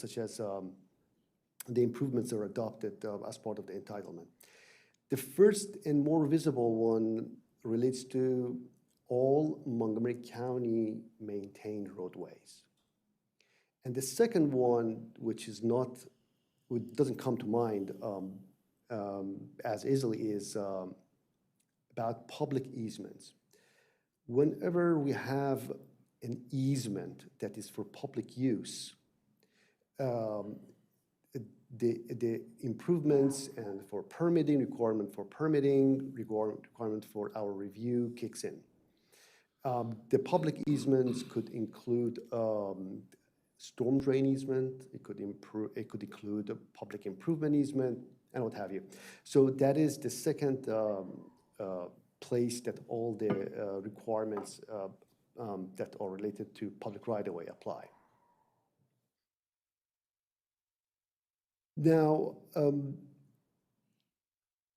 so the next thing that we have to consider is when these requirements that apply to right-of-way improvements apply, and they need to be decided. As I mentioned earlier, Montgomery County Department of Transportation provides all right-of-way related comments during the entitlement process, up to and including preliminary plan, which they will be approved by the members of the planning board and become legally binding. Right-of-way section of DPS reviews all those during the site plan process. And those requirements, again, get adopted by the planning board. So, and then there are some requirements that, I wouldn't say requirement, there are some improvements that anybody can apply for, and they are not subject to the entitlement process. For example, somebody wants to connect their sump pump to our county drainage facilities, or the utility company wants to repair their infrastructure within the road.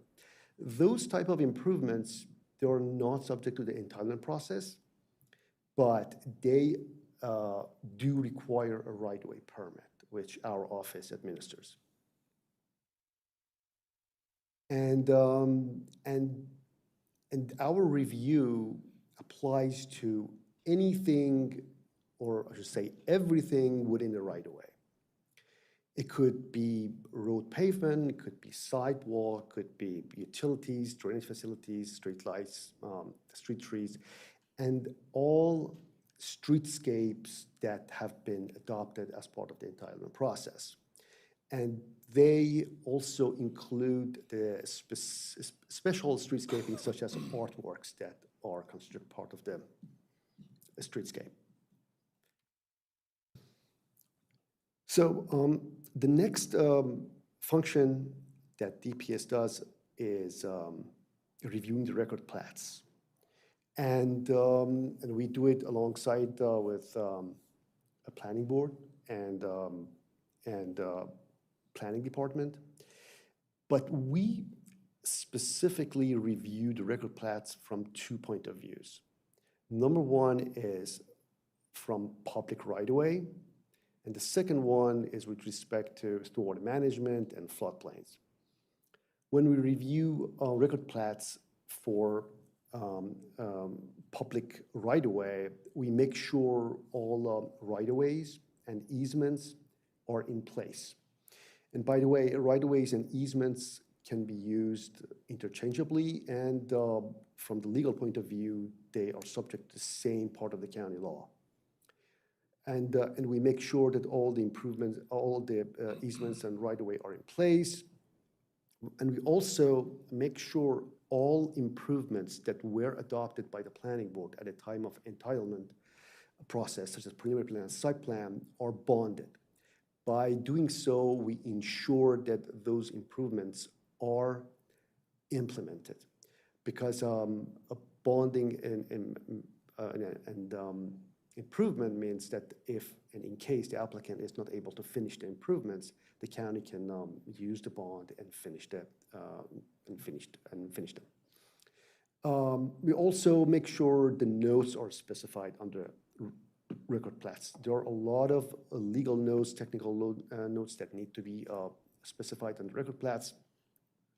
There are easements that need to be shown on the record plats, and a lot of them cannot be done by means of plat because of the amount of provisions that we have in each easement document. We cannot do them by plat, but we have to reference them on the plat, especially if they're existing. We also make sure all prerequisite legal and technical processes are done, and those are the processes that lead to determination of the exact extent of the easements or right-of-way. We also review the plats with respect to stormwater management, which pretty similar to public right-of-way. We make sure all easements are in place for stormwater management, floodplains, buffer, what have you. All the notes are specified, and all prerequisite legal and technical processes are complete. I now pass it on to Mark to start the stormwater management section. Thanks. Yeah, again, I'm Mark Etheridge. I manage the water resources section for DPS. You guys hear me okay? I'm not often asked to talk louder, so. Yeah, I apologize ahead of time. I'm getting over a little bit of a cough, so it might be a little bit rough. My beautiful voice is not what it used to be. I am Mark Etheridge, DPS Water Resource. Going to talk a little bit about stormwater management and sediment control, and how it a little bit separates from storm drainage. We're going to get into that a little bit too. I'll go over a little bit overview, so put this in perspective for you guys. Stormwater management is primarily a environmental mitigation process. We look to reduce environmental impacts that occur due to development. Developments can cause increases in runoff that go into the stream system. They can cause increases in pollutants that run off into the stream system. And they can also reduce the amount of water that soaks into the ground that is very important to recharge those stream systems for their health. That base flow relies on that groundwater recharge. So those reductions have to be balanced out. Again, as I said, it's environmental mitigation that's intended to reduce the types of impacts I just mentioned. This is generally done by slowing down and reducing the amount of developed runoff, filtering out pollutants, and encouraging that infiltration of water back into the ground. Some of the practices we use that you've probably seen many times are dry wells, rain gardens, landscape infiltration practices, bioretention, things of that sort. Next slide, please. So the minimum standards that we look at for stormwater management are actually set by the state of Maryland as part of the state's stormwater management program, and we review for those compliance items through a delegation of authority from the state to review on their behalf.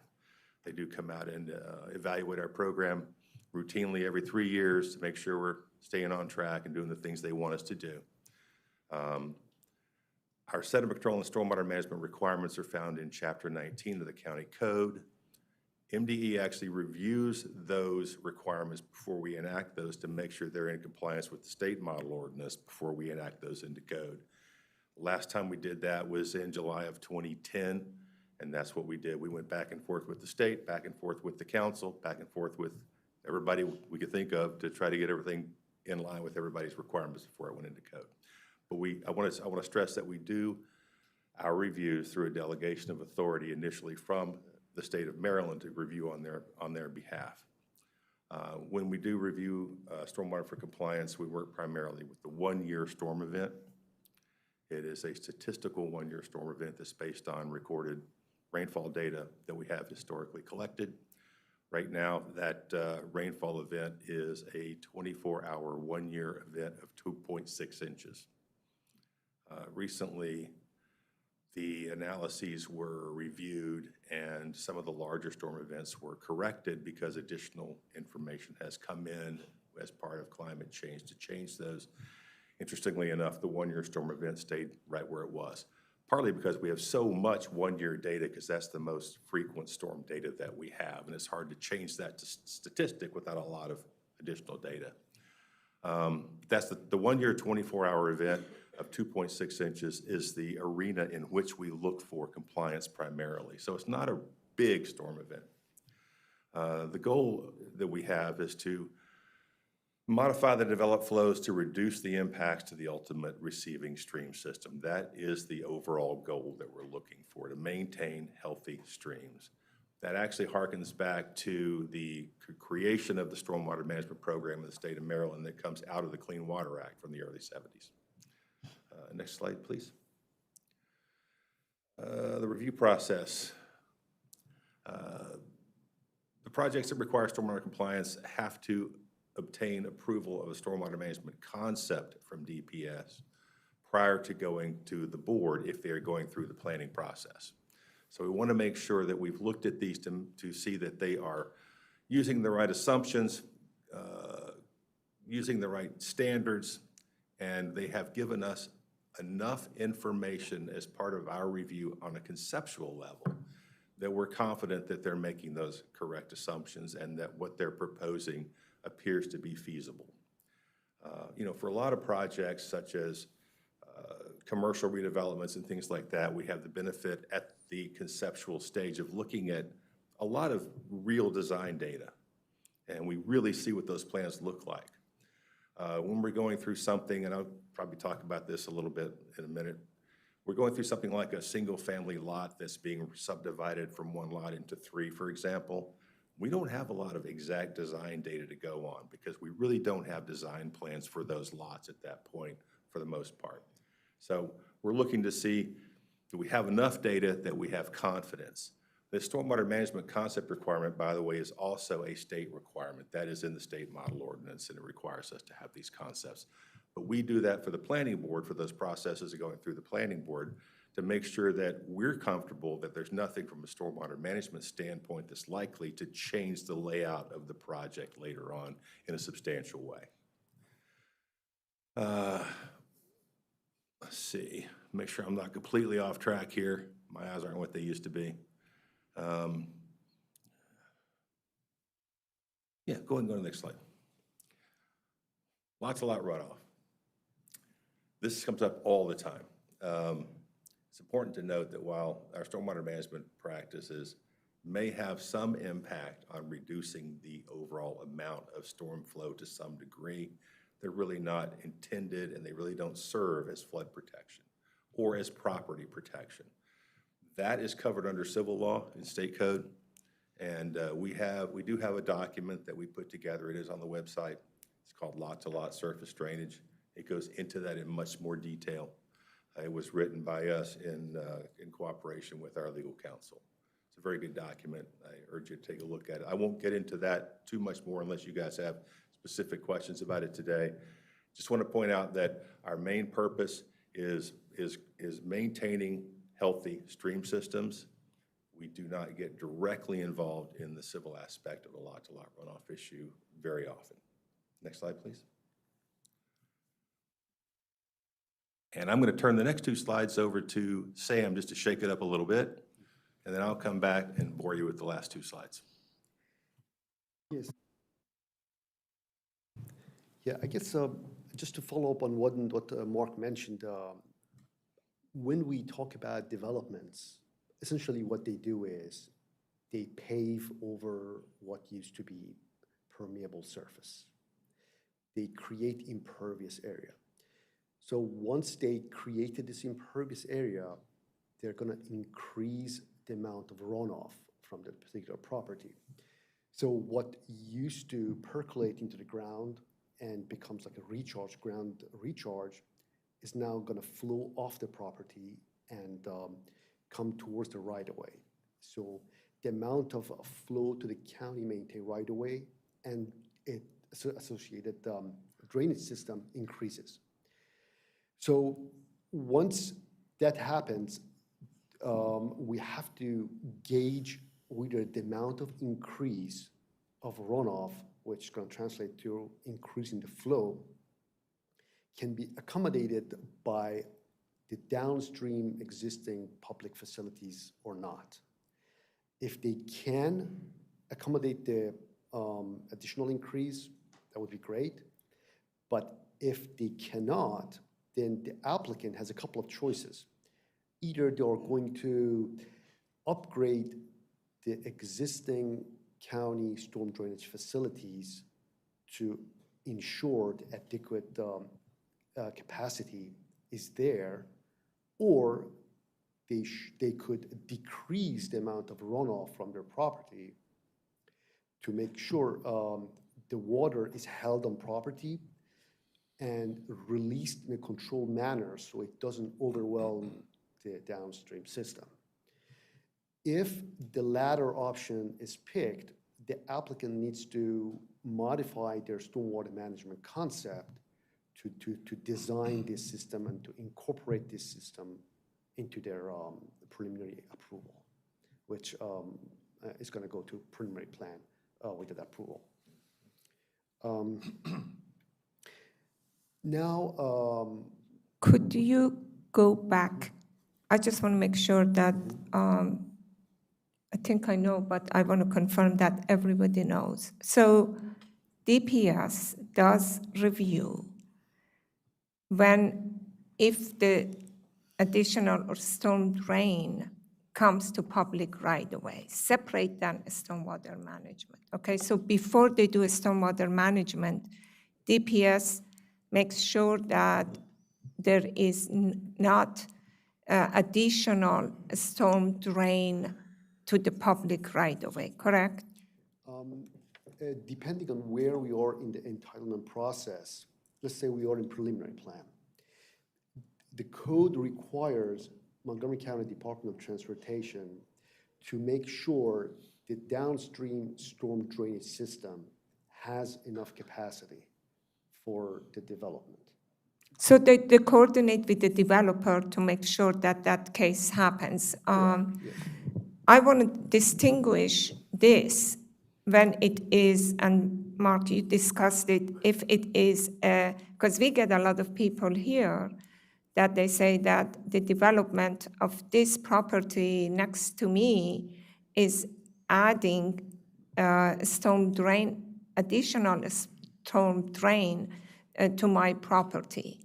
At that time, that is on the civil engineer. That's the responsibility between the two property owners, or the property owner that originally is doing the development, or they're making it a, two family, they're making an ADU, or they are adding, increasing the footprint or adding addition or whatever. It's their responsibility to make sure that this drainage doesn't impact the property. The unfortunate thing in here is that if they come to disagreement, I don't think it's DPS or anybody else that can resolve this agreement. That's because most of the time, Yeah, that's the lot-to-lot disagreement. runoff issue you're talking about that I mentioned a minute ago. Yes. With Sam's stuff now, we've moved beyond the one-year storm event, and I'm glad you asked this question. We're moving into the 10-year storm event to look for adequate capacity in the receiving storm drain system.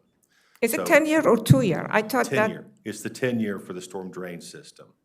for the storm drain system, but for the lot-to-lot drainage, what do they look at? If it is lot-to-lot drainage, what is the? In some cases, we ask the engineer to show us the studies that they have performed to show they've done their due diligence for their effect on lot-to-lot runoff, and we ask them to do that in the 10-year storm event. 10-year. 10-year. We ask them to check the 10-year to show they've done due diligence on their part. We don't review that study, but we may ask them to show us what they've done. We may ask them to show us notes of when they visited the property and who they spoke to as well, if we have a real concern about the lot-to-lot runoff issue. What Sam's getting to here is this area of runoff review where we actually do move beyond the one-year storm event that I mentioned before.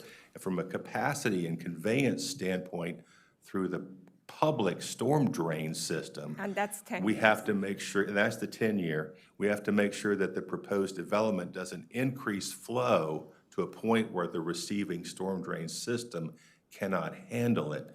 And that's more of a public safety issue, because if it can't handle it, the water can back up in the road, into the roadway, and become a nuisance or a danger during storm events for motorists. So we have them check that. The other reason we check that, and back to what Sam mentioned a minute ago, they have two options if they are increasing the flow and the receiving system can't handle it. And this is county storm drain as well as state highway or any other municipality who owns a public system. They have to check that. They have two options if they find they have a problem. They can upgrade the existing storm drain system potentially, upsize the pipes so they can convey that flow and keep it off the roadway, or they can provide that additional storage for the 10-year storm on the project itself and slowly release it through a small orifice to slowly just ease it into the storm drain system in a way that the storm drain can convey it over a longer period of time. Where that involves site layout is, if you're storing 10 years worth of runoff on a project, that takes up a lot of room. And that's where we can have layout changes come into play. Public schools get into this situation sometimes because they're allowable in residential zones, but in some cases, the surrounding storm drain system that's already in existence was sized predicting that there would be houses there instead of a big, dense public school. So you'll see some public schools with 10-year control on those projects. That's specifically for conveyance of that flow to get it safely into the public system so it doesn't cause danger to the motoring public. I understand that, but I think that what we need some guidance is lot to lot, because we have a lot of, unhappy public that they are against, especially right now that we are thinking about having some rezoning that they could have, duplex or triplexes. So that would increase the runoff. So, and then we receive a lot of complaints from the neighbors that increase, and it's coming right to my yard. What is the response? What do you think that is the right response to give? I don't want to put you on the spot. The I right know this response is yeah. to direct them to that document I told you about that's on the county website that was put Yeah. together with our legal staff that tries to clarify this situation for them. It isn't anything in Chapter 19 that we have any design standards for, and there's reasons for that, but I don't want to go too far into that today unless you really want to. Direct them to that document. It is a civil issue. Now, it's okay to increase runoff from one lot to another. That is not a problem as long as there's conveyance that doesn't cause property damage Yeah. or, something worse. So basically, it's on the engineers It is that on to the, make it sure is on that the sign engineer off and the that they have- applicant Yeah. not to set up a situation where they damage adjacent property. We're not in the property protection business with stormwater management. There's a whole world of claims, someone looking to see if that claim is valid, making a decision who's responsible for damage. And if damage hasn't even occurred yet, which is where most of the concern happens, we don't even know if damage is going to take place until it's happened. So that's where judges and juries get involved. But DPS does inspect when the project goes under the construction, does inspect the requirement that the civil engineer has signed off, that this is not going to make an impact. And if it in reality makes an impact, then I guess. We don't review to see if it's going, we don't necessarily have any design standards to review whether or not there's going to be an impact to someone's property as a result of runoff from a development. We don't have that in the code. In the document I'm talking to you about that I referenced you to on the website. Yeah, I know what it is. We do have on our plans a statement that the engineer must sign that's before we'll approve the plans that says, I understand, which is it's in the state model ordinance for stormwater and in the county, Chapter 19, that approval of this stormwater management plan does not relieve me of my responsibility for the results of my development on adjacent properties. I understand that that's my responsibility, and I've investigated this, and if there are any required easements or letters of permission that are required under state law, I have given a copy of those to DPS for their files. They signed that statement. We also have a direct quote from the code on all of our plan approval documents, our plan approval blocks that says, right out of the code, approval of this is not going to remove the responsibility from the engineer from the effects of this runoff on adjacent properties. We are doing this for environmental mitigation purposes only, and that's what this permit is for. I understand there's a lot of concern and a lot of catastrophizing that goes on when people see a development going in next door, and I perfectly understand why that happens. But unless something has occurred, we're predicting there's going to be damage. No, And my question so- was not that. My question was that after it is built and that has happened, is that DPS has any role or not? And it's going to go to has to go to civil. That's my question. It would have to go to civil. It would have Okay. to. Now, during construction, if there's a concern, we can have our inspectors take a look. And sometimes things do get built wrong and there's a problem and it doesn't go the way it should, and we have to get on the contractor to fix something. That's why we have inspection staff out there all the time looking at these things. Certainly, we're on top of that part. If something happens, permit's closed, a rainfall event happens, maybe it's a rainfall event like one of these large catastrophic ones that we've been having with climate change that's above and beyond anything that we've designed for. And damage occurs, someone has to make a claim and someone has to adjudicate that claim and determine if damages are necessary, and that is a civil issue. Okay, thank you. Yeah. I just wanted to make sure that all of us understand that. Absolutely. Thank you. Thank you. Yeah, I would like to add one more caveat to this discussion, and that is county code. Actually, this is not in chapter 49, which is the chapter that deals with public right-of-way, but the building, which is chapter 8, has a provision that says that if you add a addition to a lot with certain characteristics, the lot has to be less than 15,000 square feet, and the amount of addition needs to be more than 400 square feet. Or ADUs, for example, because you mentioned that specifically. So in cases like that, you need to provide some mitigation measures for it. Let's say you propose an addition, which is 500 square feet, and the lot is 11,000 square feet. We have certain measures outlined in the county, on the county website that try to lessen the impact of that addition or that development to the next door neighbor. But that applies only under certain circumstances. It's not broadly designed. And it's part of the building code. Yes. Yeah. So just to piggyback on what Mark said, what I mentioned earlier applies to the county right-of-way and associated drainage structures. It doesn't really apply to lot-to-lot runoff. Okay, now I'm going to get into a little bit of a technical comparison between storm drain and stormwater management. Please let me know if there's any ambiguity. I could open it a little bit further. But as Mark said, storm drain system is designed based on larger storms. And when we talk about larger storms, they are the ones that happen in the smaller frequencies. For example, this snowstorm that we're going to get this weekend, that's considered a large storm. And because it's a large storm, it has a very low frequency. It happens every 20 years or 50 years or what have you. The storm drainage system in the county is designed based on 10-year storm. And that differs, for example, to be the other jurisdiction. For example, State Highway Administration designs their facilities based on 25-year storm. The stormwater management, however, as Mark mentioned, is normally designed based on 1-year storm, which is being 2.6 inches.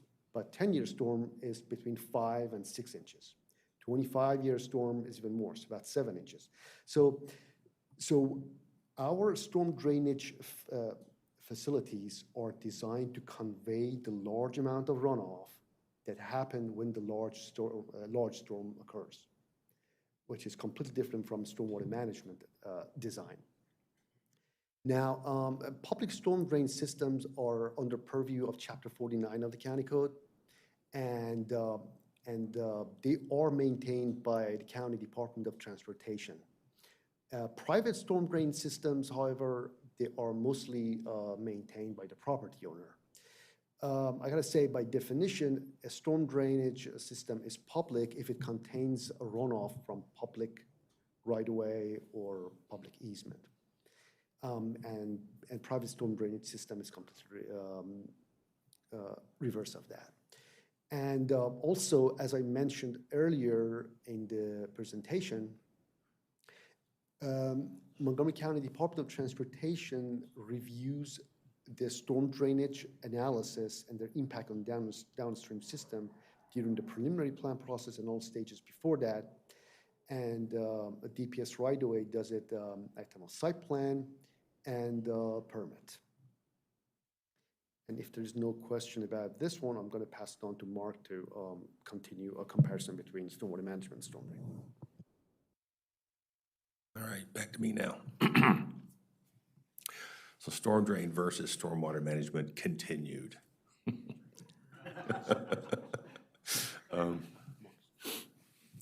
So we said stormwater management, smaller storms, we catch it, we hold it, we soak it in the ground, we filter it, we work on it.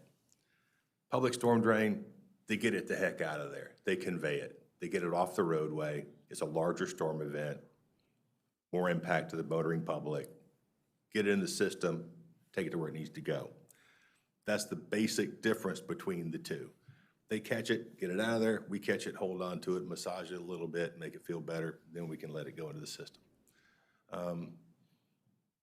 What do we got here? What else? Oh, the big thing So here. I have a question about storm water management. Is there an actual facility that filters the Yes. water? Mhm. And that's part of DPS? Yes, there's a whole series of those practices.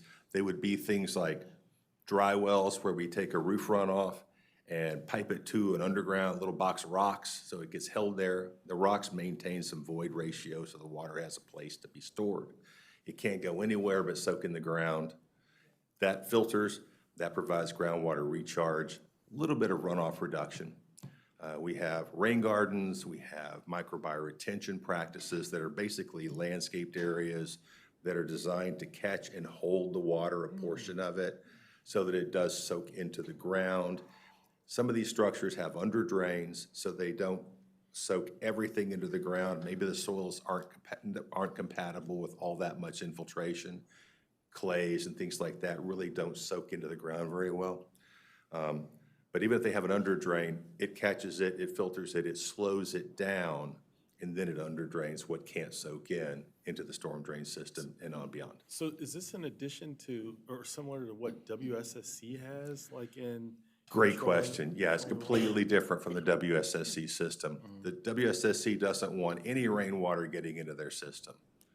The only water WSSC wants to have is water that comes out of the hose or your faucet and goes back into the toilet or your sink.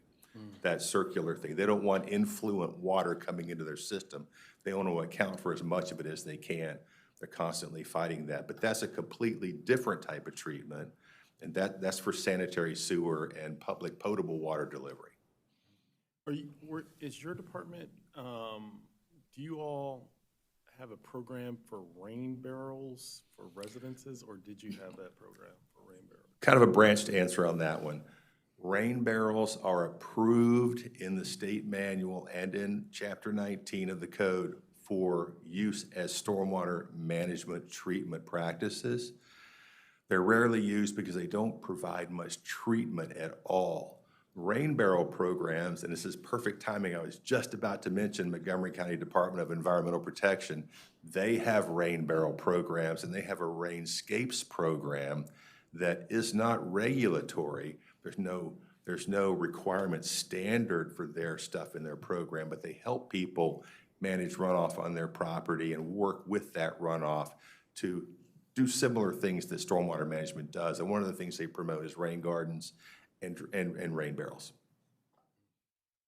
Is your division the division that goes to an individual parcel and determines whether or not the parcel percolates? We require, as part of our review, that they do a geotechnical investigation. If it's going through the planning process, it's a formal infiltration test that a firm has to go out and do based on certain standards for percolating. If it's a single-family tear down, they're tearing down a house, building a new one, we have an abbreviated form of that, but they still have to get soil data so we see what the soils look like and see how much infiltration the soils can probably take. Now, when we get to the septic section of the discussion, we can talk about septic fields and their percolation requirements because they have perk rate requirements as well that I won't get into because I'm just going to have to make it all up. We'll have the expert here to tell you about perk tests on that stuff. This is why we're here a little bit, because there's so many things that happen with water and runoff that it's hard to determine who's doing what. And believe me, we get all kinds of mixed questions from everybody constantly through 311 and even people in our own department asking us questions that really aren't pertinent to our specific specialty. We, in stormwater management, filter and feed the storms for base flow by infiltrating for environmental mitigation purposes. WSSC gives people potable water, treats the effluent right of way, takes those larger storms, make sure they don't back up into the street and cause people to hydroplane, get it into the storm drain system, and convey it to a safe location. Their conveyance, we're treatment. WSSC provides it and treats it for consumption and use. So Mark, based on what you said, I think I'd like to add something else. Correct me if I'm wrong. I'm not surprised. Correct me if I'm wrong. I think it's good for all of us to understand because when rainfalls come, okay? Yes. The first, I say half an inch, I don't know if that's the same 1 year, is a stormwater management because it comes down is something that we want to manage because it's slow and the dirt is there, so we want to manage. But after that 1 year, one first flush, it conveys because the storm drain doesn't manage. It just goes, but the reason it doesn't need to be managed because the water has already, the first flush has already been taken away by you, that to massage it or to whatever you're talking about. But the other one is so fast, doesn't have time to take the pollutant. So the storm drain doesn't do any kind of management or cleaning of the pollutant. It just takes it to the pipes, and the pipes goes right to the stream. Is that correct? Yeah, we're getting into hydrology 101 now, and there's no PDUs available for this, by the way. But yeah, that's correct. We look at a couple of reasons we treat the 1 year storm. It's the most frequent storm. It has more impact on erosion in the stream systems. It also, the first bit of rain that falls washes off a lot of the pollutants. That's what she means by first flush. We used to look at that first half inch as being the water quality volume. We don't do that currently, but it's still the same. The number's different, but it's the same philosophy. That first dirty part, we want to take it and actually get it out of the main flow and let the rest of it go on by. We want to segregate it in our capture practices, get that dirty stuff here, lock it up, let the rest of it go straight on by through the storm drain system for conveyance only, right? Because if that larger flow comes into the dirty flow, then it gets mixed with the dirty flow and it becomes dirty and has to be cleaned again, and our efficiency starts to plummet. So the most efficient way to do it, segregate the dirty flow somewhere, treat it separately. And I was just about to talk about some of this, and send the rest of it where it needs to go because it's less treatable, let's just say.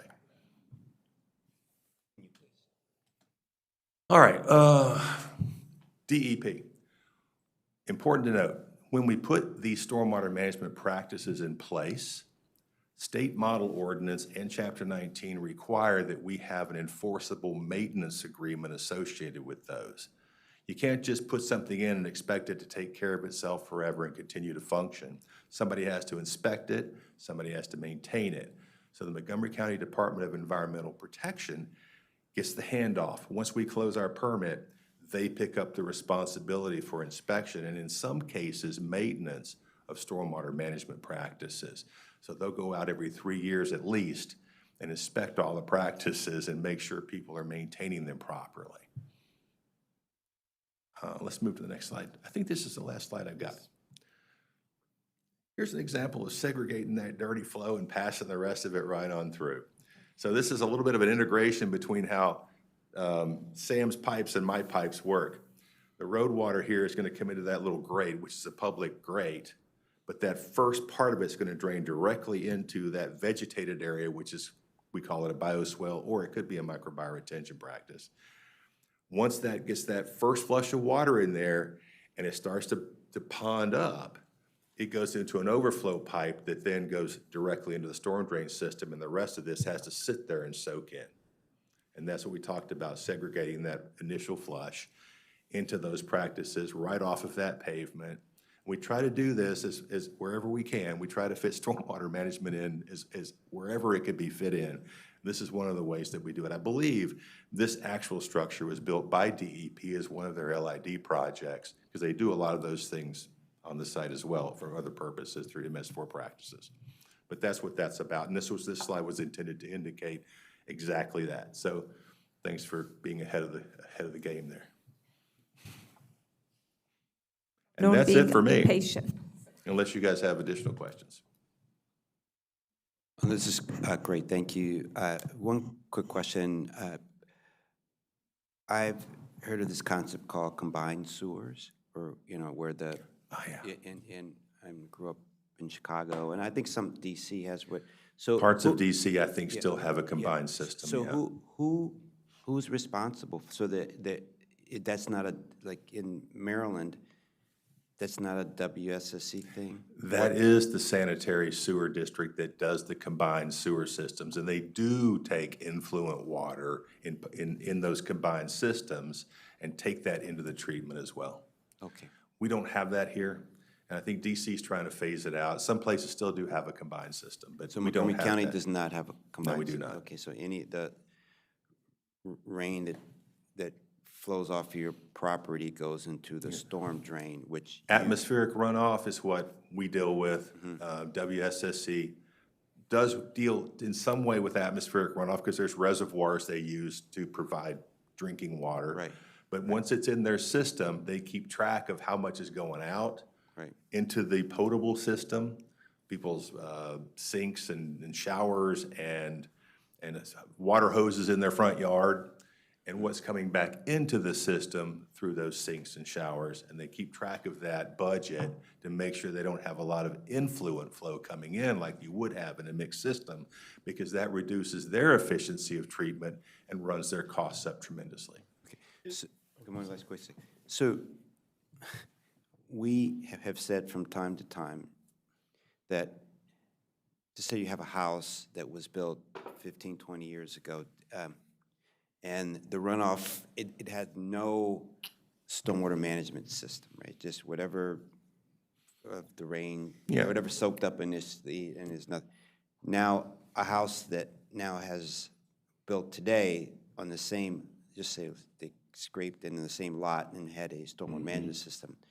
So you are capturing the 1 year, I mean, you are providing, you may end up with less runoff than that home had before that had no stormwater management system. Is that typically right or not right? I know we're treating it, but it's only the 1 year rainfall we're treating. You have to remember what rainfall event you're working with and what lot, I think we're getting to a lot-to-lot runoff question a little bit. What surface runoff from lot to lot requires in terms of a rainfall event to create that surface flow. By the time we get past the 1 year storm event to cause some of those larger surface runoff concerns, we're beyond the capture limit of the 1 year storm anyway. Now also, please bear in mind, when we're talking about working within the 1 year storm system, we're not capturing 2.6 inches of runoff in our structures. There's a calculation that compares that developed runoff to a pre-developed runoff condition where there is also runoff. And the difference, that delta, is what we are actually working with treatment for. So it may be close to a 2.6 inch if you're paving the whole thing with concrete. That's a big delta, and we're gonna get close to treating that 2.6. Some PE, we call them PEs. Some of those get up to 2.6. It may be down as low as a PE of 1 inch that the required treatment is providing control for on something that's not a very dense development. It's just really not that much of an impact. So it varies, and sometimes it's 2.6, but often it's not. Okay.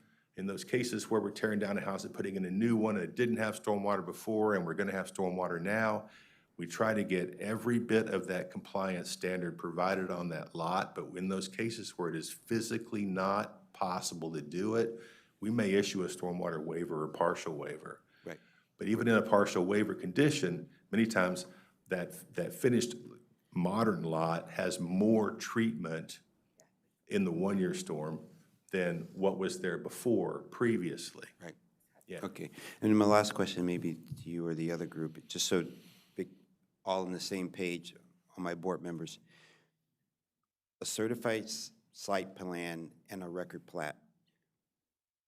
How are they, I mean, a record plat is more the boundaries of the site and, boundaries of the building, all the easements on that. Is that the record plat versus a certified site plan may show all the other things? So they're separate documents, and maybe you can describe, just so everyone is on the same page, okay? Yes, the record plat is the legal plan of the property. It shows the lot lines, it shows the easements, the legal restrictions and conditions that are imposed by the preliminary plan process, site plan process. The site plan itself shows the details of the improvements. Let's say the buildings, the location of the curb and pavement and driveway and all those stuff. Those stuff don't show on the record plat. They show on the site plan. So you can think of plat as the legal plan of the property, whatever legal restrictions we have on the property. Again, such as lot lines and easements and such. Just being clear. Okay, thank you. All right. Okay, those are my questions. This is great.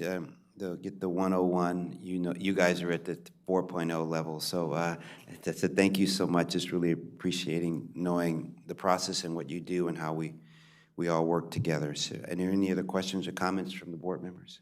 I could ask probably 1,000 more questions, but. Yeah, I already told Mitra to tell me to shut up if I talk too much, so she's gonna have to talk to you too, I guess. Yeah, but I really appreciate it and did an outstanding job, and I especially like this photograph because it shows how vegetation plays a part in erosion control and stormwater management. And Mr. Chair, I think we do have a few more slides on well and septic, just to end great. it, so. Great. Just to. Yep, no, good. We're here. And then I think that's it. But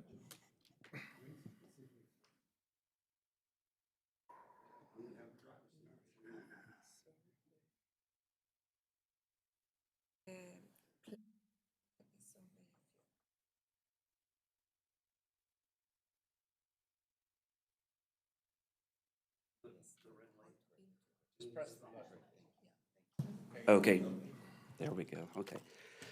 All right, so I guess I was probably supposed to sit up there with those guys, but I just wanted to blend in with the audience, I guess. So, my name is Jason Fleming. I'm in the DPS well and septic section, and I will be here today to discuss the main roles and responsibilities of our group. So we have actually a pretty small group when it comes to the size of the different sections. We have one supervisor, and we have 3 plan reviewers and 2 field inspectors. We all have to maintain a certification as an environmental health specialist through the state's Department of Health. So getting to the slides.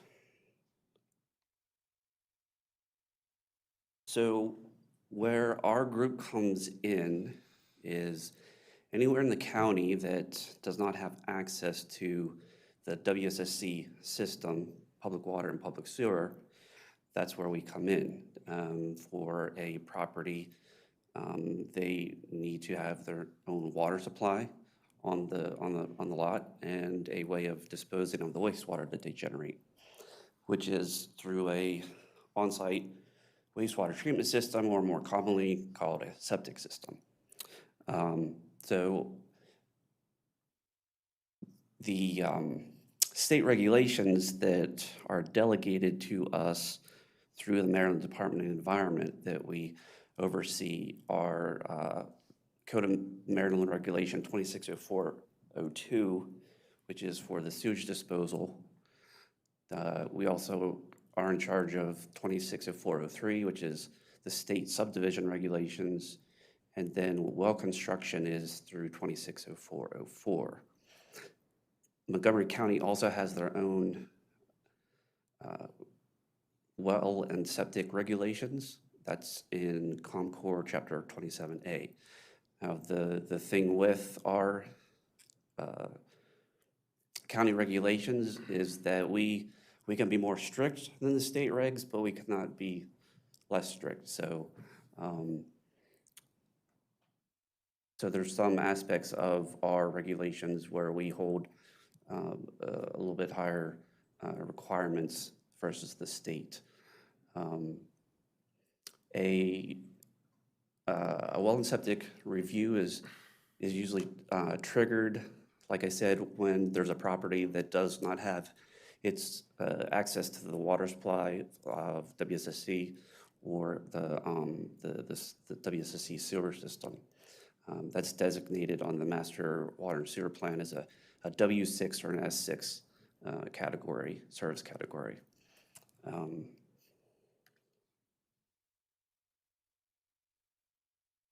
The septic system approval process, this is where I think a lot of people hear the word perk test or percolation test.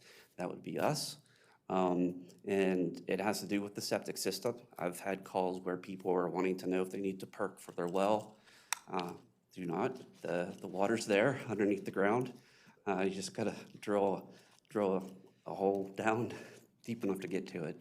But the percolation test is basically the soil component of a septic system. Not all soils are the same.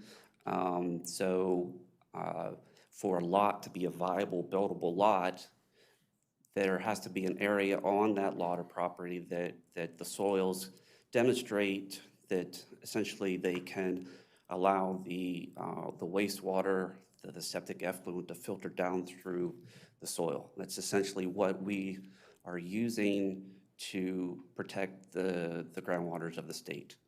There are requirements associated with that. The biggest one is in the state regs, there's called a 4-foot treatment zone. So that is a 4-foot buffer between the groundwater and the bottom of the septic trenches or the drain field, leach field. There's a lot of different names for it. The way that we in Montgomery County, in our group, determine or make sure that we're meeting that 4-foot separation is we do 2 types of tests. The first test that we do is called a water table test. That is time dependent. The groundwater cycles through the year. It is lowest towards the end of the summer when you've had all the vegetation pulling it up to grow and evaporation. The groundwater then recharges for the most part through the winter. And so late winter, early spring is when we go out and do these water table tests. They're dug down to at least 15 feet, and then sometimes you will not hit the groundwater table. Other times you will, and you record the depth at which that groundwater table is, and then we would have to make sure that the septic system trenches are installed at least 4 feet above that groundwater table. So that's the water table test, and like I said, it's time dependent. After that, we do the percolation test. That can be done any time of the year, as long as it's done after a water table test. And again, that's basically to determine if the soils in the area that's been chosen will be sufficient to meet the regulatory requirement to support a septic system.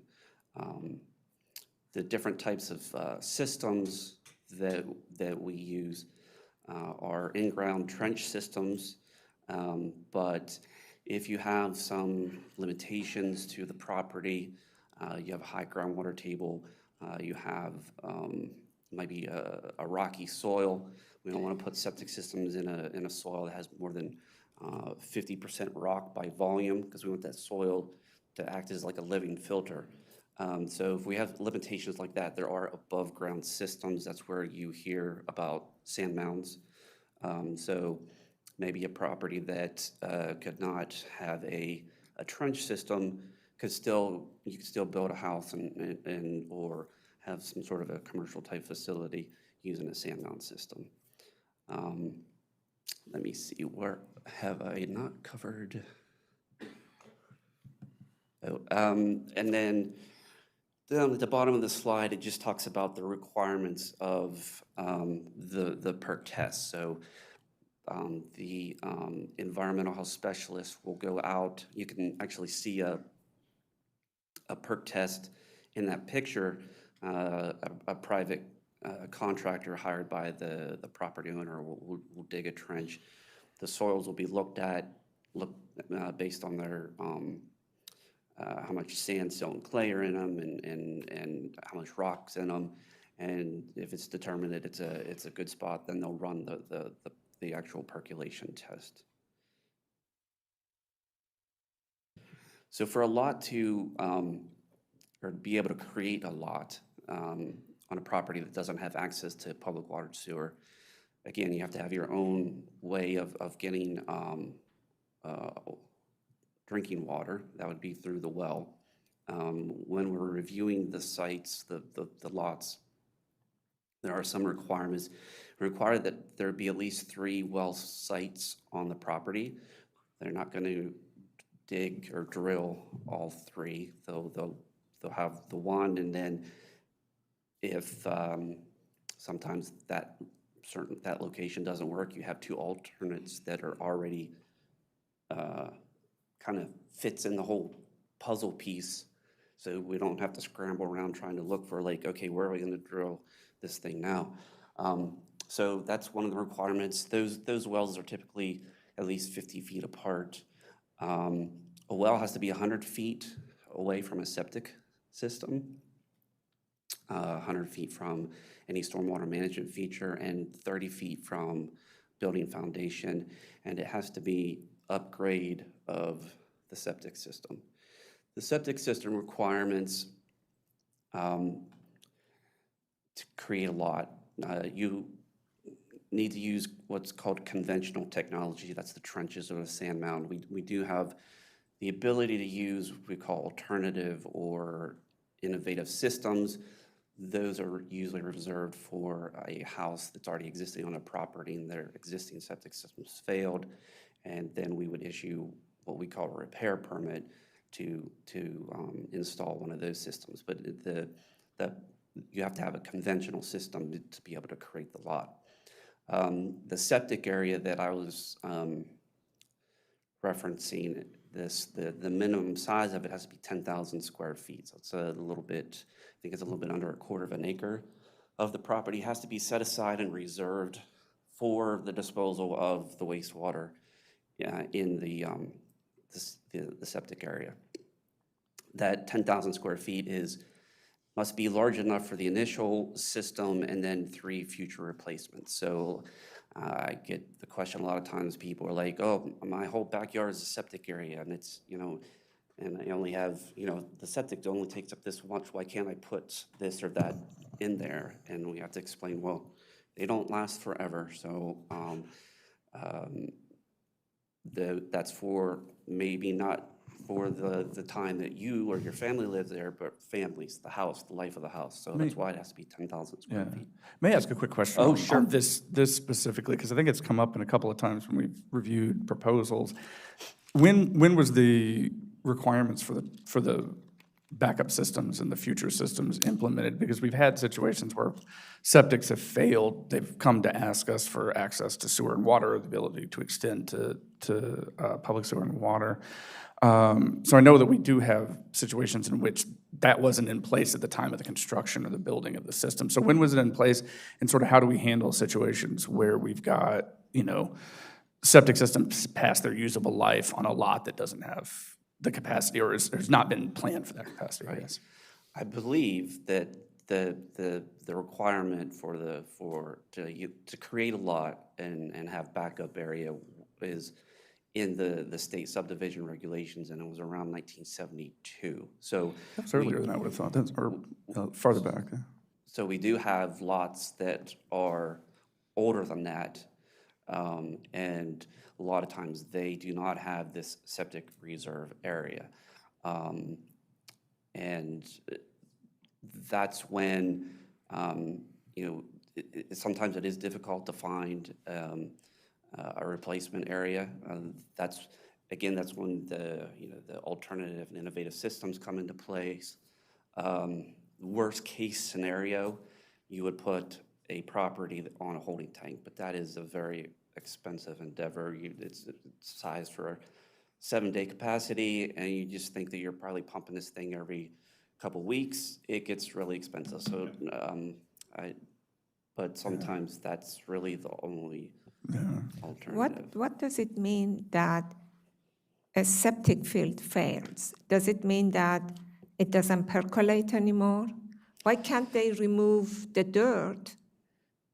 And so if it's a matter of a house that it's not going to be in existence anymore because the sewer has failed, the septic failed, why can't they, I don't know, this always, why can't they remove the soil, Because my understanding is that it has to be undisturbed soil.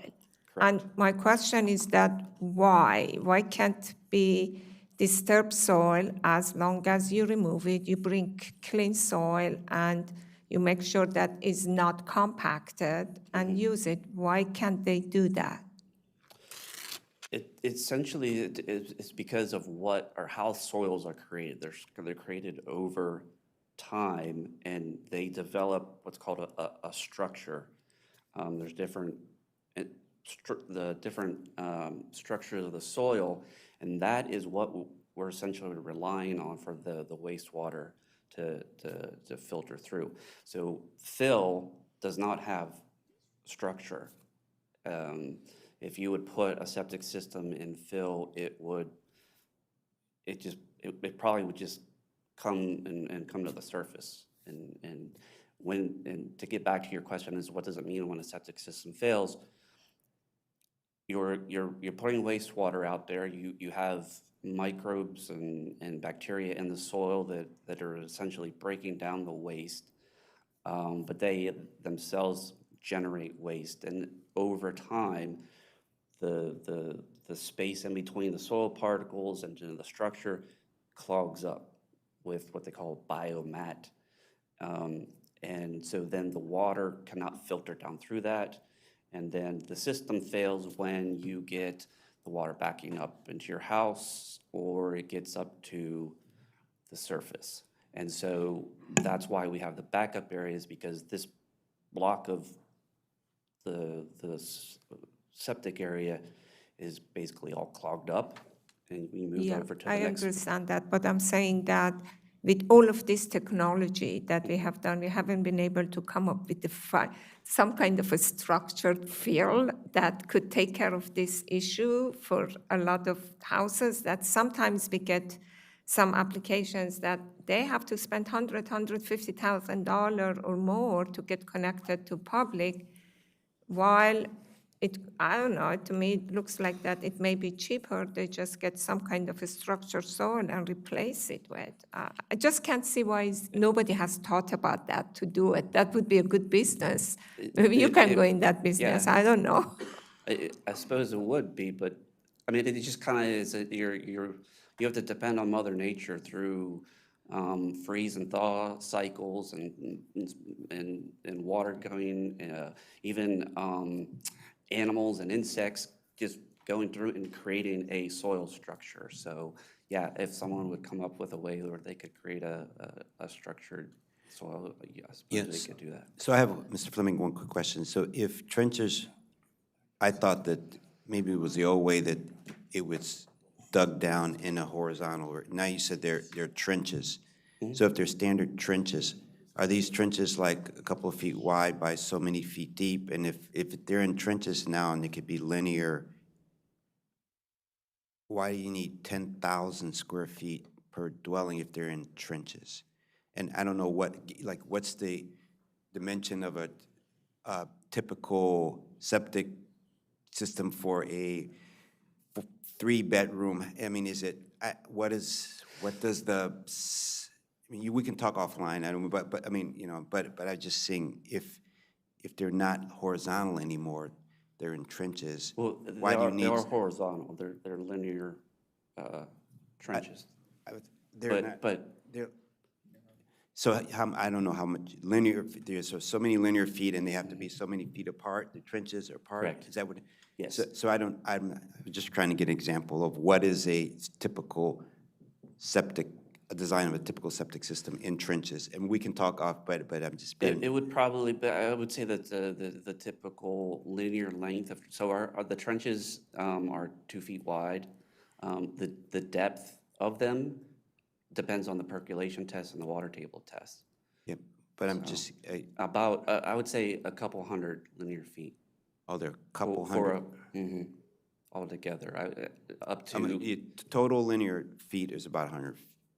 I would say 200 to 300 would be. Linear feet of trench. Okay, all right, thank you. I guess the question is that minimum 10,000 square foot times 3, so 30,000 square foot should be set aside for a septic. That's the question. You say that area for an initial system that has to be at least, is that 10,000 square foot includes the three future replacement systems? Yes. Oh, okay, okay. I thought that maybe you had to be Oh, no, it's 30,000. I said, that it's- take No, away the whole 10,000 site. is the smallest area, and then within that you have to fit the initial. And the then- three then future. demonstrate by, on our drawings that the three backups will fit in that. In I that mean, it sometimes 10,000. is larger than 10,000. If you have a shallow soil, Got then it. you're gonna have to have a more linear feet. Got it. So all that together may make so that 10,000 is too small. Okay, thank you. So, let's see, I think I have one more slide. And just really quickly to cover the record plat review process that we cover. So when a record plat comes in, there's some requirements that we look for. The first one being that they have a final well and septic plan. That would be the basic how the process starts. It starts as a test plan. They're going to lay out the properties, and they're going to say, okay, this is where my property lines are. This is where I'm going to put my wells. This is where I'm going to put my septic systems. They go through the testing process. The test data comes in, we review it, it's updated, and then the plan is presented, and then it's approved, and that's called the final well and septic plan. On the record plat, the boundary of the septic area must be shown, plus a 20-foot septic building restriction line. That's just to protect the septic area, mainly from construction of structures. The initial and two alternate wells that I discussed earlier, some other required notes. The one that most people ask about is how many bedrooms house can I build? That will show up on the record plat.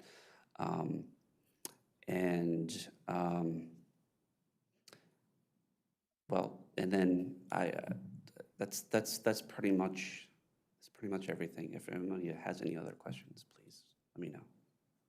This is great, thank you. Yeah, we've, every, I don't know, couple of months, we get the well and septic approvals, and so now we're more informed now, so let us at them, you know. Yes, so thank you so much. This has been wonderful. Are there any other questions or comments from the board?